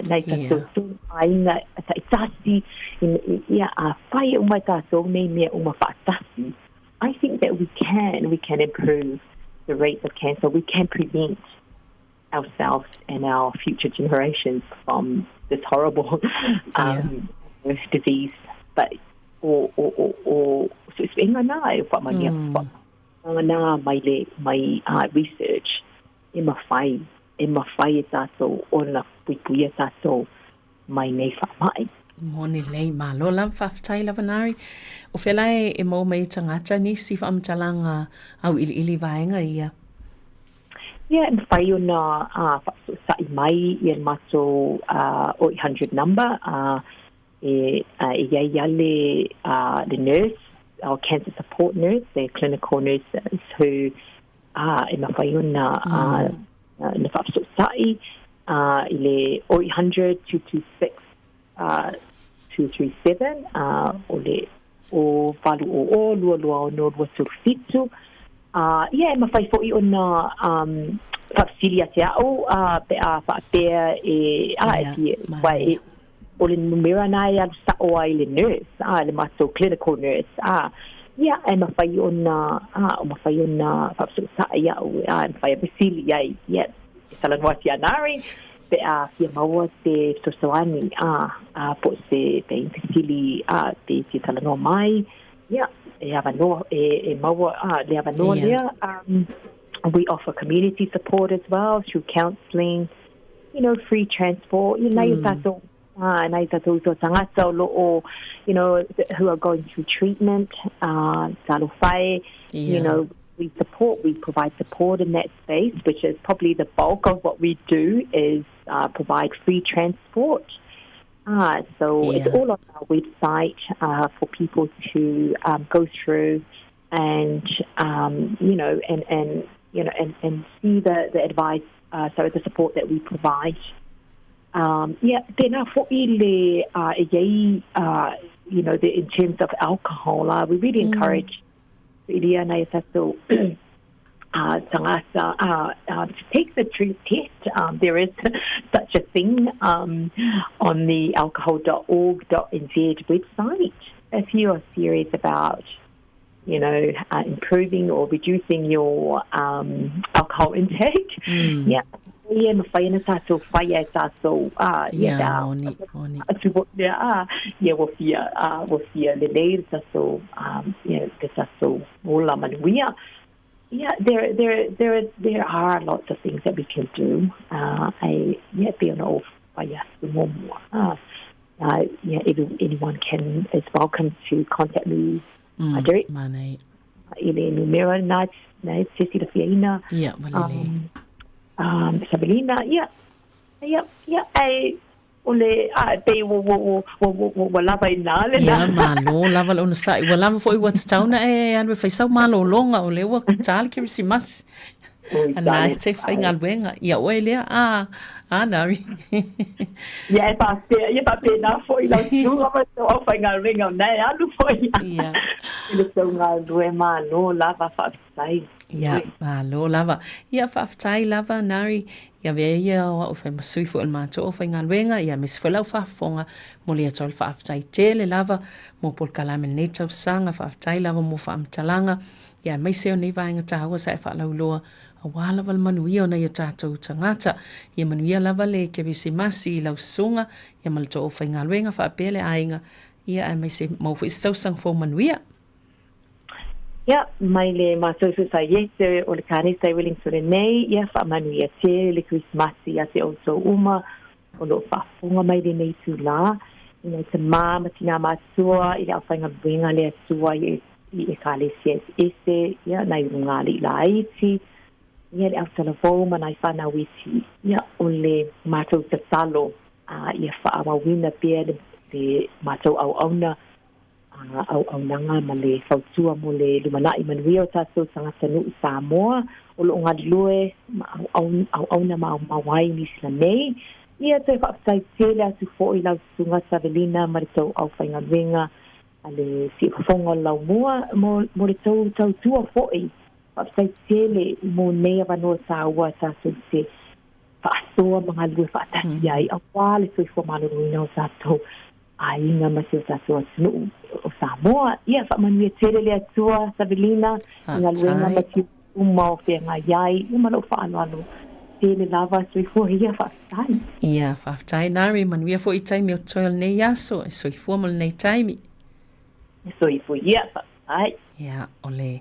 Tātou po kalame nao sungana ia nari le will mai le whala potopotonga le kānesa tonu o Wellington o i o se tasi o le vaenga o whaurulunga o e ngā lulue mole puipuinga o tangata mai le kānesa. Ia, e te lefo i le lātou mtawhai oi tāua o lo whaia ina ia whaaho o pele tau longolongo ma ia tino mai le ngalwenga o lo tau mwhai e whai o le puipuinga o tātou tangata leo tā ua le te leo o nei kānesa e o iei o tātou tangata ia ai e mawhai o na puipuia e mawhai o na whai le ngalwenga ia awaine i o i tātou ia fo i vahenga po o tō langaongaonga o le soifua maloloina. O le ua toi se fulu tasi minute o Ntalia o le ito lai se fulu malilua o le awha awau nisi o pespesenga ia ona whamai ona toi whafonga le tātou talafou po le whapoponga o talafou i le ito lai se fulu malilua whaaftai te le lawal whafonga mai i le nei taimi o le tai au.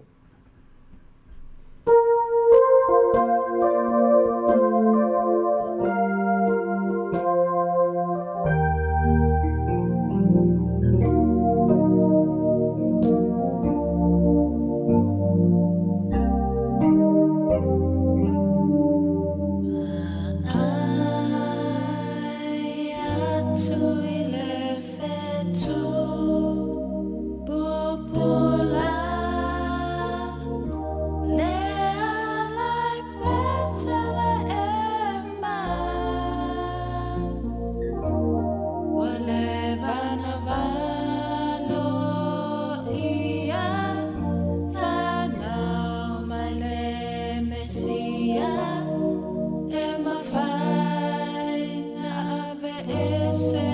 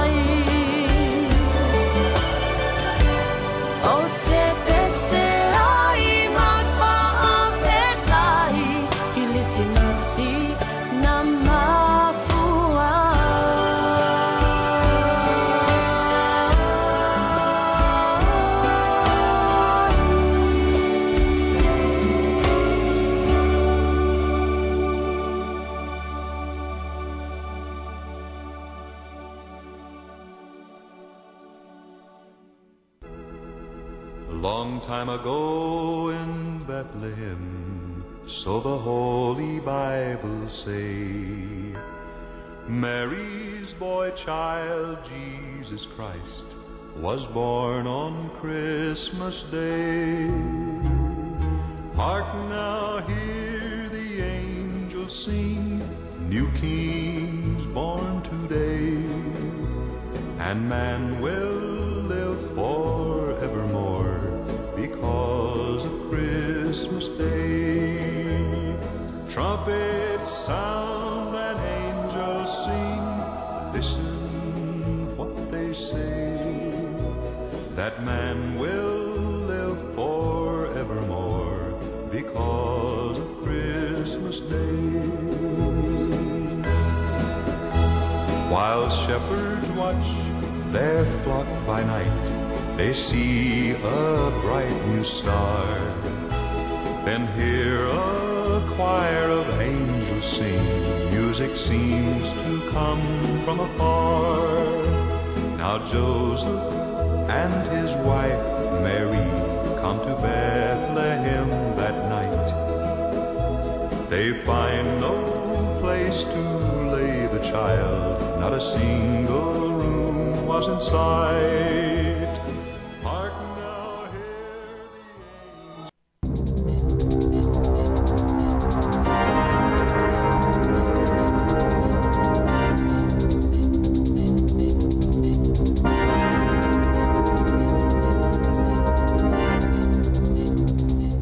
Talo falawa i nei foi vaenga o telefon o le si fonga o le lomua. E lata i le miliona ta la le vaenga tupe fa au popo o tu inatu le malo New Zealand mo ngā ruenga i pui pui ai le saunga le mua te ngata e fa o ngā ina wa afi i le ngata i fale ato ai fo i matutonu o wai tu loto. O le fa inga atoa le se leni valu se laufa valu wafe ta la o lo yele fa moe o le afeso soni lea e tau wha i titi ai la wha inga o tangata e male lemo i le tau mawhana whana o tātou o iai nei. O le fua evelesi o tangata e male liu ono le malemo i le sami po o ni waitu loto New Zealand i le taimi o le tau mawhana whana o lo wha mawina lea i le toru se furu mo le fitu. o le vaina o le tupe whaapopo le nei fitus fulima a feta la leo o tu inatu i pulengo nuu ma i tu malopo o city councils whaatino aia la tau siaki masani o waafi ai o le pale ni o le atu inatu lea ni whalapo tonga se tolu se furu la whai whaatino i nai polo kalame whaale awa onga mo tangata whai o la tau waafi la iti whaadia mai ele minsta langolango o wala whela o inga ia James Mega o le malemo o se whaale lave ma whai o na puipuia ma tau fia mai o le whaanongonga o le malo ina ia aua le a fia ini a inga le vai taimi o aso malo lo o le a alo atu nei i ai. O le whalapotonga le Water Safe Auckland, fast fu mal tolu wafe ta la le lato se leni whaapopo le a maua mai lewa ngā tupe le malo mo lato polkalame o le saonga le mu. Ai o le pulenga whaitu malo i Queenstown, se funu wafe ta la le lato tupe whaapopo o maua mo lato fo i polkalame o le saonga le mu. O le seleni le nei pe ona whaamatu atu le malo mo ia ngā luenga e awala mai lea i le lafonga o le excise i lunga o le tau o le suau ia e rutongi e tangata e whai o lātou wa āwhi e whao ngā mō tā whaonga i le sāmi whapea mawaitu loto. O le Kiwi Bank le whale tupe au pito i le tamai ua si tia le fua o lātou tului mo ai tā lafu whai umi lea o te tusai ma whale tupe te tele umai wha ia e pū lea mai au Sitalia le ANZ, Westpac, ASB whapea ma le BNZ. E le vau le luas fulu ma le tolu se fulu basis points ua si ti ai le tului o ai talafu o le Kiwi Bank mo ana nono ngā tupe whaapitoa ia e fix le rate i le vau le lua ma le 5 tausanga le umi. Ai o le lātou tului mo ai tā lafu e ta iono masina ia le umi, na pa u le se fulma le ono points, ua tu lai mai nei le wha te si 5%. Whaalia mai e Kiwi Bank, o tului whaapito nei, e maua e tangata e mawhai na lātou whaatupe, ia le 2% o le tau o se ngā luenga ma se ati nae, e mafua ai o na whaia se ai tā lafu.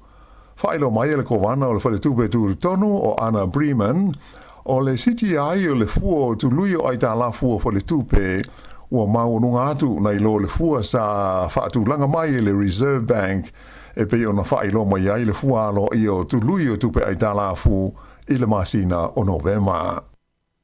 Ua whaalia mai e le whainga malo so whaatasi e New Zealand, le mai ai o tala noa ngā alo ia, e tusa o se whenga inga sa o loto tau e whaatau inga, i le vale o New Zealand ma le malo tele o initia.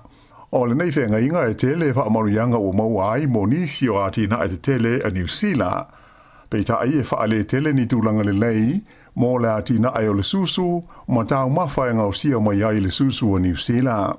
Ua whaali mai foi, e le o langolango ina le pāti po le baenga whaupwhaia le New Zealand First, ia le whenga inga le nei i le teimi nei. Mai o lono winga la ua mana o mi ai le langolango atu i ai o le itua ngai ina ia pasi ai le palemene ia lea whea ngainga.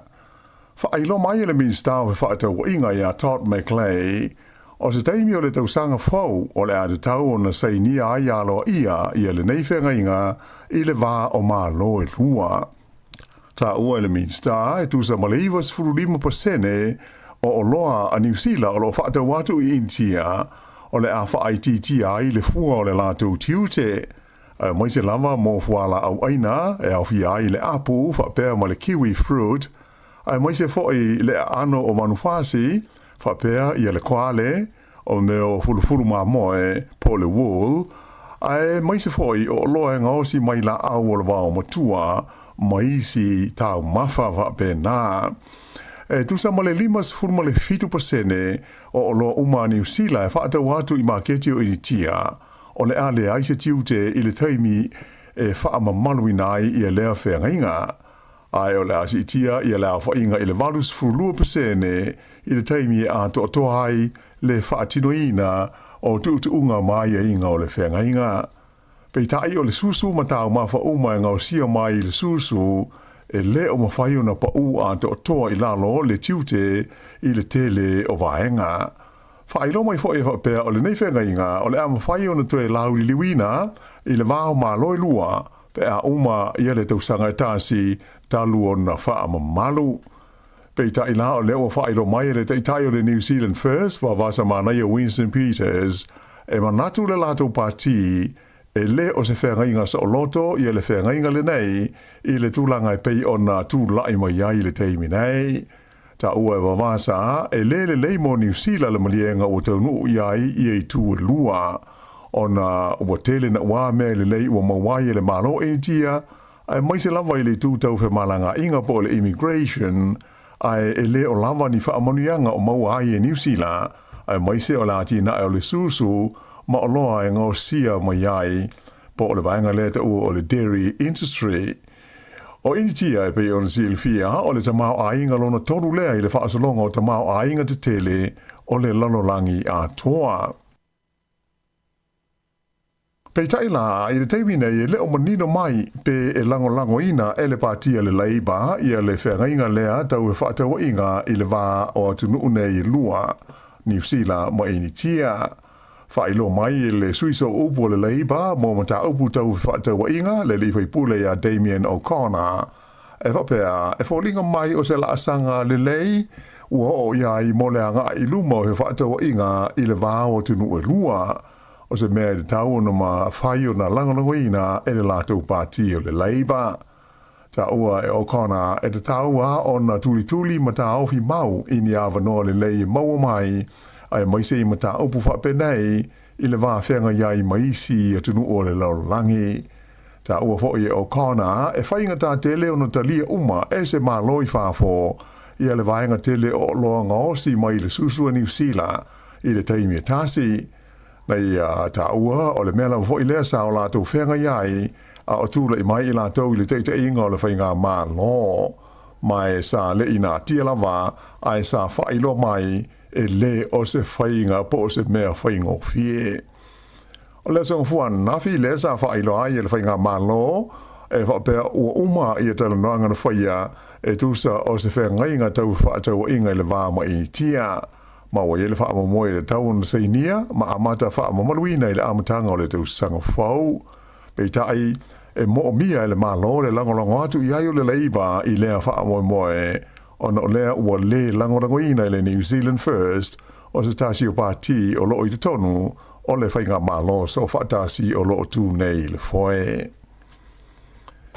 Ua tūlai mai ni atu ngā lunga tau i le saonga le mu ona oni sisi po le G's sa la fwai se whaatafuna po le lapisi ai ua ave e sea mai ma ua toi whaatawi nātu i le tūmalo o le Waikato. Whailo mai e le vaenga o le saunga le mua mea tau mafa le New Zealand Food Safety e whapea o le nei uto sisi ua mauti noa na toi whaatawi nātu i le aso sāna te anei. Whailo mai ai e le New Zealand Food Safety o se uto le sisi o le tuainga e whaingoina o le Over the Moon brand sa ave se mai ma le whaatafuna po le landfill i Putaruru ma toi whaatawina atua i le sa e ui ina e lei ma le saunga le mu mo le whonga tau mawha. Whailo mai e le whaatonu langolango o le New Zealand Food Safety a Vincent Abako o matua whaapapole ina lava le matanga aduenga ona o le tūlanga le saunga le mu o nei sisi po le cheese i le soifua maloloina o tangata e ono wha o ngā ina matau mawhalia. O whautua ina mai ai e le matanga luenga le tunu lo tele, ina ia tau fi le tau mawhaina o le sisi e pei ona masalumia sa au mai le lapisi.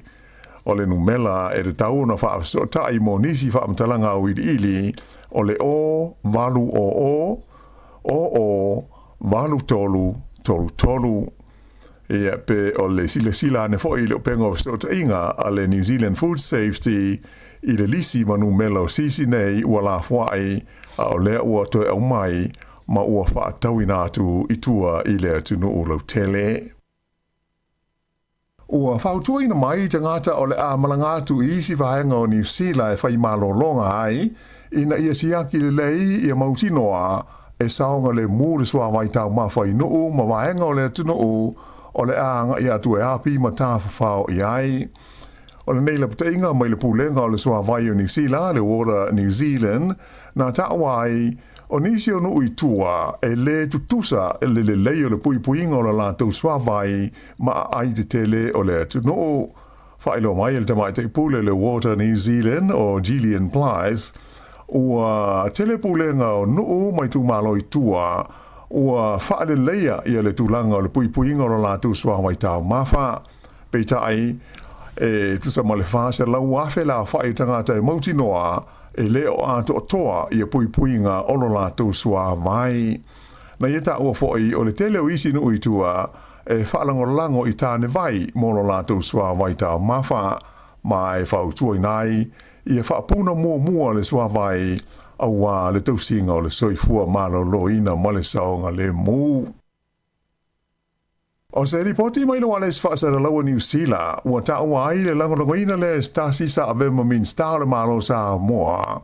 O le tupe lea ua tu ina atu le malo New Zealand o le taui ua tu ina atu ia sa moa. Ona o le ngoto ai ilo na ngata i fale o le vaa sue o le manawa nui.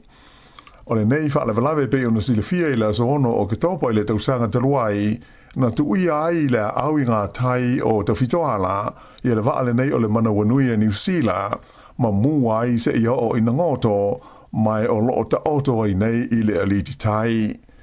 O le swau ma isi la pisi mai le nei vaa sa fa peona lamati ai le saonga le mu o fingota mai o le sami i lea vaenga o le ngā tai fale o sa fata mai sa afa aina te le aifa i ngā whaiva masani ai mai se o le fonga tau mafa o le tū ma lo.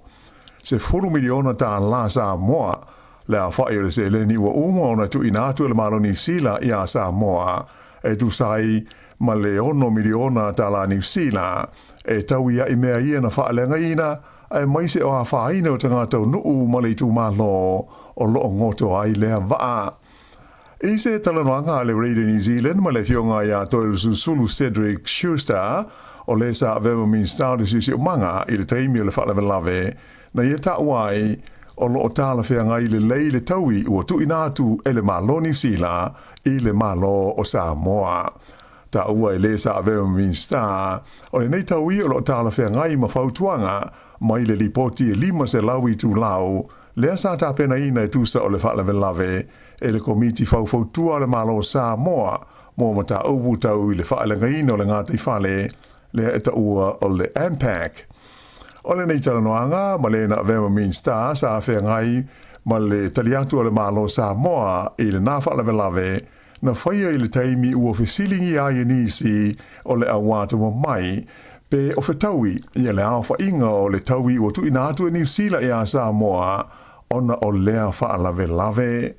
Ta awai e toi susuru e 5 miliona ta la le sao o le malo New Zealand sa tu inatu mua i le malo Samoa ve so sonia i le tau o ngā ruenga ina ua ngoto le nei vaa.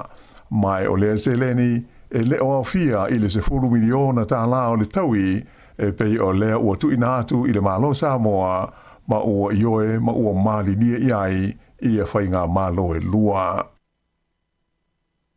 I le tunu o New Caledonia, ua wala uina ai le Palestine o le malo falani ia Emmanuel Macron, i tai uma vaenga wha au whai a New Caledonia, mo se lato whelo inga fau e whai le ai pale, i falani i le asas fultonu le masina fau o Januari. Ua atangia mai ai i lea fuafuanga le Palestine o falani, ia le tawhia lea i le whaataunu uina ia se palota whaapitoa po o le referendum le ana mo ai whaatulanga ina e whaia lea so se hunmale limo mati o le lua awhelus furuono e vesilingi ai tangata o New Caledonia e tusa o se malo tu maoti o tu motu nei o le Pasifika. Tele suinga ia o tu lai mai de tono o New Caledonia i le aia te tau o tangata moni o le tino o ma tangata mai falani ia o nonofo ma wha mautu ai e winga i le mata upule nei o se malo tu maoti o New Caledonia. O ia e se senga na ania i mai ai le tausanga o mamae ni whaalawelawe man tautia na marili wai tangata ma sai longo na whai na i le tamau ainga o New Caledonia. O le so e whai ai se whaaringa whaabitoa a le li New Zealand o Liam Lawson o stasi o lo ta wai tu unga ta amale sao sawa le Formula 1 i Cromwell E lango ina ai I suenga I le whaamai o le kanesa po le breast cancer o le tupau ta mai tai o le a whaonga ina I le li nei o Lawson mo le whaalinga I le malai tutu o le Highlands Motor Park I Cromwell Ia se taamale tutu o le tuainga o le V12 Aston Martin Vulcan e whapea ona paulea o le hei tuainga o taamale sawa o lo iei nei I nei vaenga o le larolangi e tusa ma le tolus fultolu wafe ta la o mawhai o na wha popo ina mo lea sa ini ngatu upe aia na whaalia e mautinoa e te le atu I se leni e o iai mo maua a o wha ngā solo lea wha moe I lea so o le tau o le pepa mo le tangata e fia ti e le taamale e aveina le li nei o Liam Lawson e wha ta milo I le malai tolu se lau iwa ta la E tālonga, ua manu malo le Black Caps a New Zealand, le tālonga whaitawina, kiti lea, le test lo na tolu I le vāma le aua le West Indies, I ai e tolu se lau luas full tolu, tālonga leile songa fua a nafi sa whaia le malaya o le Bay Oval I Mount Maunganui.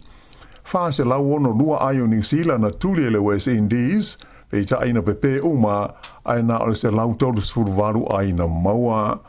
Tanga mo mua New Zealand na maua o lātou ai e lima se lau fitu lima ai walu le pē o na ta ofi lea pē declared ai tuli le West Indies mai o le tanga mo mua a le West Indies na maua o lātou ai e wha se lau lua se fulu o na whaia leo le tanga I lua New Zealand maua o lātou ai e tolu se lau male ono ai lua le pē e o na toi te tā ai leo le aua le West Indies e tuli ai mawai na ole se lautos fumalvalu mai ai uma la tu pe ma ua manu malo ai loa le Black Caps a New Zealand o le nei malo ua papeo na se atuai le awa New Zealand I le tūlanga lua I le whaasalonga o au kiti le laulangi I ta alonga nei whaitawina wha le wā o malo po o tests e au le iunga nao telefau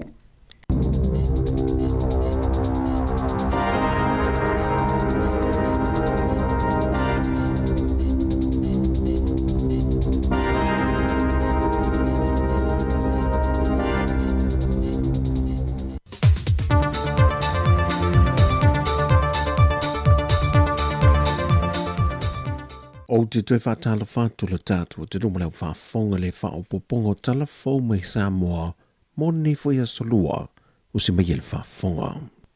O le asonga fu le vai aso le nei na wheloa ia tuai sui o le tumalo sa whata mua ma sa whata lua a tuai masui o li ma whaipule o si umu. E whaatala no le tufanga e le malo le se 4 miliona tā la le na tutongi mai le malo New Zealand mo le tumalo sa fata masi umo, ono o le fata mala na mango toilo lato vaso e sue, e ngata I falo le tumalo. O le aungo le feilo inga, ina I wha malama le malo le whinga e fati no le tuwhaino le se leni.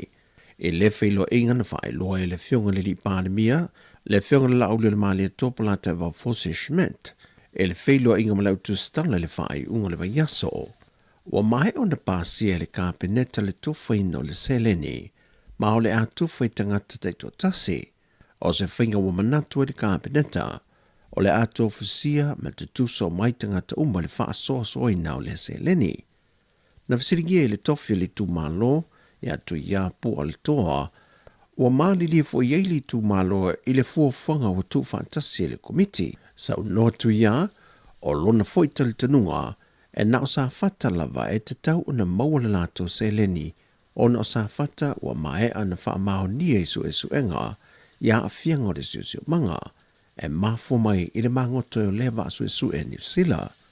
Na ia tau foi, e le ia a fia si umu I su enga na wha tino, peitai o le wao fi ma si umu, ai o le a lea whai na le tu langa. Peitai na sau no foi tu ia, o mae o na wha lo ato, masalo o le tausanga fou e mawai lea whamanu ianga. O lo te ena e le sunga a Taylor Crichton, tua inga wa whaia e leo e whaasanga ia te ia, o le umie whala au whasaina, ma le whauru whalena nā mai I sa mo ia whala au whasaina. O le vaiaso le nei na tu ina tuai le tālo sanga Crichton, e le whaamsinonga maulunga ina ua toe wala aula na mata upu. O Crichton o lo tua i e lona whaol whale whaasol tula whono mai o loa e le whaatangai te tono Samoa, e pei o aisa ina na nai tono pepa ila, ma tui te tono se pusa moa. O le whainga malanga Lady Naomi Wha mai Amerika Samoa, na maua le vaenga le tiute i se pusa moa, o loo tui nei te tono le tasi tesi ma le 5 kilo kalama le mamafa, o se tanga pepa i ila o le aisa. E wha mōlianga le tua leo leo, o lo mōli ai, whaulu whale na mai o whala au whasaina, o leisi lua mōlianga o le umia leo whala au whasaina, mai o le masina o kuso le tausanga fau, o le a mata su e ila na mata upu, ai o le a tau fia pea o ia i le whale pui pui.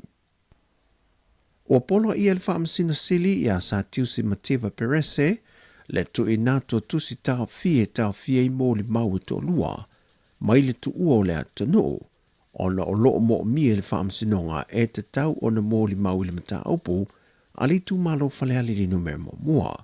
O le polo inga, ona e o mai i le so, e le i maua lava ia mōli mau i tō lua, sa mania le whaamsinonga mahawalunga, e te tau ono o ane le whaamsinonga i mōli mau le mata upu, ma o ia foi mōli mau i tō lua, na tā ua ele mōli mau le pangatele a lema, na ia mōli mau wina le tu ina atu ia ia sui o le komitia le whaipule o le tu malo, ia se leni i le vaitau o le whainga pānota. Wa mai o na sainia e o lo mo mia tusi sahamania, na mumoli ia ina ia o ane i lumo le whamasinonga. Na whaalia atunga lunga o le whamasina sele, e whaatatau i le fiu e su e ia mōli mau i tō lua, e na ia to e whaalia muli ane, o le maua i la ui i tō lua, e fōringa mai o se fōwhanga o whawhau le lei, ona o se fōwhanga ina ia la aloha i su e su enga o le mata opo. Mai o tu ina tu e fo i male polo inga le whaamsina sili, i le loa ia sili, ina ia whesoa swania ni i le tua leo, i le tausa i lia o ia mōli mau i tō lua. O le mata opo le nea le tu malo whale ali le numero mo mua, wa maadi le uma i tu e lua e teu le mata opo matoe ave i tua. Peitai na whaui la vea le tua le HRPP, ona o whaamao ninga i whaatatau i tupe, na tui natu i le na tangi, le whio ngā vui lan selota la meko. Mai o le tausanga le tua le HRPP, na i uai ina toe te ena le whaamasinonga, le toe ave i tua le mata opo, ai toe wha wau iai i asu enga. Ua whaamanino mai le teitai o le atunu, le whionga le lauri le maa le topola te wau fosi, le tūlanga o lo iai le fuafuanga, sa whaata atia mai e le whainga malo teluai, mo le awina mai lea o se isi vae su iai le vao le Lady Naomi tolu, e a fua o no tūlanga ua whaale tonu. Sau no le whionga le li pāle mia, o lo iai ni su e suenga o lo whaatino i le tūlanga tau i le saonga le mua le vaa, e whaimalangai i le vao polu ma le motu tele sa la whai. Wa whailo mai le minista o ngā ruenga te tele, o ia foi o le whionga le sui pāle mia, to e lupe po muninuku on semo, e whaatatau i le vaa lea na whaape au mai, o lo iai nisi su e suenga la iti o lo wha mai o na whaatino iai. Na whaare foi le teitai o le malo, wa tele fesili i le tūtau i le saonga le mōlea vaa, e whe malanga i le vao motu e lua. Peo na sila fia na whaalawi lua i le whainga malo taruai le whionga na minista sa whea ngai ma lea mtanga ruenga, o le vaa le e tusolo na tau ma le luasa fumaltasi tesi ma le 5 miliona tā la, ma o se vaa e tala whiungalo na sawa, ma mawhai o na malangai i sa vai, ma toe fo i mai mō le umi e na o le 30 i le 30 ma le 5 minute. Sau no le whionga le pandemia, e le te tau ono tātou wotau ma te mate, e le vai nu o a polimatai ma o polo, e whaisi ma tau tia, mai o tātou waa fo i olo o iai i le teimile nei, e tasi lava ai o le waa lea o loo fuafue au maia, e le iai se teimino tātou whao ngā mua i tu i ngā waa, ma o le tuma ale leo le mata opo. O le waa na fuafue au wina mai au se tālia, o lo wha tupe mai i tupe wha putonga waa sa moa. O le wha moe na wha tā tia mai ele whainga malo tarua ia Iuni, nei o mai le masino iulai o le tausanga le nei, wa lama whai u ona siake, ma folau mai loi Samoa. O tala fowia, ma le tele le yasu si o tātou tunu, whasoi foia.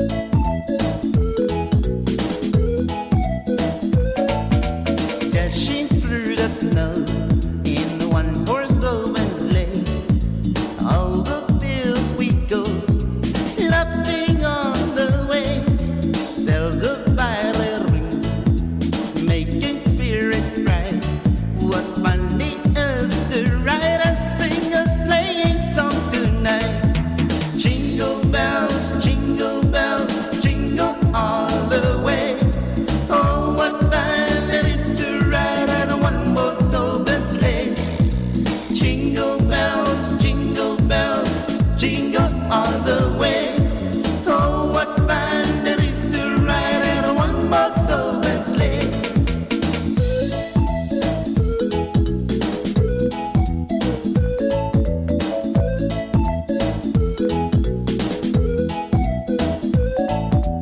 Now the ground is white, so go you by your young. Take the girls tonight and sing a sleighing a song. Just go out and make 240 speed, then hitching to an open sleigh and back to take a lead. Jingle bells, jingle all the way. Oh, what fun it is to ride a one-horse open sleigh. Jingle bells, jingle all the way. Oh, what fun it is to ride in a one-horse open sleigh. Jingle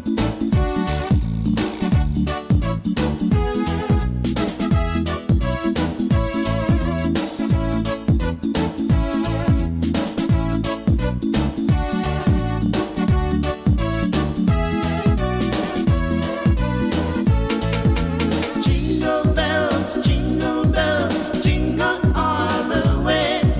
Oh, what fun it is to ride in a one-horse open sleigh. Jingle bells, jingle all the way. Oh, what fun it is to ride in a one-horse open sleigh. Jingle bells, jingle all the way. Oh, what fun it is to ride in a one-horse open sleigh. Jingle bells, jingle all the way.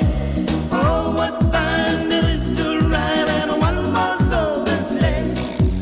Jingle bells, jingle all the way.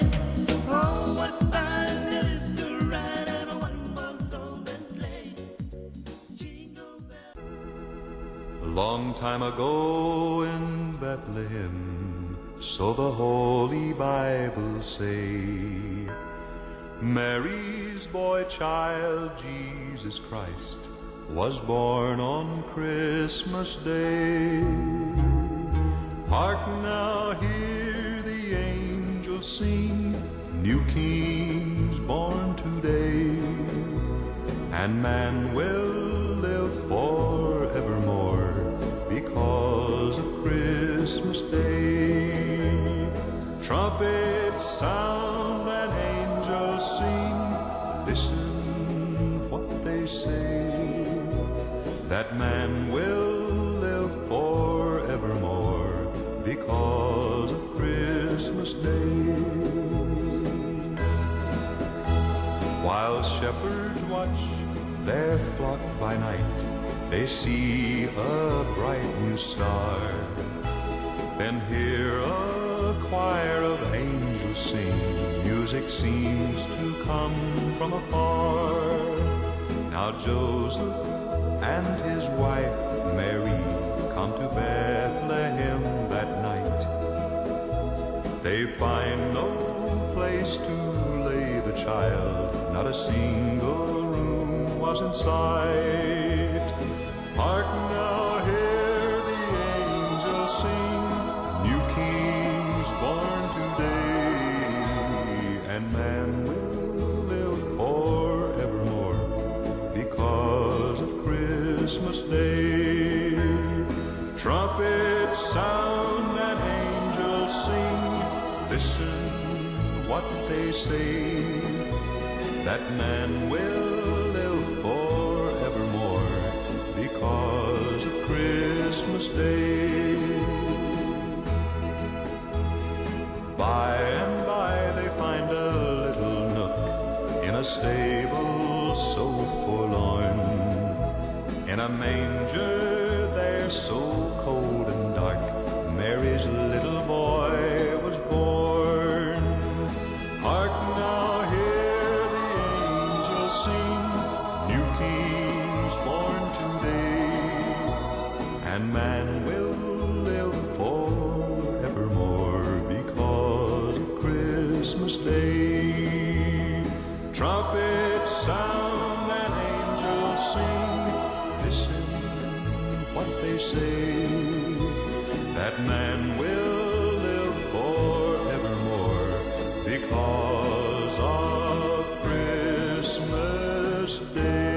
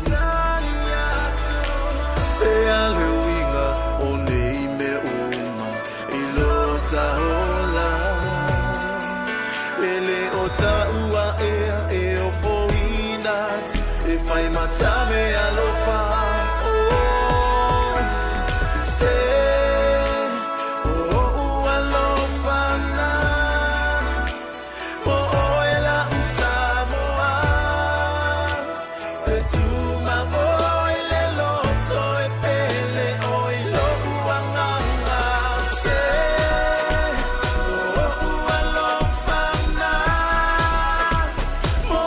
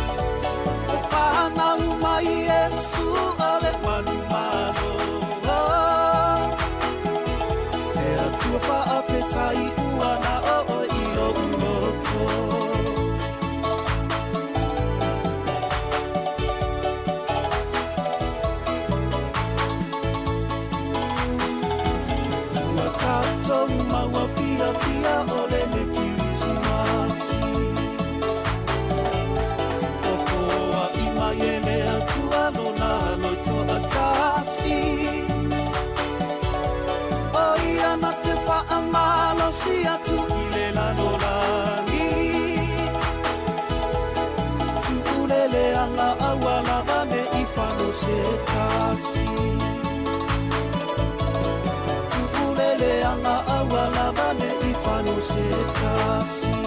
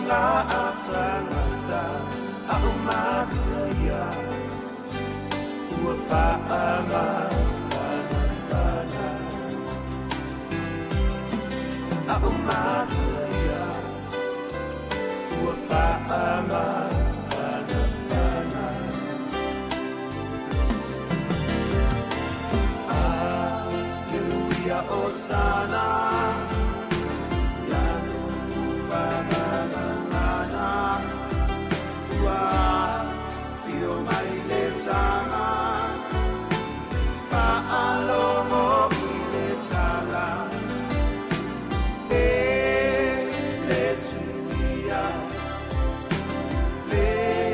tuia i lo loto La usavore Tala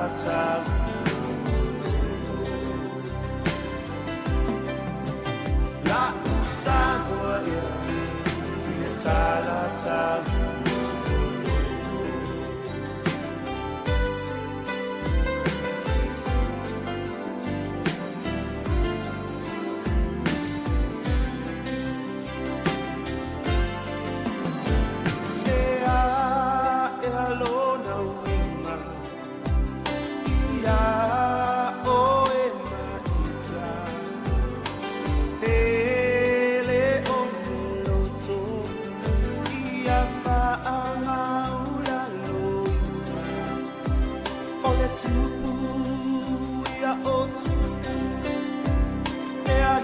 le file al safio ma al tulo na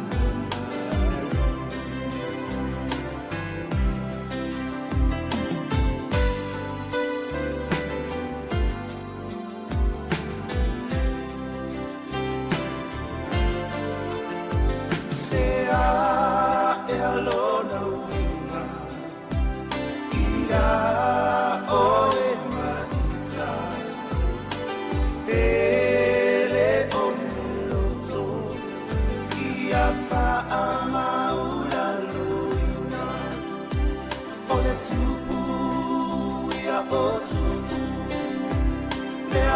io le file al safio ma al tulo na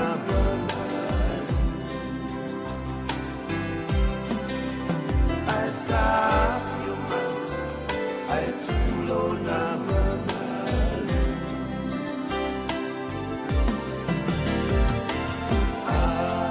Alleluia Osana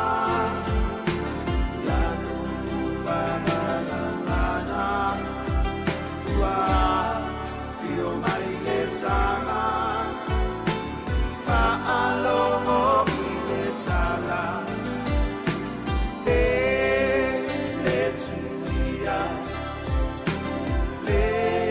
tuia ilo loto, la usavore, ile tala tala.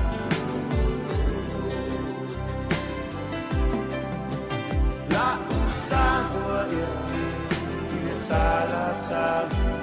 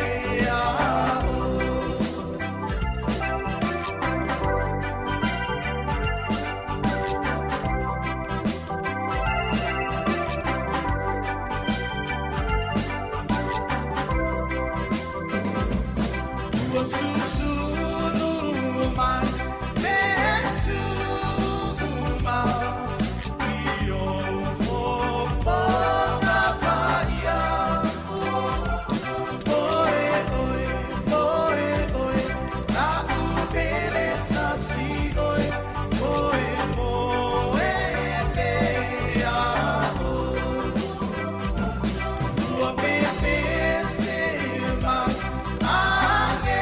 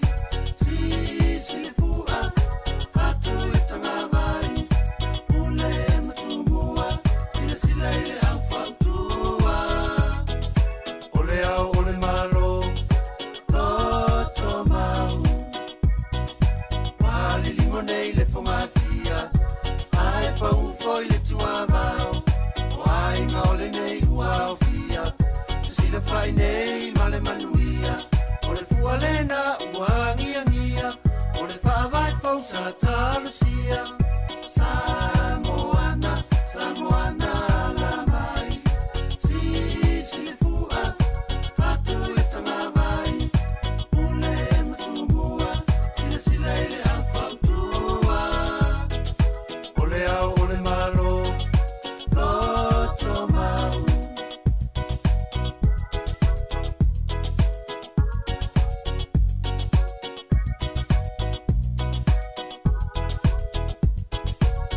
Tamasese na mali etoa e wina le ino foia le no foa wale ato tu pe ile faita ai ole finga ngalo le ole tapa sila ile to tanga ile ata wati ua lua sola o mata afa Samoana Samoana la mai si le fua fatu le tanga mai ule matumbua sila ile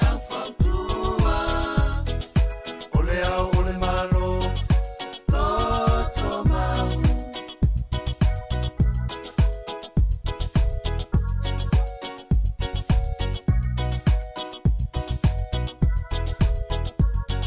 Samoa e uata we muina ua lau solo fai mai e mativa ai leilo mai le tamau ainga wangalo mau tutongi ita masisina matua ua sanga mai a poli Leilo me fa numi numi Samoana Samoana la mai si le fua fatu le tanga vai ule matumbua sila ile afautua ole au ole malo loto mau Samoana Samoana la mai si le fua fatu le tanga vai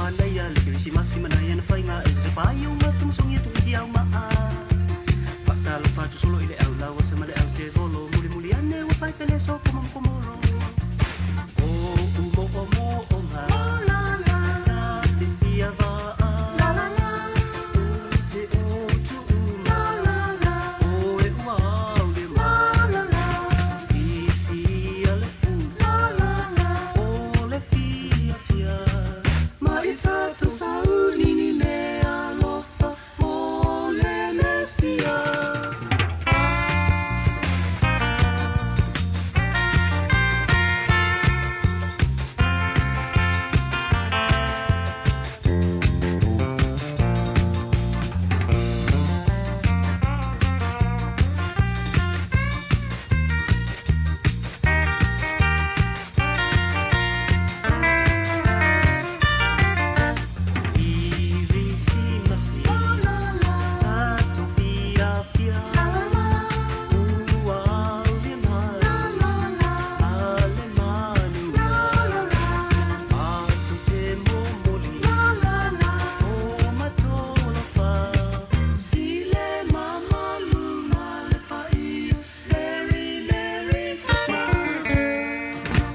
It's the memory of an old Christmas card. There's an old Christmas card in an old dusty trunk, and it brings back sweet memories dear to me. Though it's faded and worn, it's as precious as the morn when I found it 'neath our first Christmas tree. I thrill with every word, every line. Guess I'm always sentimental round this time. Pardon me if a tear falls among my Christmas cheer. It's the memory of an old Christmas card.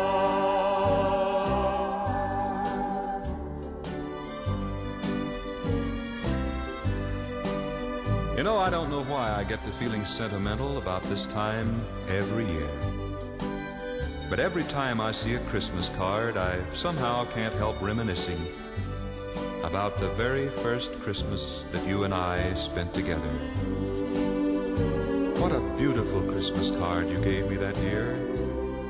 Why, I know you must have looked through thousands of cards to find that wonderful poem that still brings a tear to my eye. I thrill with every word, every line. Guess I'm always sentimental round this time. Pardon me if a tear falls among my Christmas cheer. It's the memory of an old Christmas card.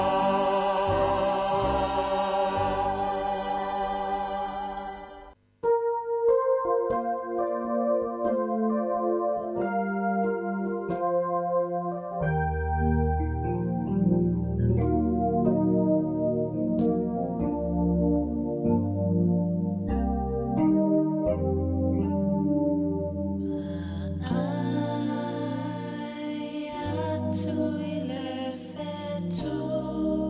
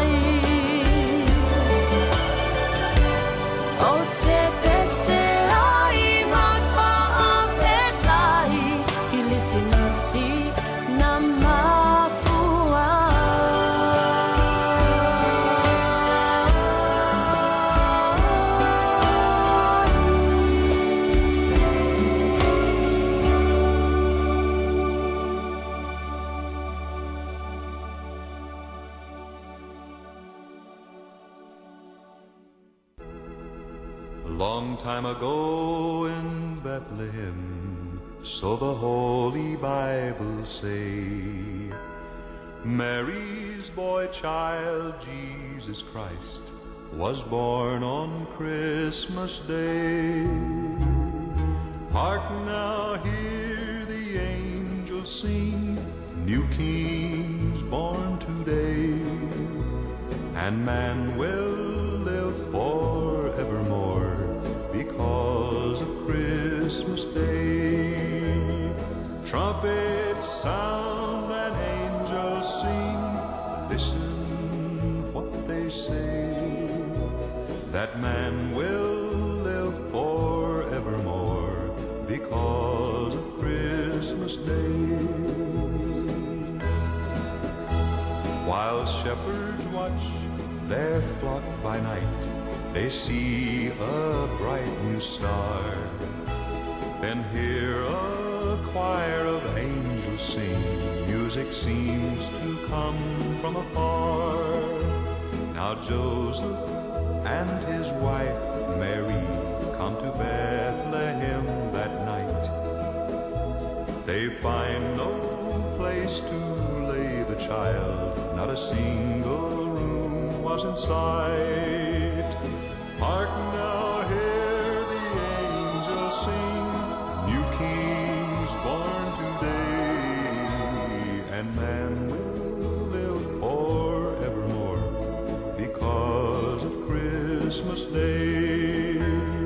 Trumpets sound and angels sing, listen what they say, that man will live forevermore because of Christmas Day. By and by they find a little nook in a stable so forlorn, in a manger there so cold and dark, Mary's little boy was born. Hark now, hear the angels sing, new kings born today, and man will live forevermore because of Christmas. Christmas Day. Trumpets sound and angels sing. Listen what they say. That man will live forevermore because of Christmas Day.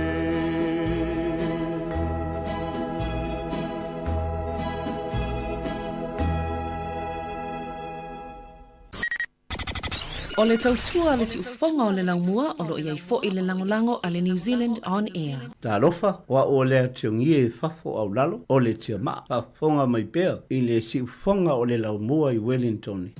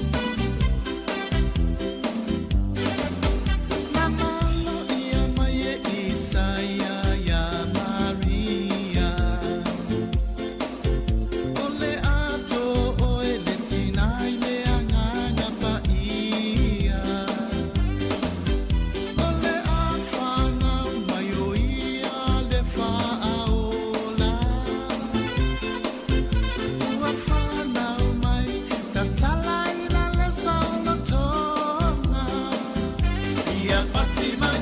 Aleluia, aleluia mapepese. Aleluia, wafana uole pepe. Ia pati mai. Aleluia, aleluia mabibi. Aleluia, aleluia ia ineli.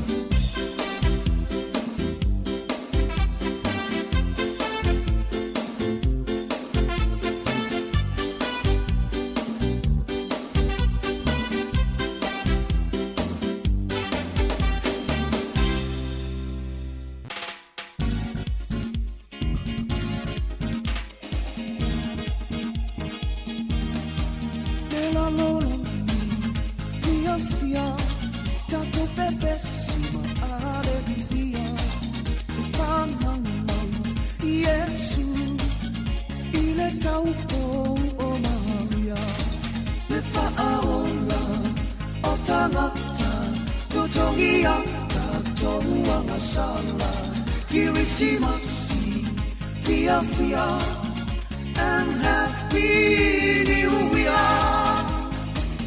Sha-la-la-la-la, Pa'amanuia le kirisimasi. Ua o fio mai o le tupu o le rangi.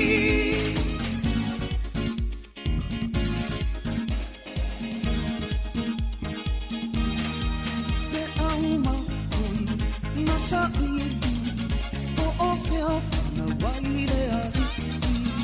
Le petu pupula sulugia o le lalola mi uma. E rota na fesi o fea fana waile ariki.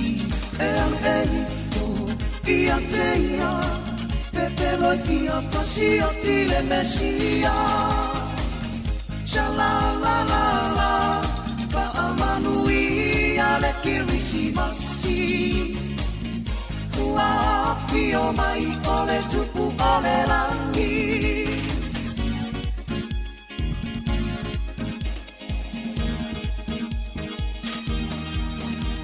Le pofi, le whana mai, Yesu o no tāko matani, le ala lea o le loto mawalalo, ua ia whaata ita iwai, o lea ea sine alofa, o Yesu ilo na sofana, ua mafua i le kirisimasi, maua ole ola e whaavavau. Sha-la-la-la-la, Pa'amanuia le kirisimasi. Ua o fio mai o le tupu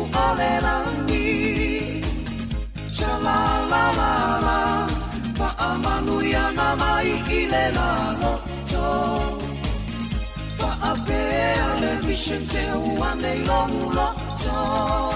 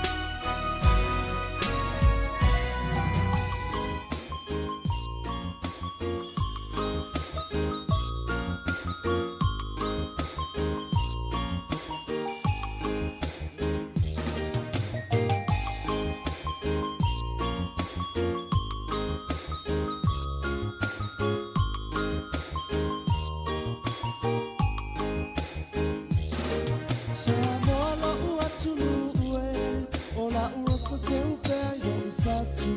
O olea e solango na mole kiusi masi ole li tau sanga. Ave mao taola, se me alo famoi e so una. Na mawalea e ta ua pa amaruianga.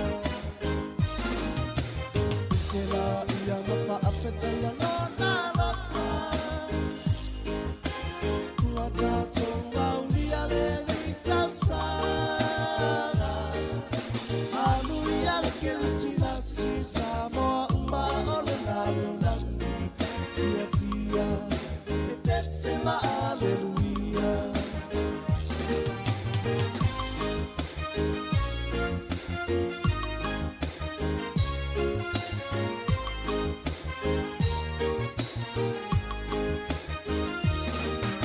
Hamu ia la vasita, siu salamo, moni fuli tua ile nasi. Tina nama oleo, nanga uso e awa e tito e pa ia. Ia avele pana umai, ole pepe fau e te fuli tua ia. Ile leanga, pale mama fatu ole masana. Sena ia mafa afeta ia lona lofa. Ua tato au lia le li tau sanga. Anu ia le kiusi nasi Samoa uma ole lalo langi. Fia fia, pessima alleluia.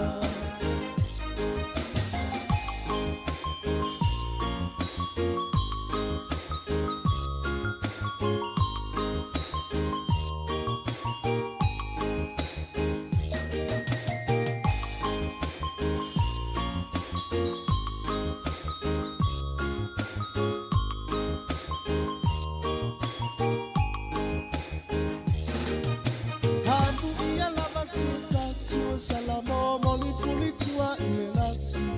Itu ina nanga oleo, nanga uso e awa e tito e fo iai.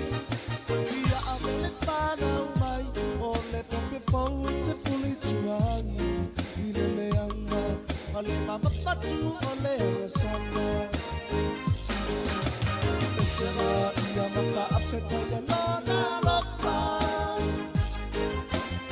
Ua tato au lia le li tau sanga. Anu ia le kiusi nasi Samoa uma ole lalo langi. Fia fia, e pessima alleluia. Fia fia, e pessima alleluia. Fia fia, e pessima alleluia.